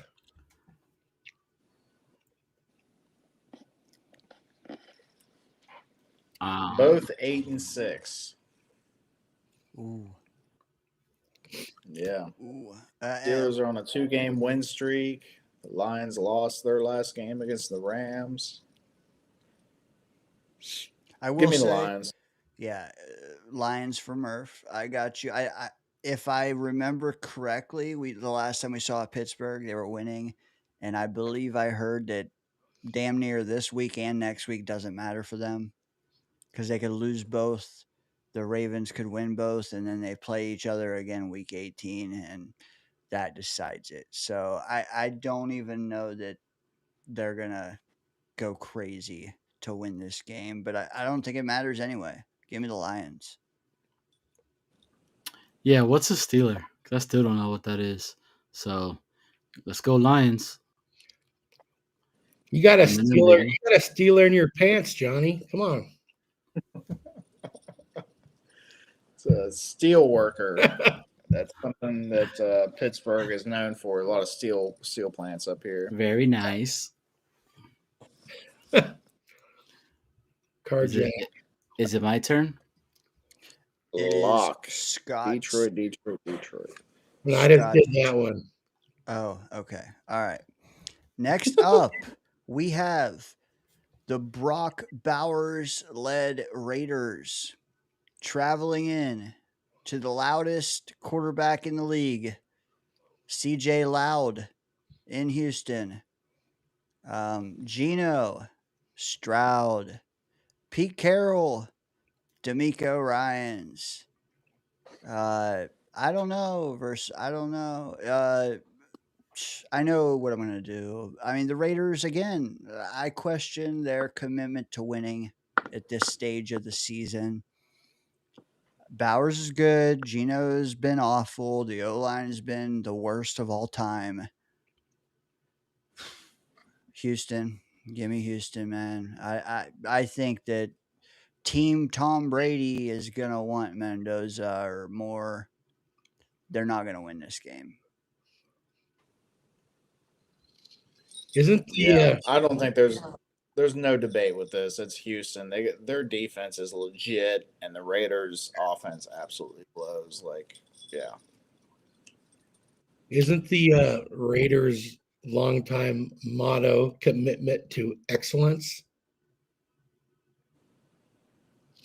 Yeah, whatever happened to that? I have a futures bet I made last week that the Houston Texans will win the AFC. Riding with that defense, and I'll ride with that defense this week as well. Give me the Texans. They're going to win the entire conference. Well, I hope that's where I have some You a few sprinkles, a few shekels, as you would say. You like the odds, okay? Because I was like over Denver. All right, okay, fair. I like the defense. Yeah, Their defense is better than Denver's defense. fair. So they're yeah, and their offense is getting better. All right, the chat likes Houston a lot. Yeah, I'm What going say Houston. the rest of you? I'm Houston, going Tommy? Los Tejanos, which is I was gonna say I'm gonna assume that that's Houston because yeah. That's how you say Texan in Spanish, Tejano. Oh, Tejano. Okay, that makes sense. But Dane, do we know if there will be a Woody sighting? Johnny, that's not a cue call for you. Damn it. I was ready. Man, I got a on the fantasy league that it's crunch time. It's just a total points league, and I got two of my receivers out this week, Rice and who's the other one? Oh, Devontae Adams. I got Woody. He's going soft this week, it looks like maybe. Oh, brutal. I don't know. I got to start him against the Raiders, man. I have to. Never go soft, baby. Always stay hard. If he's playing, though, he might not even play. Okay, fair. That's another argument. Yeah. All right, back up to you, Johnny. The New England Patriots going against the maybe ascending Baltimore Ravens on a Sunday night thriller. It is the game of the week. is Drake May going to make a final stand for his MVP chance that people are talking about? Or is Lamar Jackson going to let everybody know I still run the AFC? Let it be known. I'm going Ravens on this game, and I am going with a huge Derrick Henry game. Okay.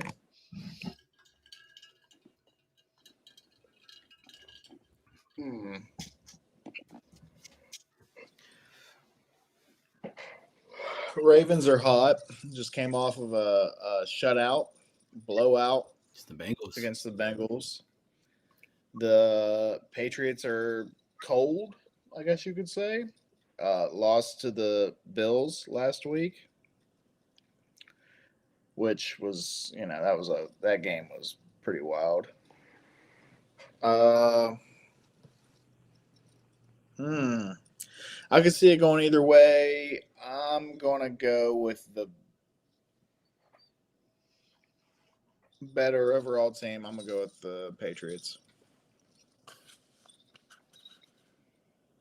Yeah, this one is a tough one. One of the tougher ones this week for sure. Really curious to see how New England bounces back after a brutal loss last week. They could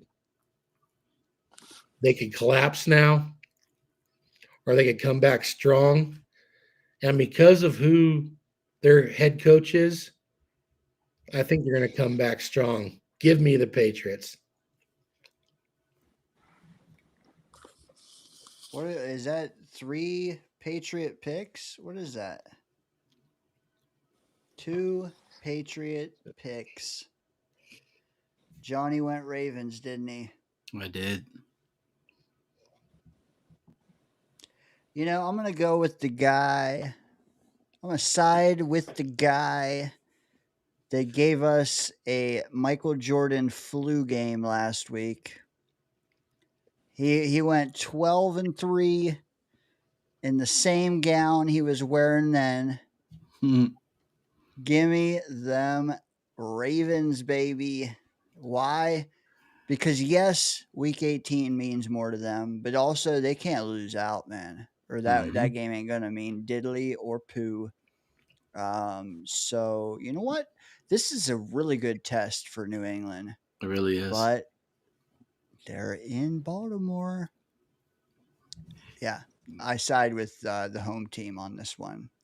Give me that tatted up Daniel Murphy, Ravens fanatic man that he is. Nevermore, baby. Nevermore. Nevermore.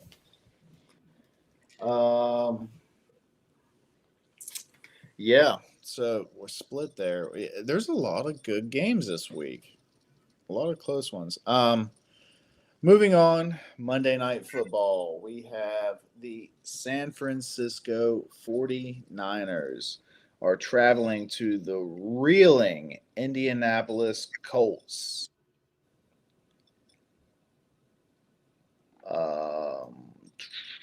I was looking here. Yeah, the 49ers 10-4. The Indianapolis Colts are 8-6.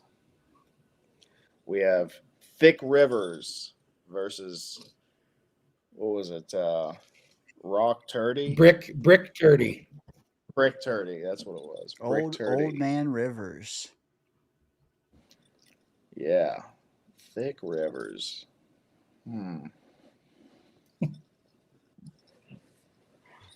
I don't know. I called it a couple of weeks ago, 2 or 3 weeks ago. It was in the writing. The Colts were going to go, and that's what they're doing. I think it's going to continue. So I'm going to say the San Francisco 49ers take it.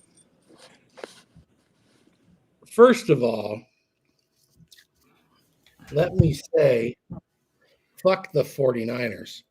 Oh, yeah. As a weekly tradition, we love it, Scott. It's funny. I still, of course, talk to people back home that are 49er fans, and wouldn't it be the damnedest thing if this is the year they actually pulled it off? And I'm already so thankful I don't live there now, just because it's looking like a possibility. I'd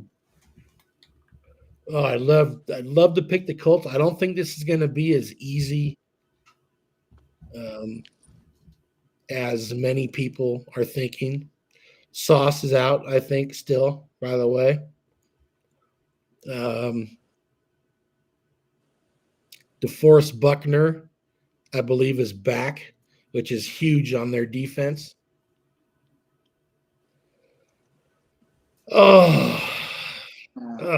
Give me the 49ers.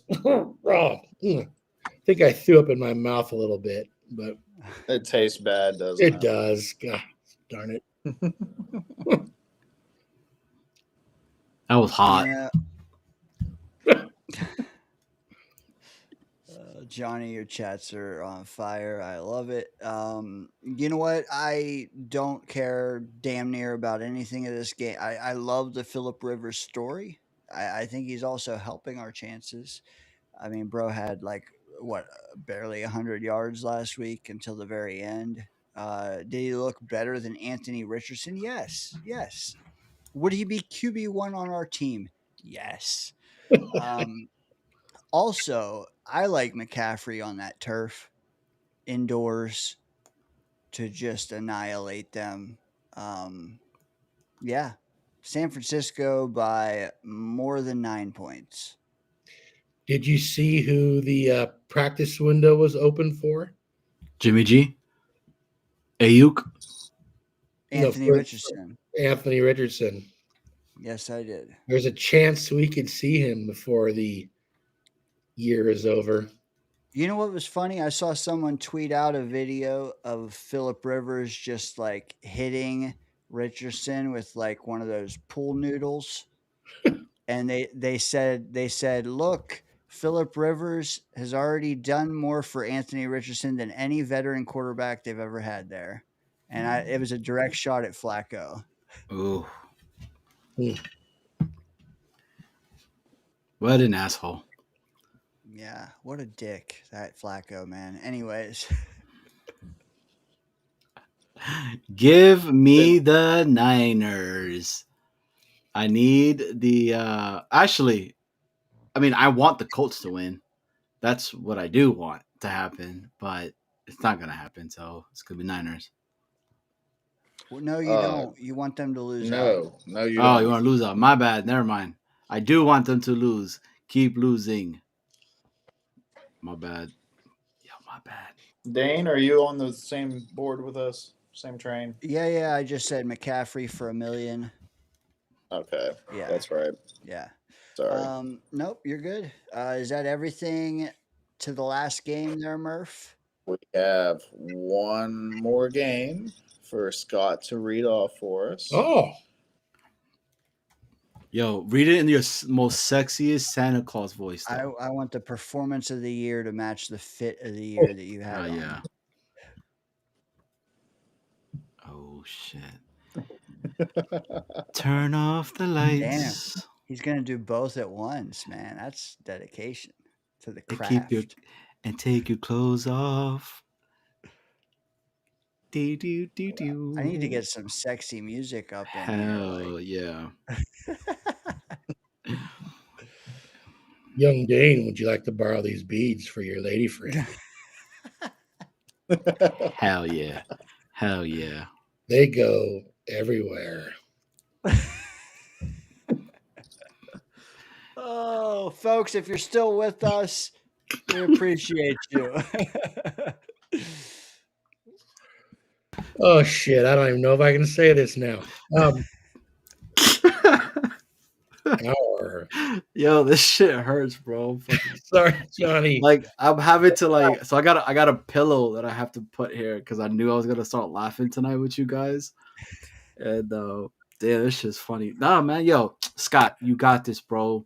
You are the sexiest man right now in all of that state of where you're at right now. Oh, they are not ready for you, okay? So when you announce this Jets versus Saints game, okay, this is gonna go on one Jets drive. Emmys. Jet, Emmys will be one. jet green anal beads hanging from my nose. Turn off the Our lights. sexy. Oh, fuck, that hurts. Ah. Ooh, Oh, All right. he's sexy and he knows it. Mm-mm-mm-mm-mm-mm. All right, our Tankathon. Jets are gonna fly into New Orleans like Johnny flies into. Ah, Oh, the Jets are gonna come marching in and crawling out. Give me the Saints. Oh shucks. And actually, the Saints are. Have you seen all the Saints injuries? No. Saints are on like their fourth running back. Like they got Chris Olave and other guys are hurt. And I mean, I saw an injury list for the Saints. It's pretty bad. oh. I think the Jets can win this game, but I told myself after one of the games I picked the Jets. Miami, I think. I'm not picking the Jets again. I don't care. Give me New Orleans. Turn off the lights and turn your Jets on. Yo, Jets are about to win, bro. We're about to see a defensive interception for a pick six in this game. Yo, watch, bro. Like, I feel like this team's defense is about to like light something on fuego, and it's going to be the New Orleans Saints. So, give me the Jets. Attaboy, Johnny. Stick with it, my man.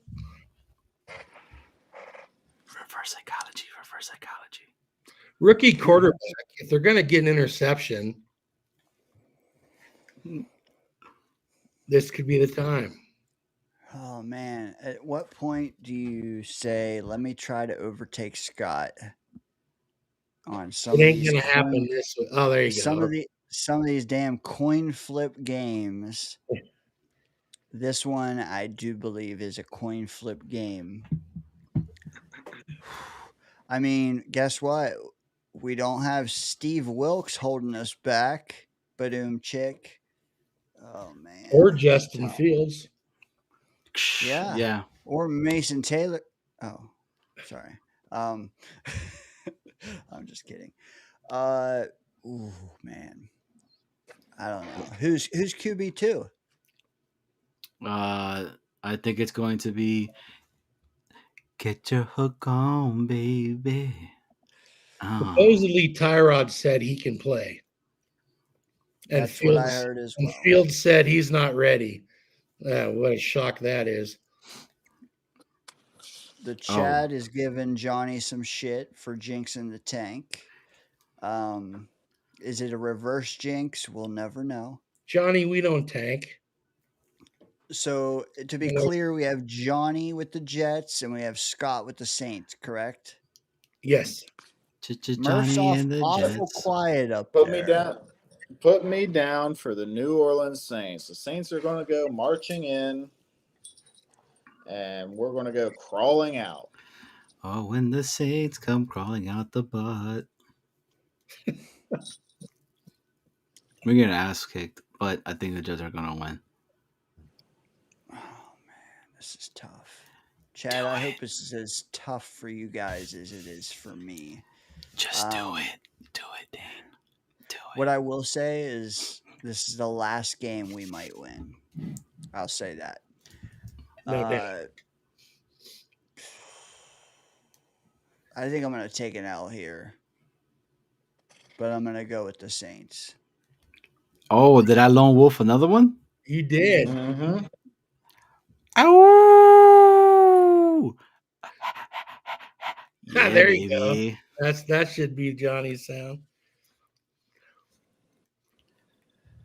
Oh man, I think that's a mistake, guys. The tank can't come this easy, can it? Yo, I don't even have a tank top on, dog, because I can't tank over here, baby. God, Johnny is how much better is Johnny looking and sounding than he was last week? Good Lord, Yeah, it was tough, Facts. man. Tough. man. Here's the question that people really want to know, Johnny. It still works. You gonna be live on Friday night? Yeah, Friday that's the evening? that's the plan. We are to come back and everything.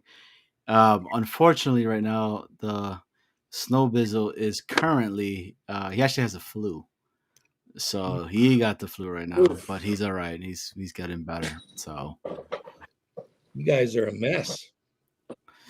yeah, that's what happens when you root for the Jets. Yeah, and the Mets. Yeah, exactly.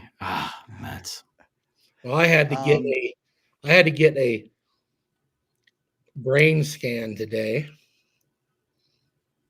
and it turns out that anyone that moves to Colorado that's a Jets fan, they do it automatically. It's required. They think something's wrong with us. I Makes sense. was supposed to get a brain scan, but it kept scanning my ass, so I don't know.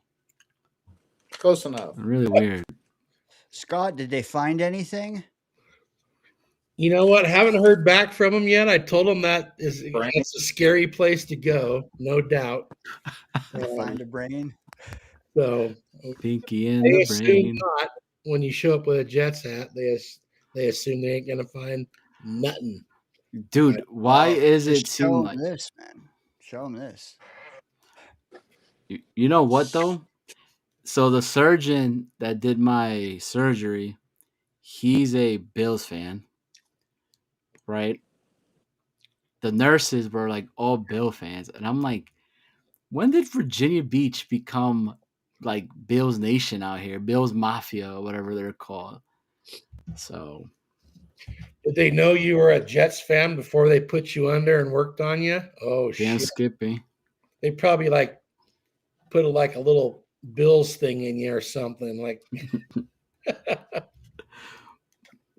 Bill M. Duh. Isn't everybody's? I thought it was on the front side, Johnny. Oh yeah. That's the one that's always thinking. Yeah, always active. Always ready. Ain't that right, Murph? Yes. Murph is 99. Actually, Murph is like 150% cooked. I think I've seen him yawn 1,000 times this past hour. And I appreciate him because he ran here, made it during guest, man. Chopped it up with Johnny Boy and Dan. He didn't even just chop it up, but he went at them. Johnny Boy went at them. Gave me a chance to produce while they did the heavy lifting, man. Chat, cooking, still 15 people here, man. Yeah, dude. Clancy, I don't know. It's so annoying right now. I don't know why it's doing that. Hopefully, when I highlight one at a time, you can see it. But I know when I put the entire chat on this side, you cannot. Just Yeah, being, it's not. yeah, no. It makes us smaller, and then Yep. there's just no chat there. That's fuck. That's. I hope the super chat showed earlier because I don't know. I just Those did. noticed it. Okay, all right. Anyways, man, Murph, I'm gonna give you a chance. First, you're on the East Coast. Well, Johnny, you are too. But Murph, long day. Give you a chance to bow out, but speak your piece first, man. Not much to say. Another great show. We had great guests. Everybody from Liam to Dan to Johnny. Johnny, it's so good to see you fucking back to your old ways. 150% ready to get that thing in there. Anyway, Damn right. All day, every day. That's right. That's the Johnny we all know and love. But yeah, it was an excellent show, and I appreciate as always, Dan. I appreciate you let me do this with you. This is always a blast, man. Scott, thanks for coming and hanging out with us. I didn't think we'd actually get you tonight, and that was awesome that you were able to show up. I was in bed and I said, "Oh shit, Jealous. I gotta throw this shit on my face and get in here and yeah." You know what it was, right? Is when Murph was like, "Oh, are you going to take Scott's place tonight on the show?"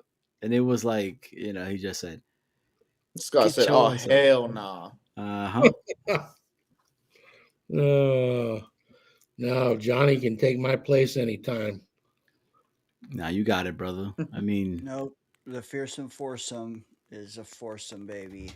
Don't let the What ladies team down. was that? The Dane? fearsome foursome? Yep. Any you guys know? Trivia question. Scott, Murph, Dano, and Johnny. Yes. Final answer. Right. That's right. That was the Los Angeles Rams. Oh, Clancy got it before you Yeah. even said it. Look at that. Clancy knows his shit, man. Nice. Clancy? Oh, there it goes. Look, it showed up. What? I- Did it? On Great. YouTube? Hold on. I'm waiting. I'm waiting. I'm waiting. I'm waiting. That And was it did not show up. Deacon Jones. All right. The Deacon Jones led front line. Demon Deacon. Mm-hmm. Head slap. He got into the Hall of Fame with Gassano the same year. No, not Gassano. With oh my god, I can't think of his name right now. Klecko. There are many people that say he would be the all-time sack leader had they kept that stat when he was playing, because they didn't. Supposedly someone went back and watched all the games, and he has the most, but that will never be recognized by the NFL. All night long, all night. Murph all night long. Good All night. night. Merry Christmas. Later, Murph. Hey, Murph. Want me Later, to make Murph. sure you're up for the Ducks game tomorrow? Give you a call. Yeah. I'm gonna send you that Sure. picture. Murph, Merry Christmas to you and to Jace, man. Hell yeah. We'll see you the day after, okay? Yep. Merry Christmas, guys. I'll see you the day after. Merry Christmas, Murph. Merry Christmas, brother. And then there was a threesome. All right, I got 4 hours Johnny is in me back. if you guys want to go. Johnny is totally back. No, I am definitely not, dude. I'm bro.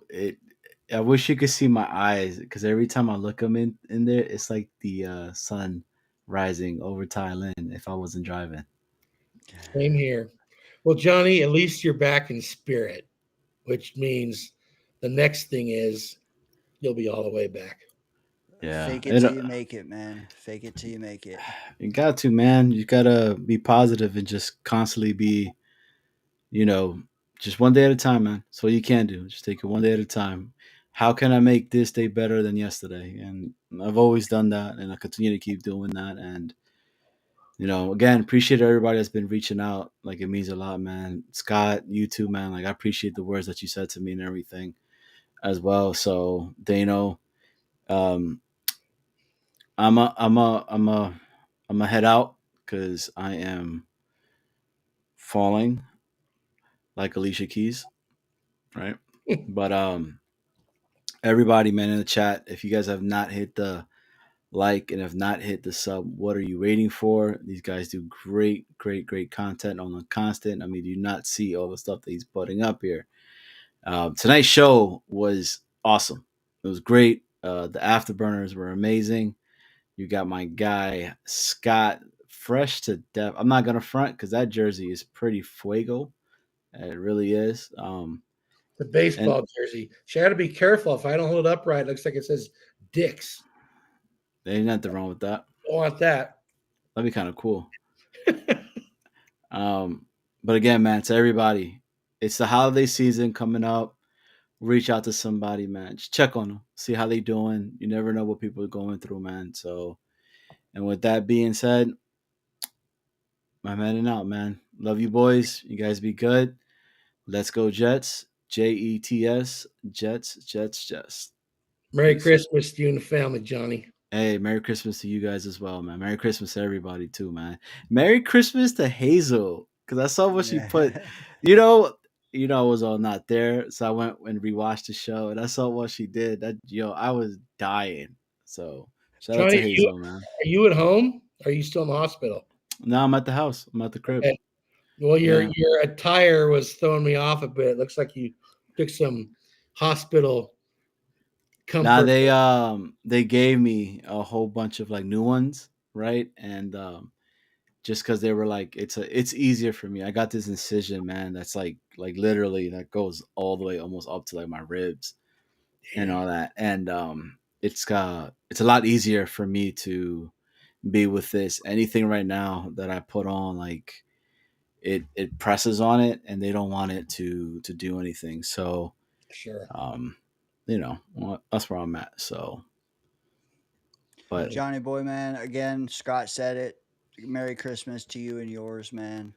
Try to at least set those potential problems aside for that day, man. Enjoy it. oh And yeah, dude, we will all be cheering on the return of Jets worldwide, wide. hell yeah, we'll be Um, back. Boom. There is the link. If you're joining us late, joining us tomorrow, you want to see more Johnny because all of his spiciness he brought tonight, man. There it is, man. Check it out. Don't check out though, like Jake Paul did in the 6th round, but check Oh, it out. really? Yeah, he got knocked Yeah. out. We got knocked out. Thank goodness. Finally. All right. So appreciate you guys, man. You guys have a good night, man. Yep. Hey, You too. Johnny.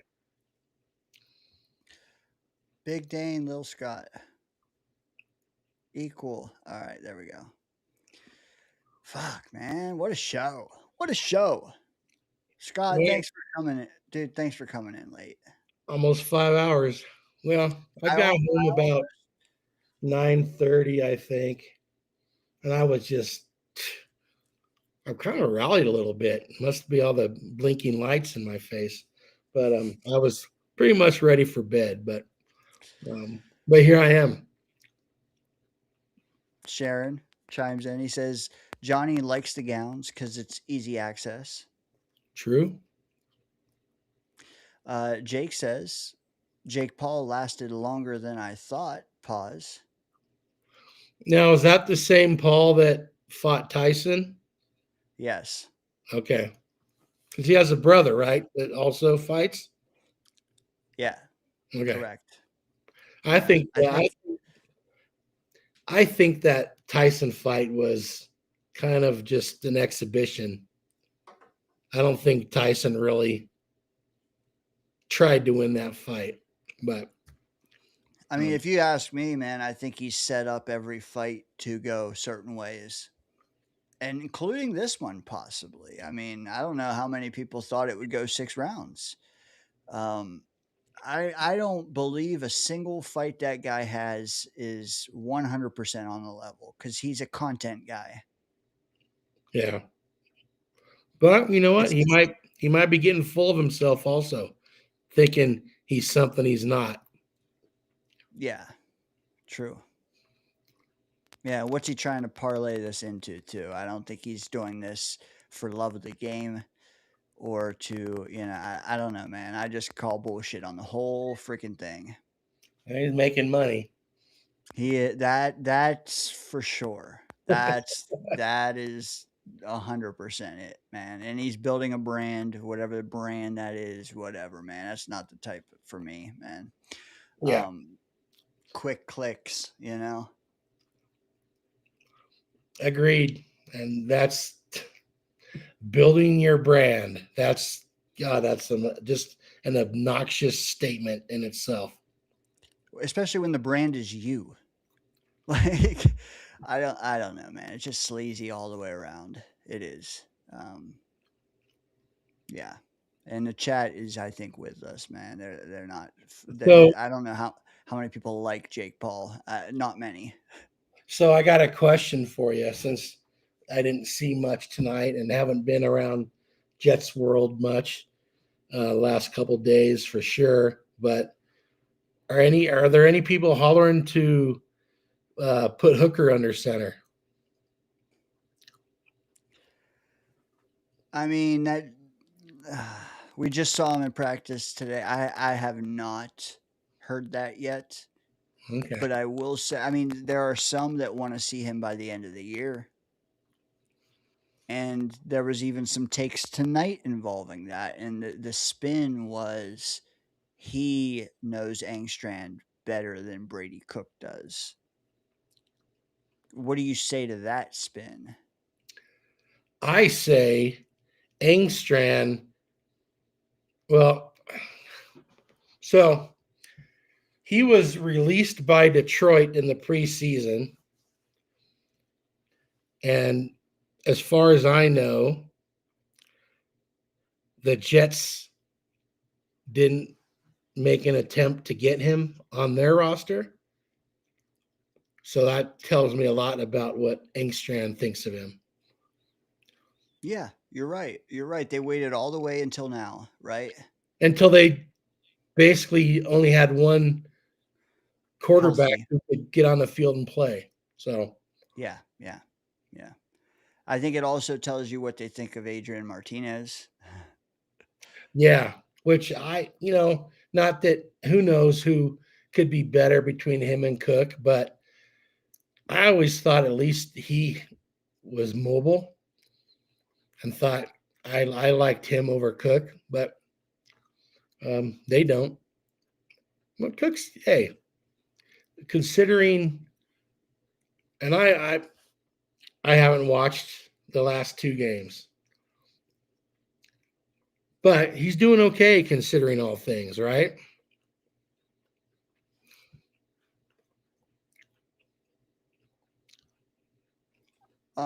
Yeah, I actually like Martinez as well. And hey, he was in San Francisco for a bit. I even thought, hey, let's try him again now that he's got a little Shanahan shine on him. But I also, it's puzzling with the Hooker thing, and then it's like now they're saying Terod is trending to possibly be available. It's like I expected Martinez and Hooker to both be added if Terod and Fields were both put on IR. Now, who knows? Like, we got 4.5 guys, 4 guys, you might as well say 4 guys. Where you start 2, you need 1 for practice squad. There's an odd man out somewhere. Who is it? Like, Yeah. Well, I mean, they could release Hooker next week for all we know. yeah, true. They could release Martinez. They could put Martinez Terod is in. gone already, right? Didn't they release Martinez? I didn't catch it if they did. I thought they did, but I could totally be mistaken. Chat, help us out.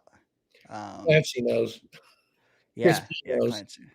I did see Hooker in practice today. Those videos, I did not see Martinez in them. So maybe you're right. What number is Hooker? You don't know? No. Really? Oh, well, that's fine, I guess. It was available now. There are some that don't like it. I will say that. Martinez is gone. Yeah. I thought I heard that somewhere. Bill M must not have tweeted it in the Discord. I missed that.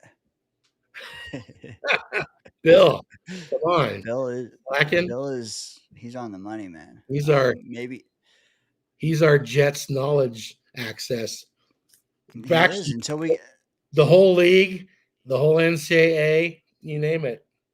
Yep. And until we get Chris B in there, then we can hopefully get both angles. But yes, Bill is a godsend in there. Chris B's like break glass in case of emergency. Then you get your answer. Yeah. Bill is tried and true. Scott, we gotta exit this stream. It's already bug. I am so mad that I can't see chats or they can't see the chats I highlight anymore. So I do want to. I want Really, to wrap. I I would can't, stay. I Oh can't yeah. see. You can we can see them in the studio, but then I look on YouTube and there's just nothing there, so it's pissing Really, me off. But I want to get your final thoughts here. sure. What would you say to folks trying or aspiring to join the Purple Rain Club, like you and Sharon? Well, should they be focused on supplanting you? Should they be worried about themselves? Should they be going against the grain? Should they care about point spread? Should they care about tanking? Give them some advice, Mister. I've been winning this thing for 9 or 10 weeks straight.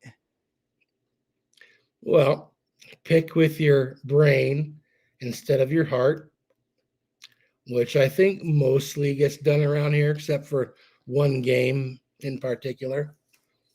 And I still think pick like me. Well, I don't know. I see people on this list right here that picked better than I did. Um, but yeah, don't pay attention to what anyone else does. Just pick with what you think. Um, yeah, I don't know.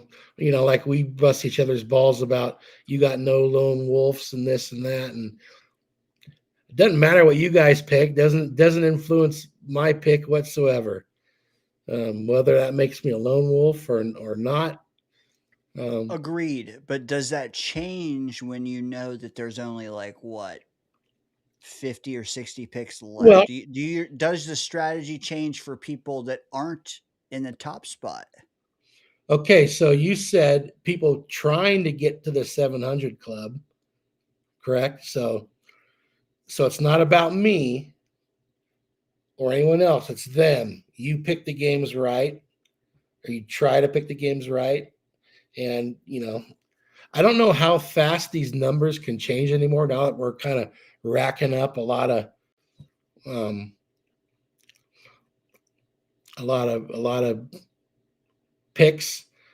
Obviously, the people who have picked less can change their number in either direction, a lot more drastic than we can, for example, because I imagine you and Murph and I have the most picks because we've been here doing it every week.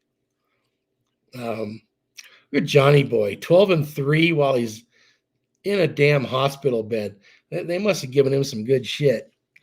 Dude, yeah, I got to find his nurses. I Um, will say, while we have the most picks, there's like one or two people who only have 1 or 2 weeks they missed the entire time. yeah, It's insane. Like we have, I think, 160 I divided by today. I think I divided by like 145 at one point. So that's 1 week missed. Did a bunch of 130s. So yeah, like there are people who, I mean, hell, Bill M, that's 141 there. Like that's only 19 missed games yeah. out of 10 weeks we've been doing this or whatever, 12 weeks. Yeah, dude, the commitment has been real.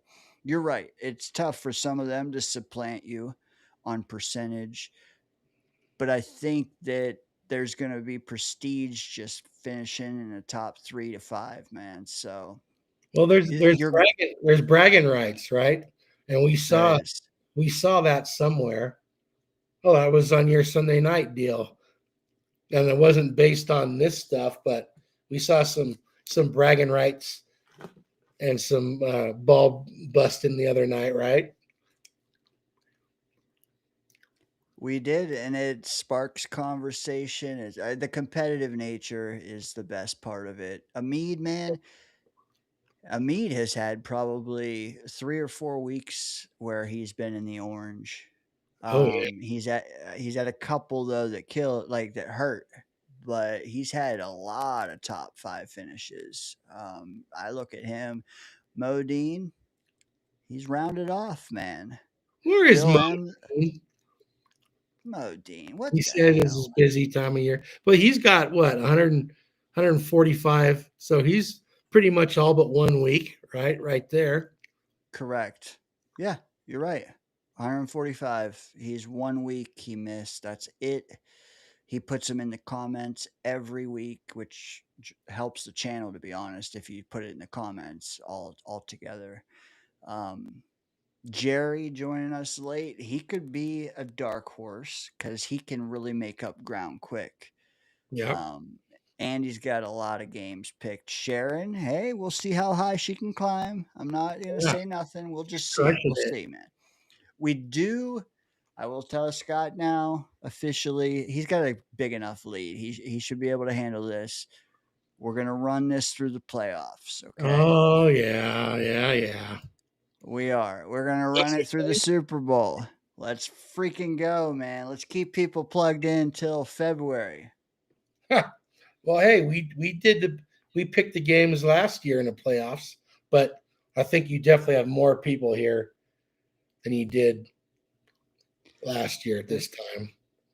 Clancy chimes in. What am I, Dano? A mirage? I see you there, Clancy. I do. Hey, Clancy, we're just going to treat you like Notre Dame and forget about you. Scott, when's the last time you had 7 losses in a week? Boy, I had 7 losses in a week?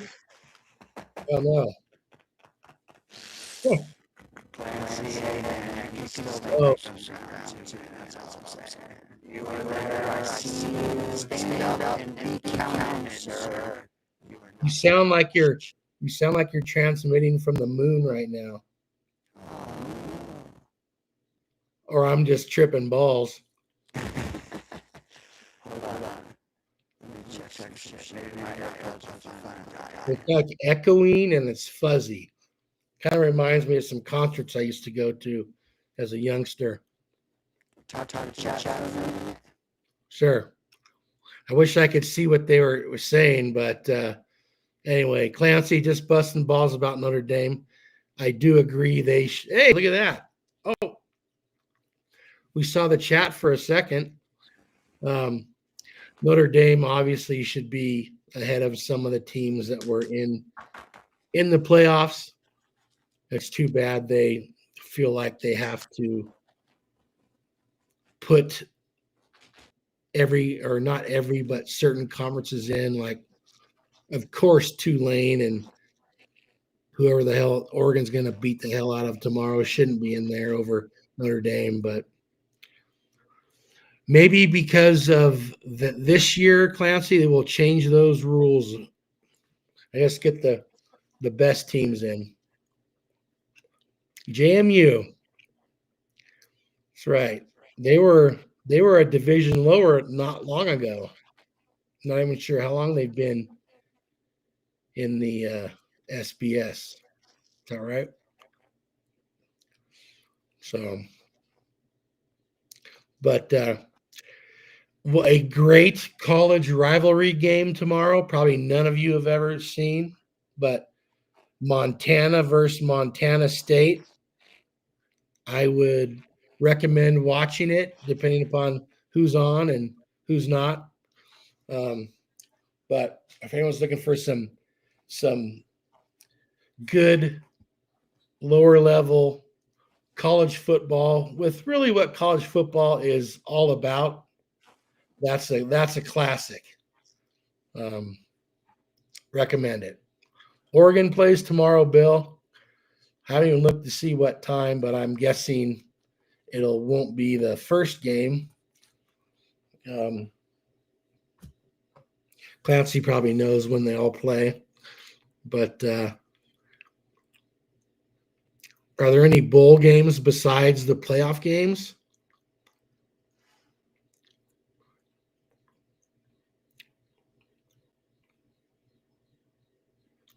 Which one is Oregon, Clancy? They have to be like the 4 o'clock game, or maybe the 8 o'clock game on the West Coast, I guess. Oh, they don't want to be there. James Madison doesn't want to be there at night. Okay, so Oregon. Oh, Dane, dude. Mic check. You sound good now. Okay. That would What? Oregon night games. Oh, those are a blast, man. 4:30 PST. Wait, Clancy said 8 o'clock Eastern. Oh, What? Okay. so okay, that's yeah. There you go. 5 o'clock. Yeah. Yeah. I got to work until 4, but I'll be home right in time. Nice. Yeah, 10 a.m. call time for Dano. Let's go. Damn, you're just a working son of a gun now. Hey man, this actually tomorrow is more helping in-laws Christmas gift, work kind of thing. Oh, So work you don't get paid for. Yep. Do you like this, Scott? Oh, nice Oregon hat. You just need a little squatch up in that corner up there. Yep. Shout out Knife River. Oh, is that really? Are you working with them? They came and poured the concrete for us this week. I don't know how familiar you are with them, but they are some stellar guys. They gave us some gear after the job as well. But yeah, they brought the concrete in, and then they spit it out, and then we did the spreading and shit. Well, they're definitely down in California also. I used to see them there all the time. So, yeah, I've seen them around, no doubt. Unless I saw them in Oregon when I've been in Oregon a lot last many years, but I swear I saw them around California as well. So, not sure if I ever saw them on a job site or not, but I definitely know of Knife River. I do know they're statewide here. I don't know if that expands further than that, so I can't answer your question. But Yeah. Scott, you got a package coming on Tuesday or Wednesday. Make sure you don't open it until Thursday, brother. Shit. It's coming to you from the Danger Zone. It might have come today. No, it did Is not. it an envelope? It's a padded one that's like this big. Oh, okay. Where the hell did I put my mail? I'm out of my mind. Oh well. You know what, Scott? Hey, Snowball joining, circling back, I should say, to us late in the episode. He says, "So Knife River, you're talking about." He says they spit it out and you spread it around.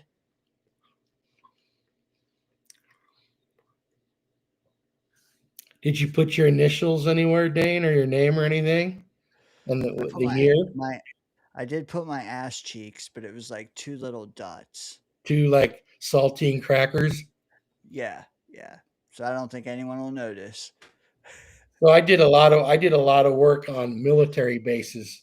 Business in the front, party in the back. There you go. But it was kind of cool to see these incredible warehouses and things they built with beautiful redwood and whatnot. But what was cool is seeing all these guys scratching their names in like 1941 in the concrete and coming across that stuff was like, wow, kind of mind blowing actually. That's pretty cool, actually, especially the pre-World War II or like the Yeah, it was all stuff for World War II. All built because of World War II, and pretty cool. Delirious. That's why he's here. The delirium ran high tonight. Snowball. Johnny filled us all the way in. He even gave us your social. So feel free to log out of your banking so I can log in tonight, brother. Appreciate you, man. Um, no, yeah. As Bill M says, man, feel better. Stay hydrated. From what I hear, you got a big show in store for all of us next Friday evening. So we will all be there. I don't know, like tonight with bells on. Or See what I did there? Bills or balls. Blinking, Oh shit. blinking balls. Scott, as you stated, man, the Ducks are playing tomorrow. The chat stated it as well.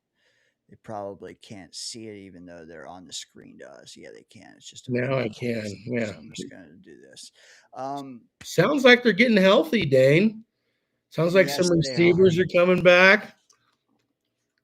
I don't know if you've watched Texas Tech play, but man, it's going to be all hands on deck for the offense that game. Holy shit. It's going to be a good one. Let's not gloss over this one, though. What I want to ask you is, assuming health, assuming they get the players back they think, and I don't know, I just know they were trending that way. What should folks pay attention to tomorrow if they were to watch a Duck game? Oh gosh. Well, the problem with this game is it's probably going to be a blowout. Have you seen what the spread is? It's got to be, is it 4 touchdowns?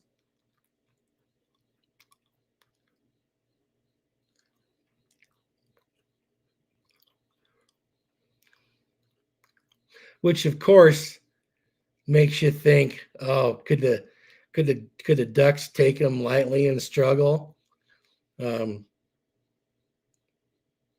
That's a scary part there, but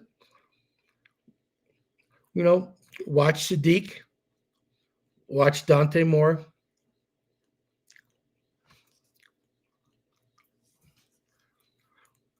I what I would say for the Ducks, don't rush any of these guys back for this game. The receivers that have been playing have been doing a good job. Probably can handle JMU, but you're going to need them the following week if you win this week.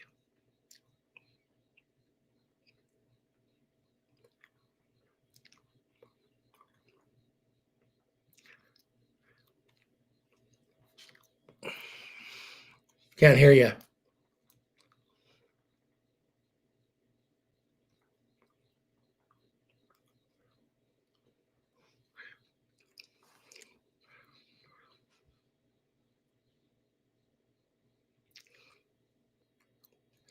I never know if Dane's talking to us or if he's talking to somebody else in the room with him. Mic check. I got you now. Yeah, dude, I think when we hit 5 hours, my AirPods die and then they start bugging. Oh. I need to find a way to charge, like, get 2 or something. But I'm with you, man. Yeah, Hazel time, she's chewing on the internet cables or something. She's over it, man. The dog is ready to go outside, I'm sure. Sadiq, Decorian Moore. You know what? Why don't you guys get a load of Dante Moore and just give an honest assessment on him next week? How does he do? How does he do? Because you know what I've been told today? I've been told that he's a one-read quarterback, Scott. Who told you that? Some bozo. I don't know. I've seen him progress, get through his progressions. So, shit. Now, You know, what's the weather? Aren't you guys in the middle of an atmospheric river or getting ready to start? You know what? The rainy season is upon us. I will say it's going to rain here 14 out of the next 15 days. The one day it's not supposed to rain is tomorrow. Oh, that's good. I'm assuming Eugene is the same. What I will say is James Madison's social media has been on fire this week. I saw a good one that involved Indiana. I didn't It see that one. was James Madison beat the hell out of someone that Indiana played, that Indiana beat them by like 2 touchdowns, and Indiana, they say, beat the hell out of Oregon, and they beat Oregon. I don't know if they beat the hell out of them, but based on those scores and whatnot, JMU's gonna win. They also put out some of their linemen going out and catching passes, and they said that they're bringing it to Oregon, basically. You know what? Good. They're having Yeah. fun, Yes. keeping it light, which is what they should do. That's what I was getting at too. Is they're leaning into it. They realize. I mean, there was even a graphic of how many 5 stars Oregon has, how many 4 stars they I saw each that. have, and JMU even said, "Oh, so I see what the downfall of the Dan Lanning era is, and that's recruiting the 3 stars and less." Because he had predominantly 5 and 4 stars and hardly any below that. Yeah. I did see an Oregon receiver entered the transfer portal, but Ooh. no one, probably someone that wasn't playing much, which is why he did it. Can't remember his name now. So, yeah. I watched some of the Oklahoma Alabama game. Alabama, when I was watching, just kicked the shit out of them, but Oklahoma was up 17-0 and then got torn up.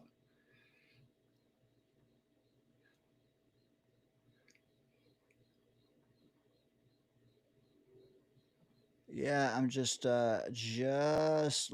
circling back to that.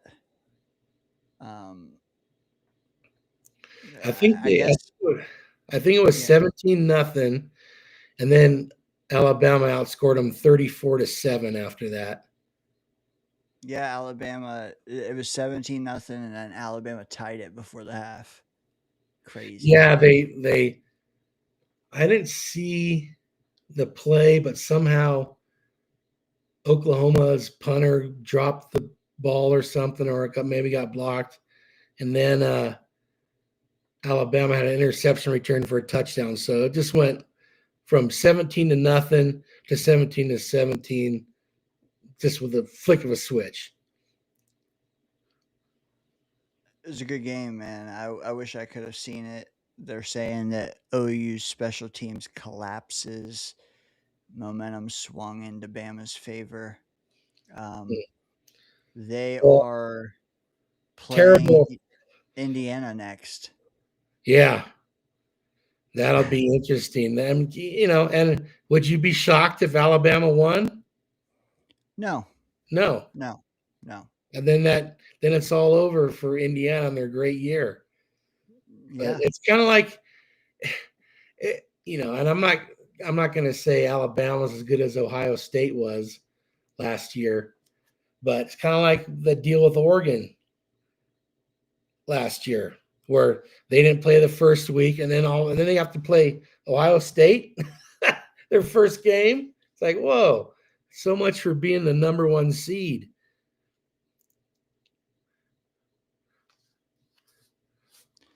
do you have an opinion on Mateer? Not a fan.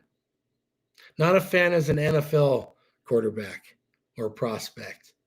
He just reminds me of a lot of those good athletic college quarterbacks. But I'm not a fan of him at the NFL level. I cannot forget that when I put chats like this on the screen, we are the only two that can see them. So I just want to shout out Chris B. He said it smells like DayngerZone spirit in here. You're the man, Chris. I could go many ways with a joke there. Yeah, I held back. Appreciate you, Chris. He also says he loves being here, and I appreciate him saying that as well. Chris is the man. The man, not to be confused with V Man. No, he is the man. The man. Yep. Correct. He's. I bet you he's got a Jets hat or a Jets shirt on, and maybe even a cola inside a DayngerZone koozie right now. Facts. You know what I would like to also ask? I would like to know if Snowball, who just says that he thinks Mateer is a 5th or 6th rounder, would Snowball rather us have Mateer next year or Will Howard?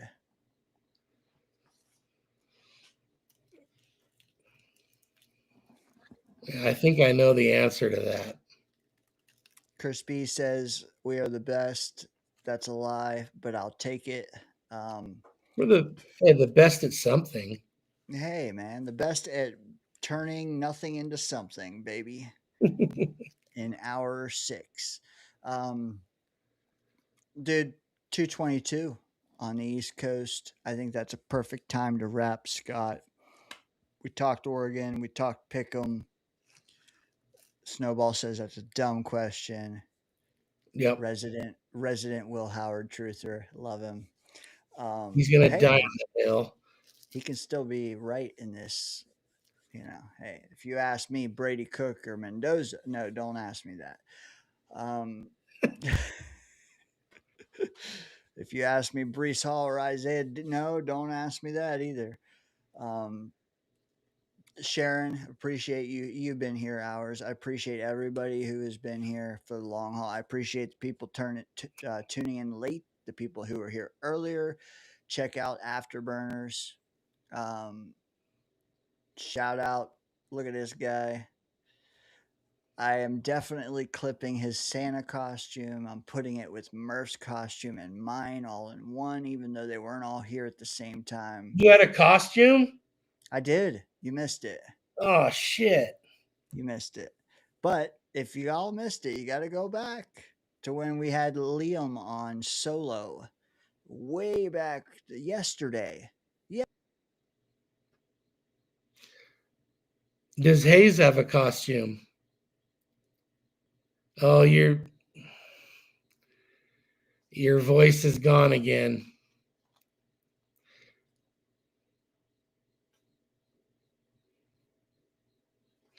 Merry Christmas, everybody.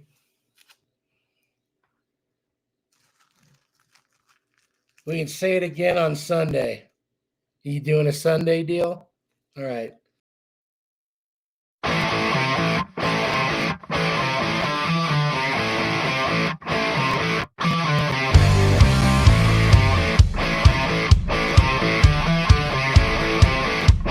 I love the show.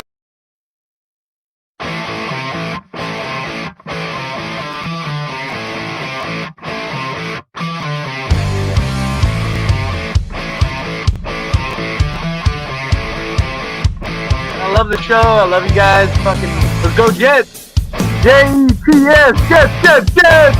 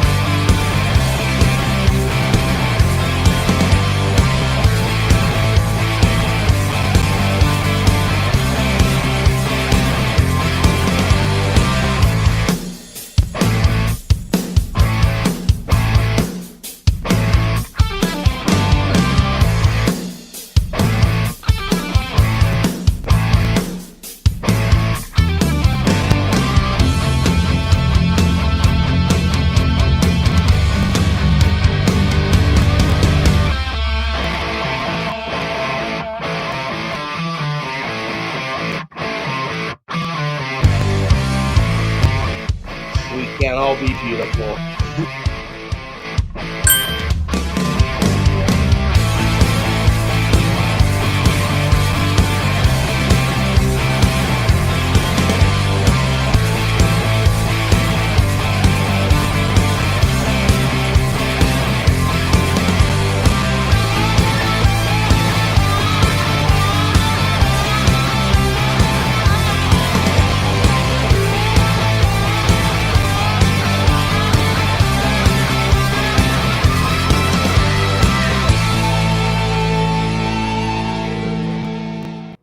Put your seatbelts on and get ready for the ride. You're in the danger zone.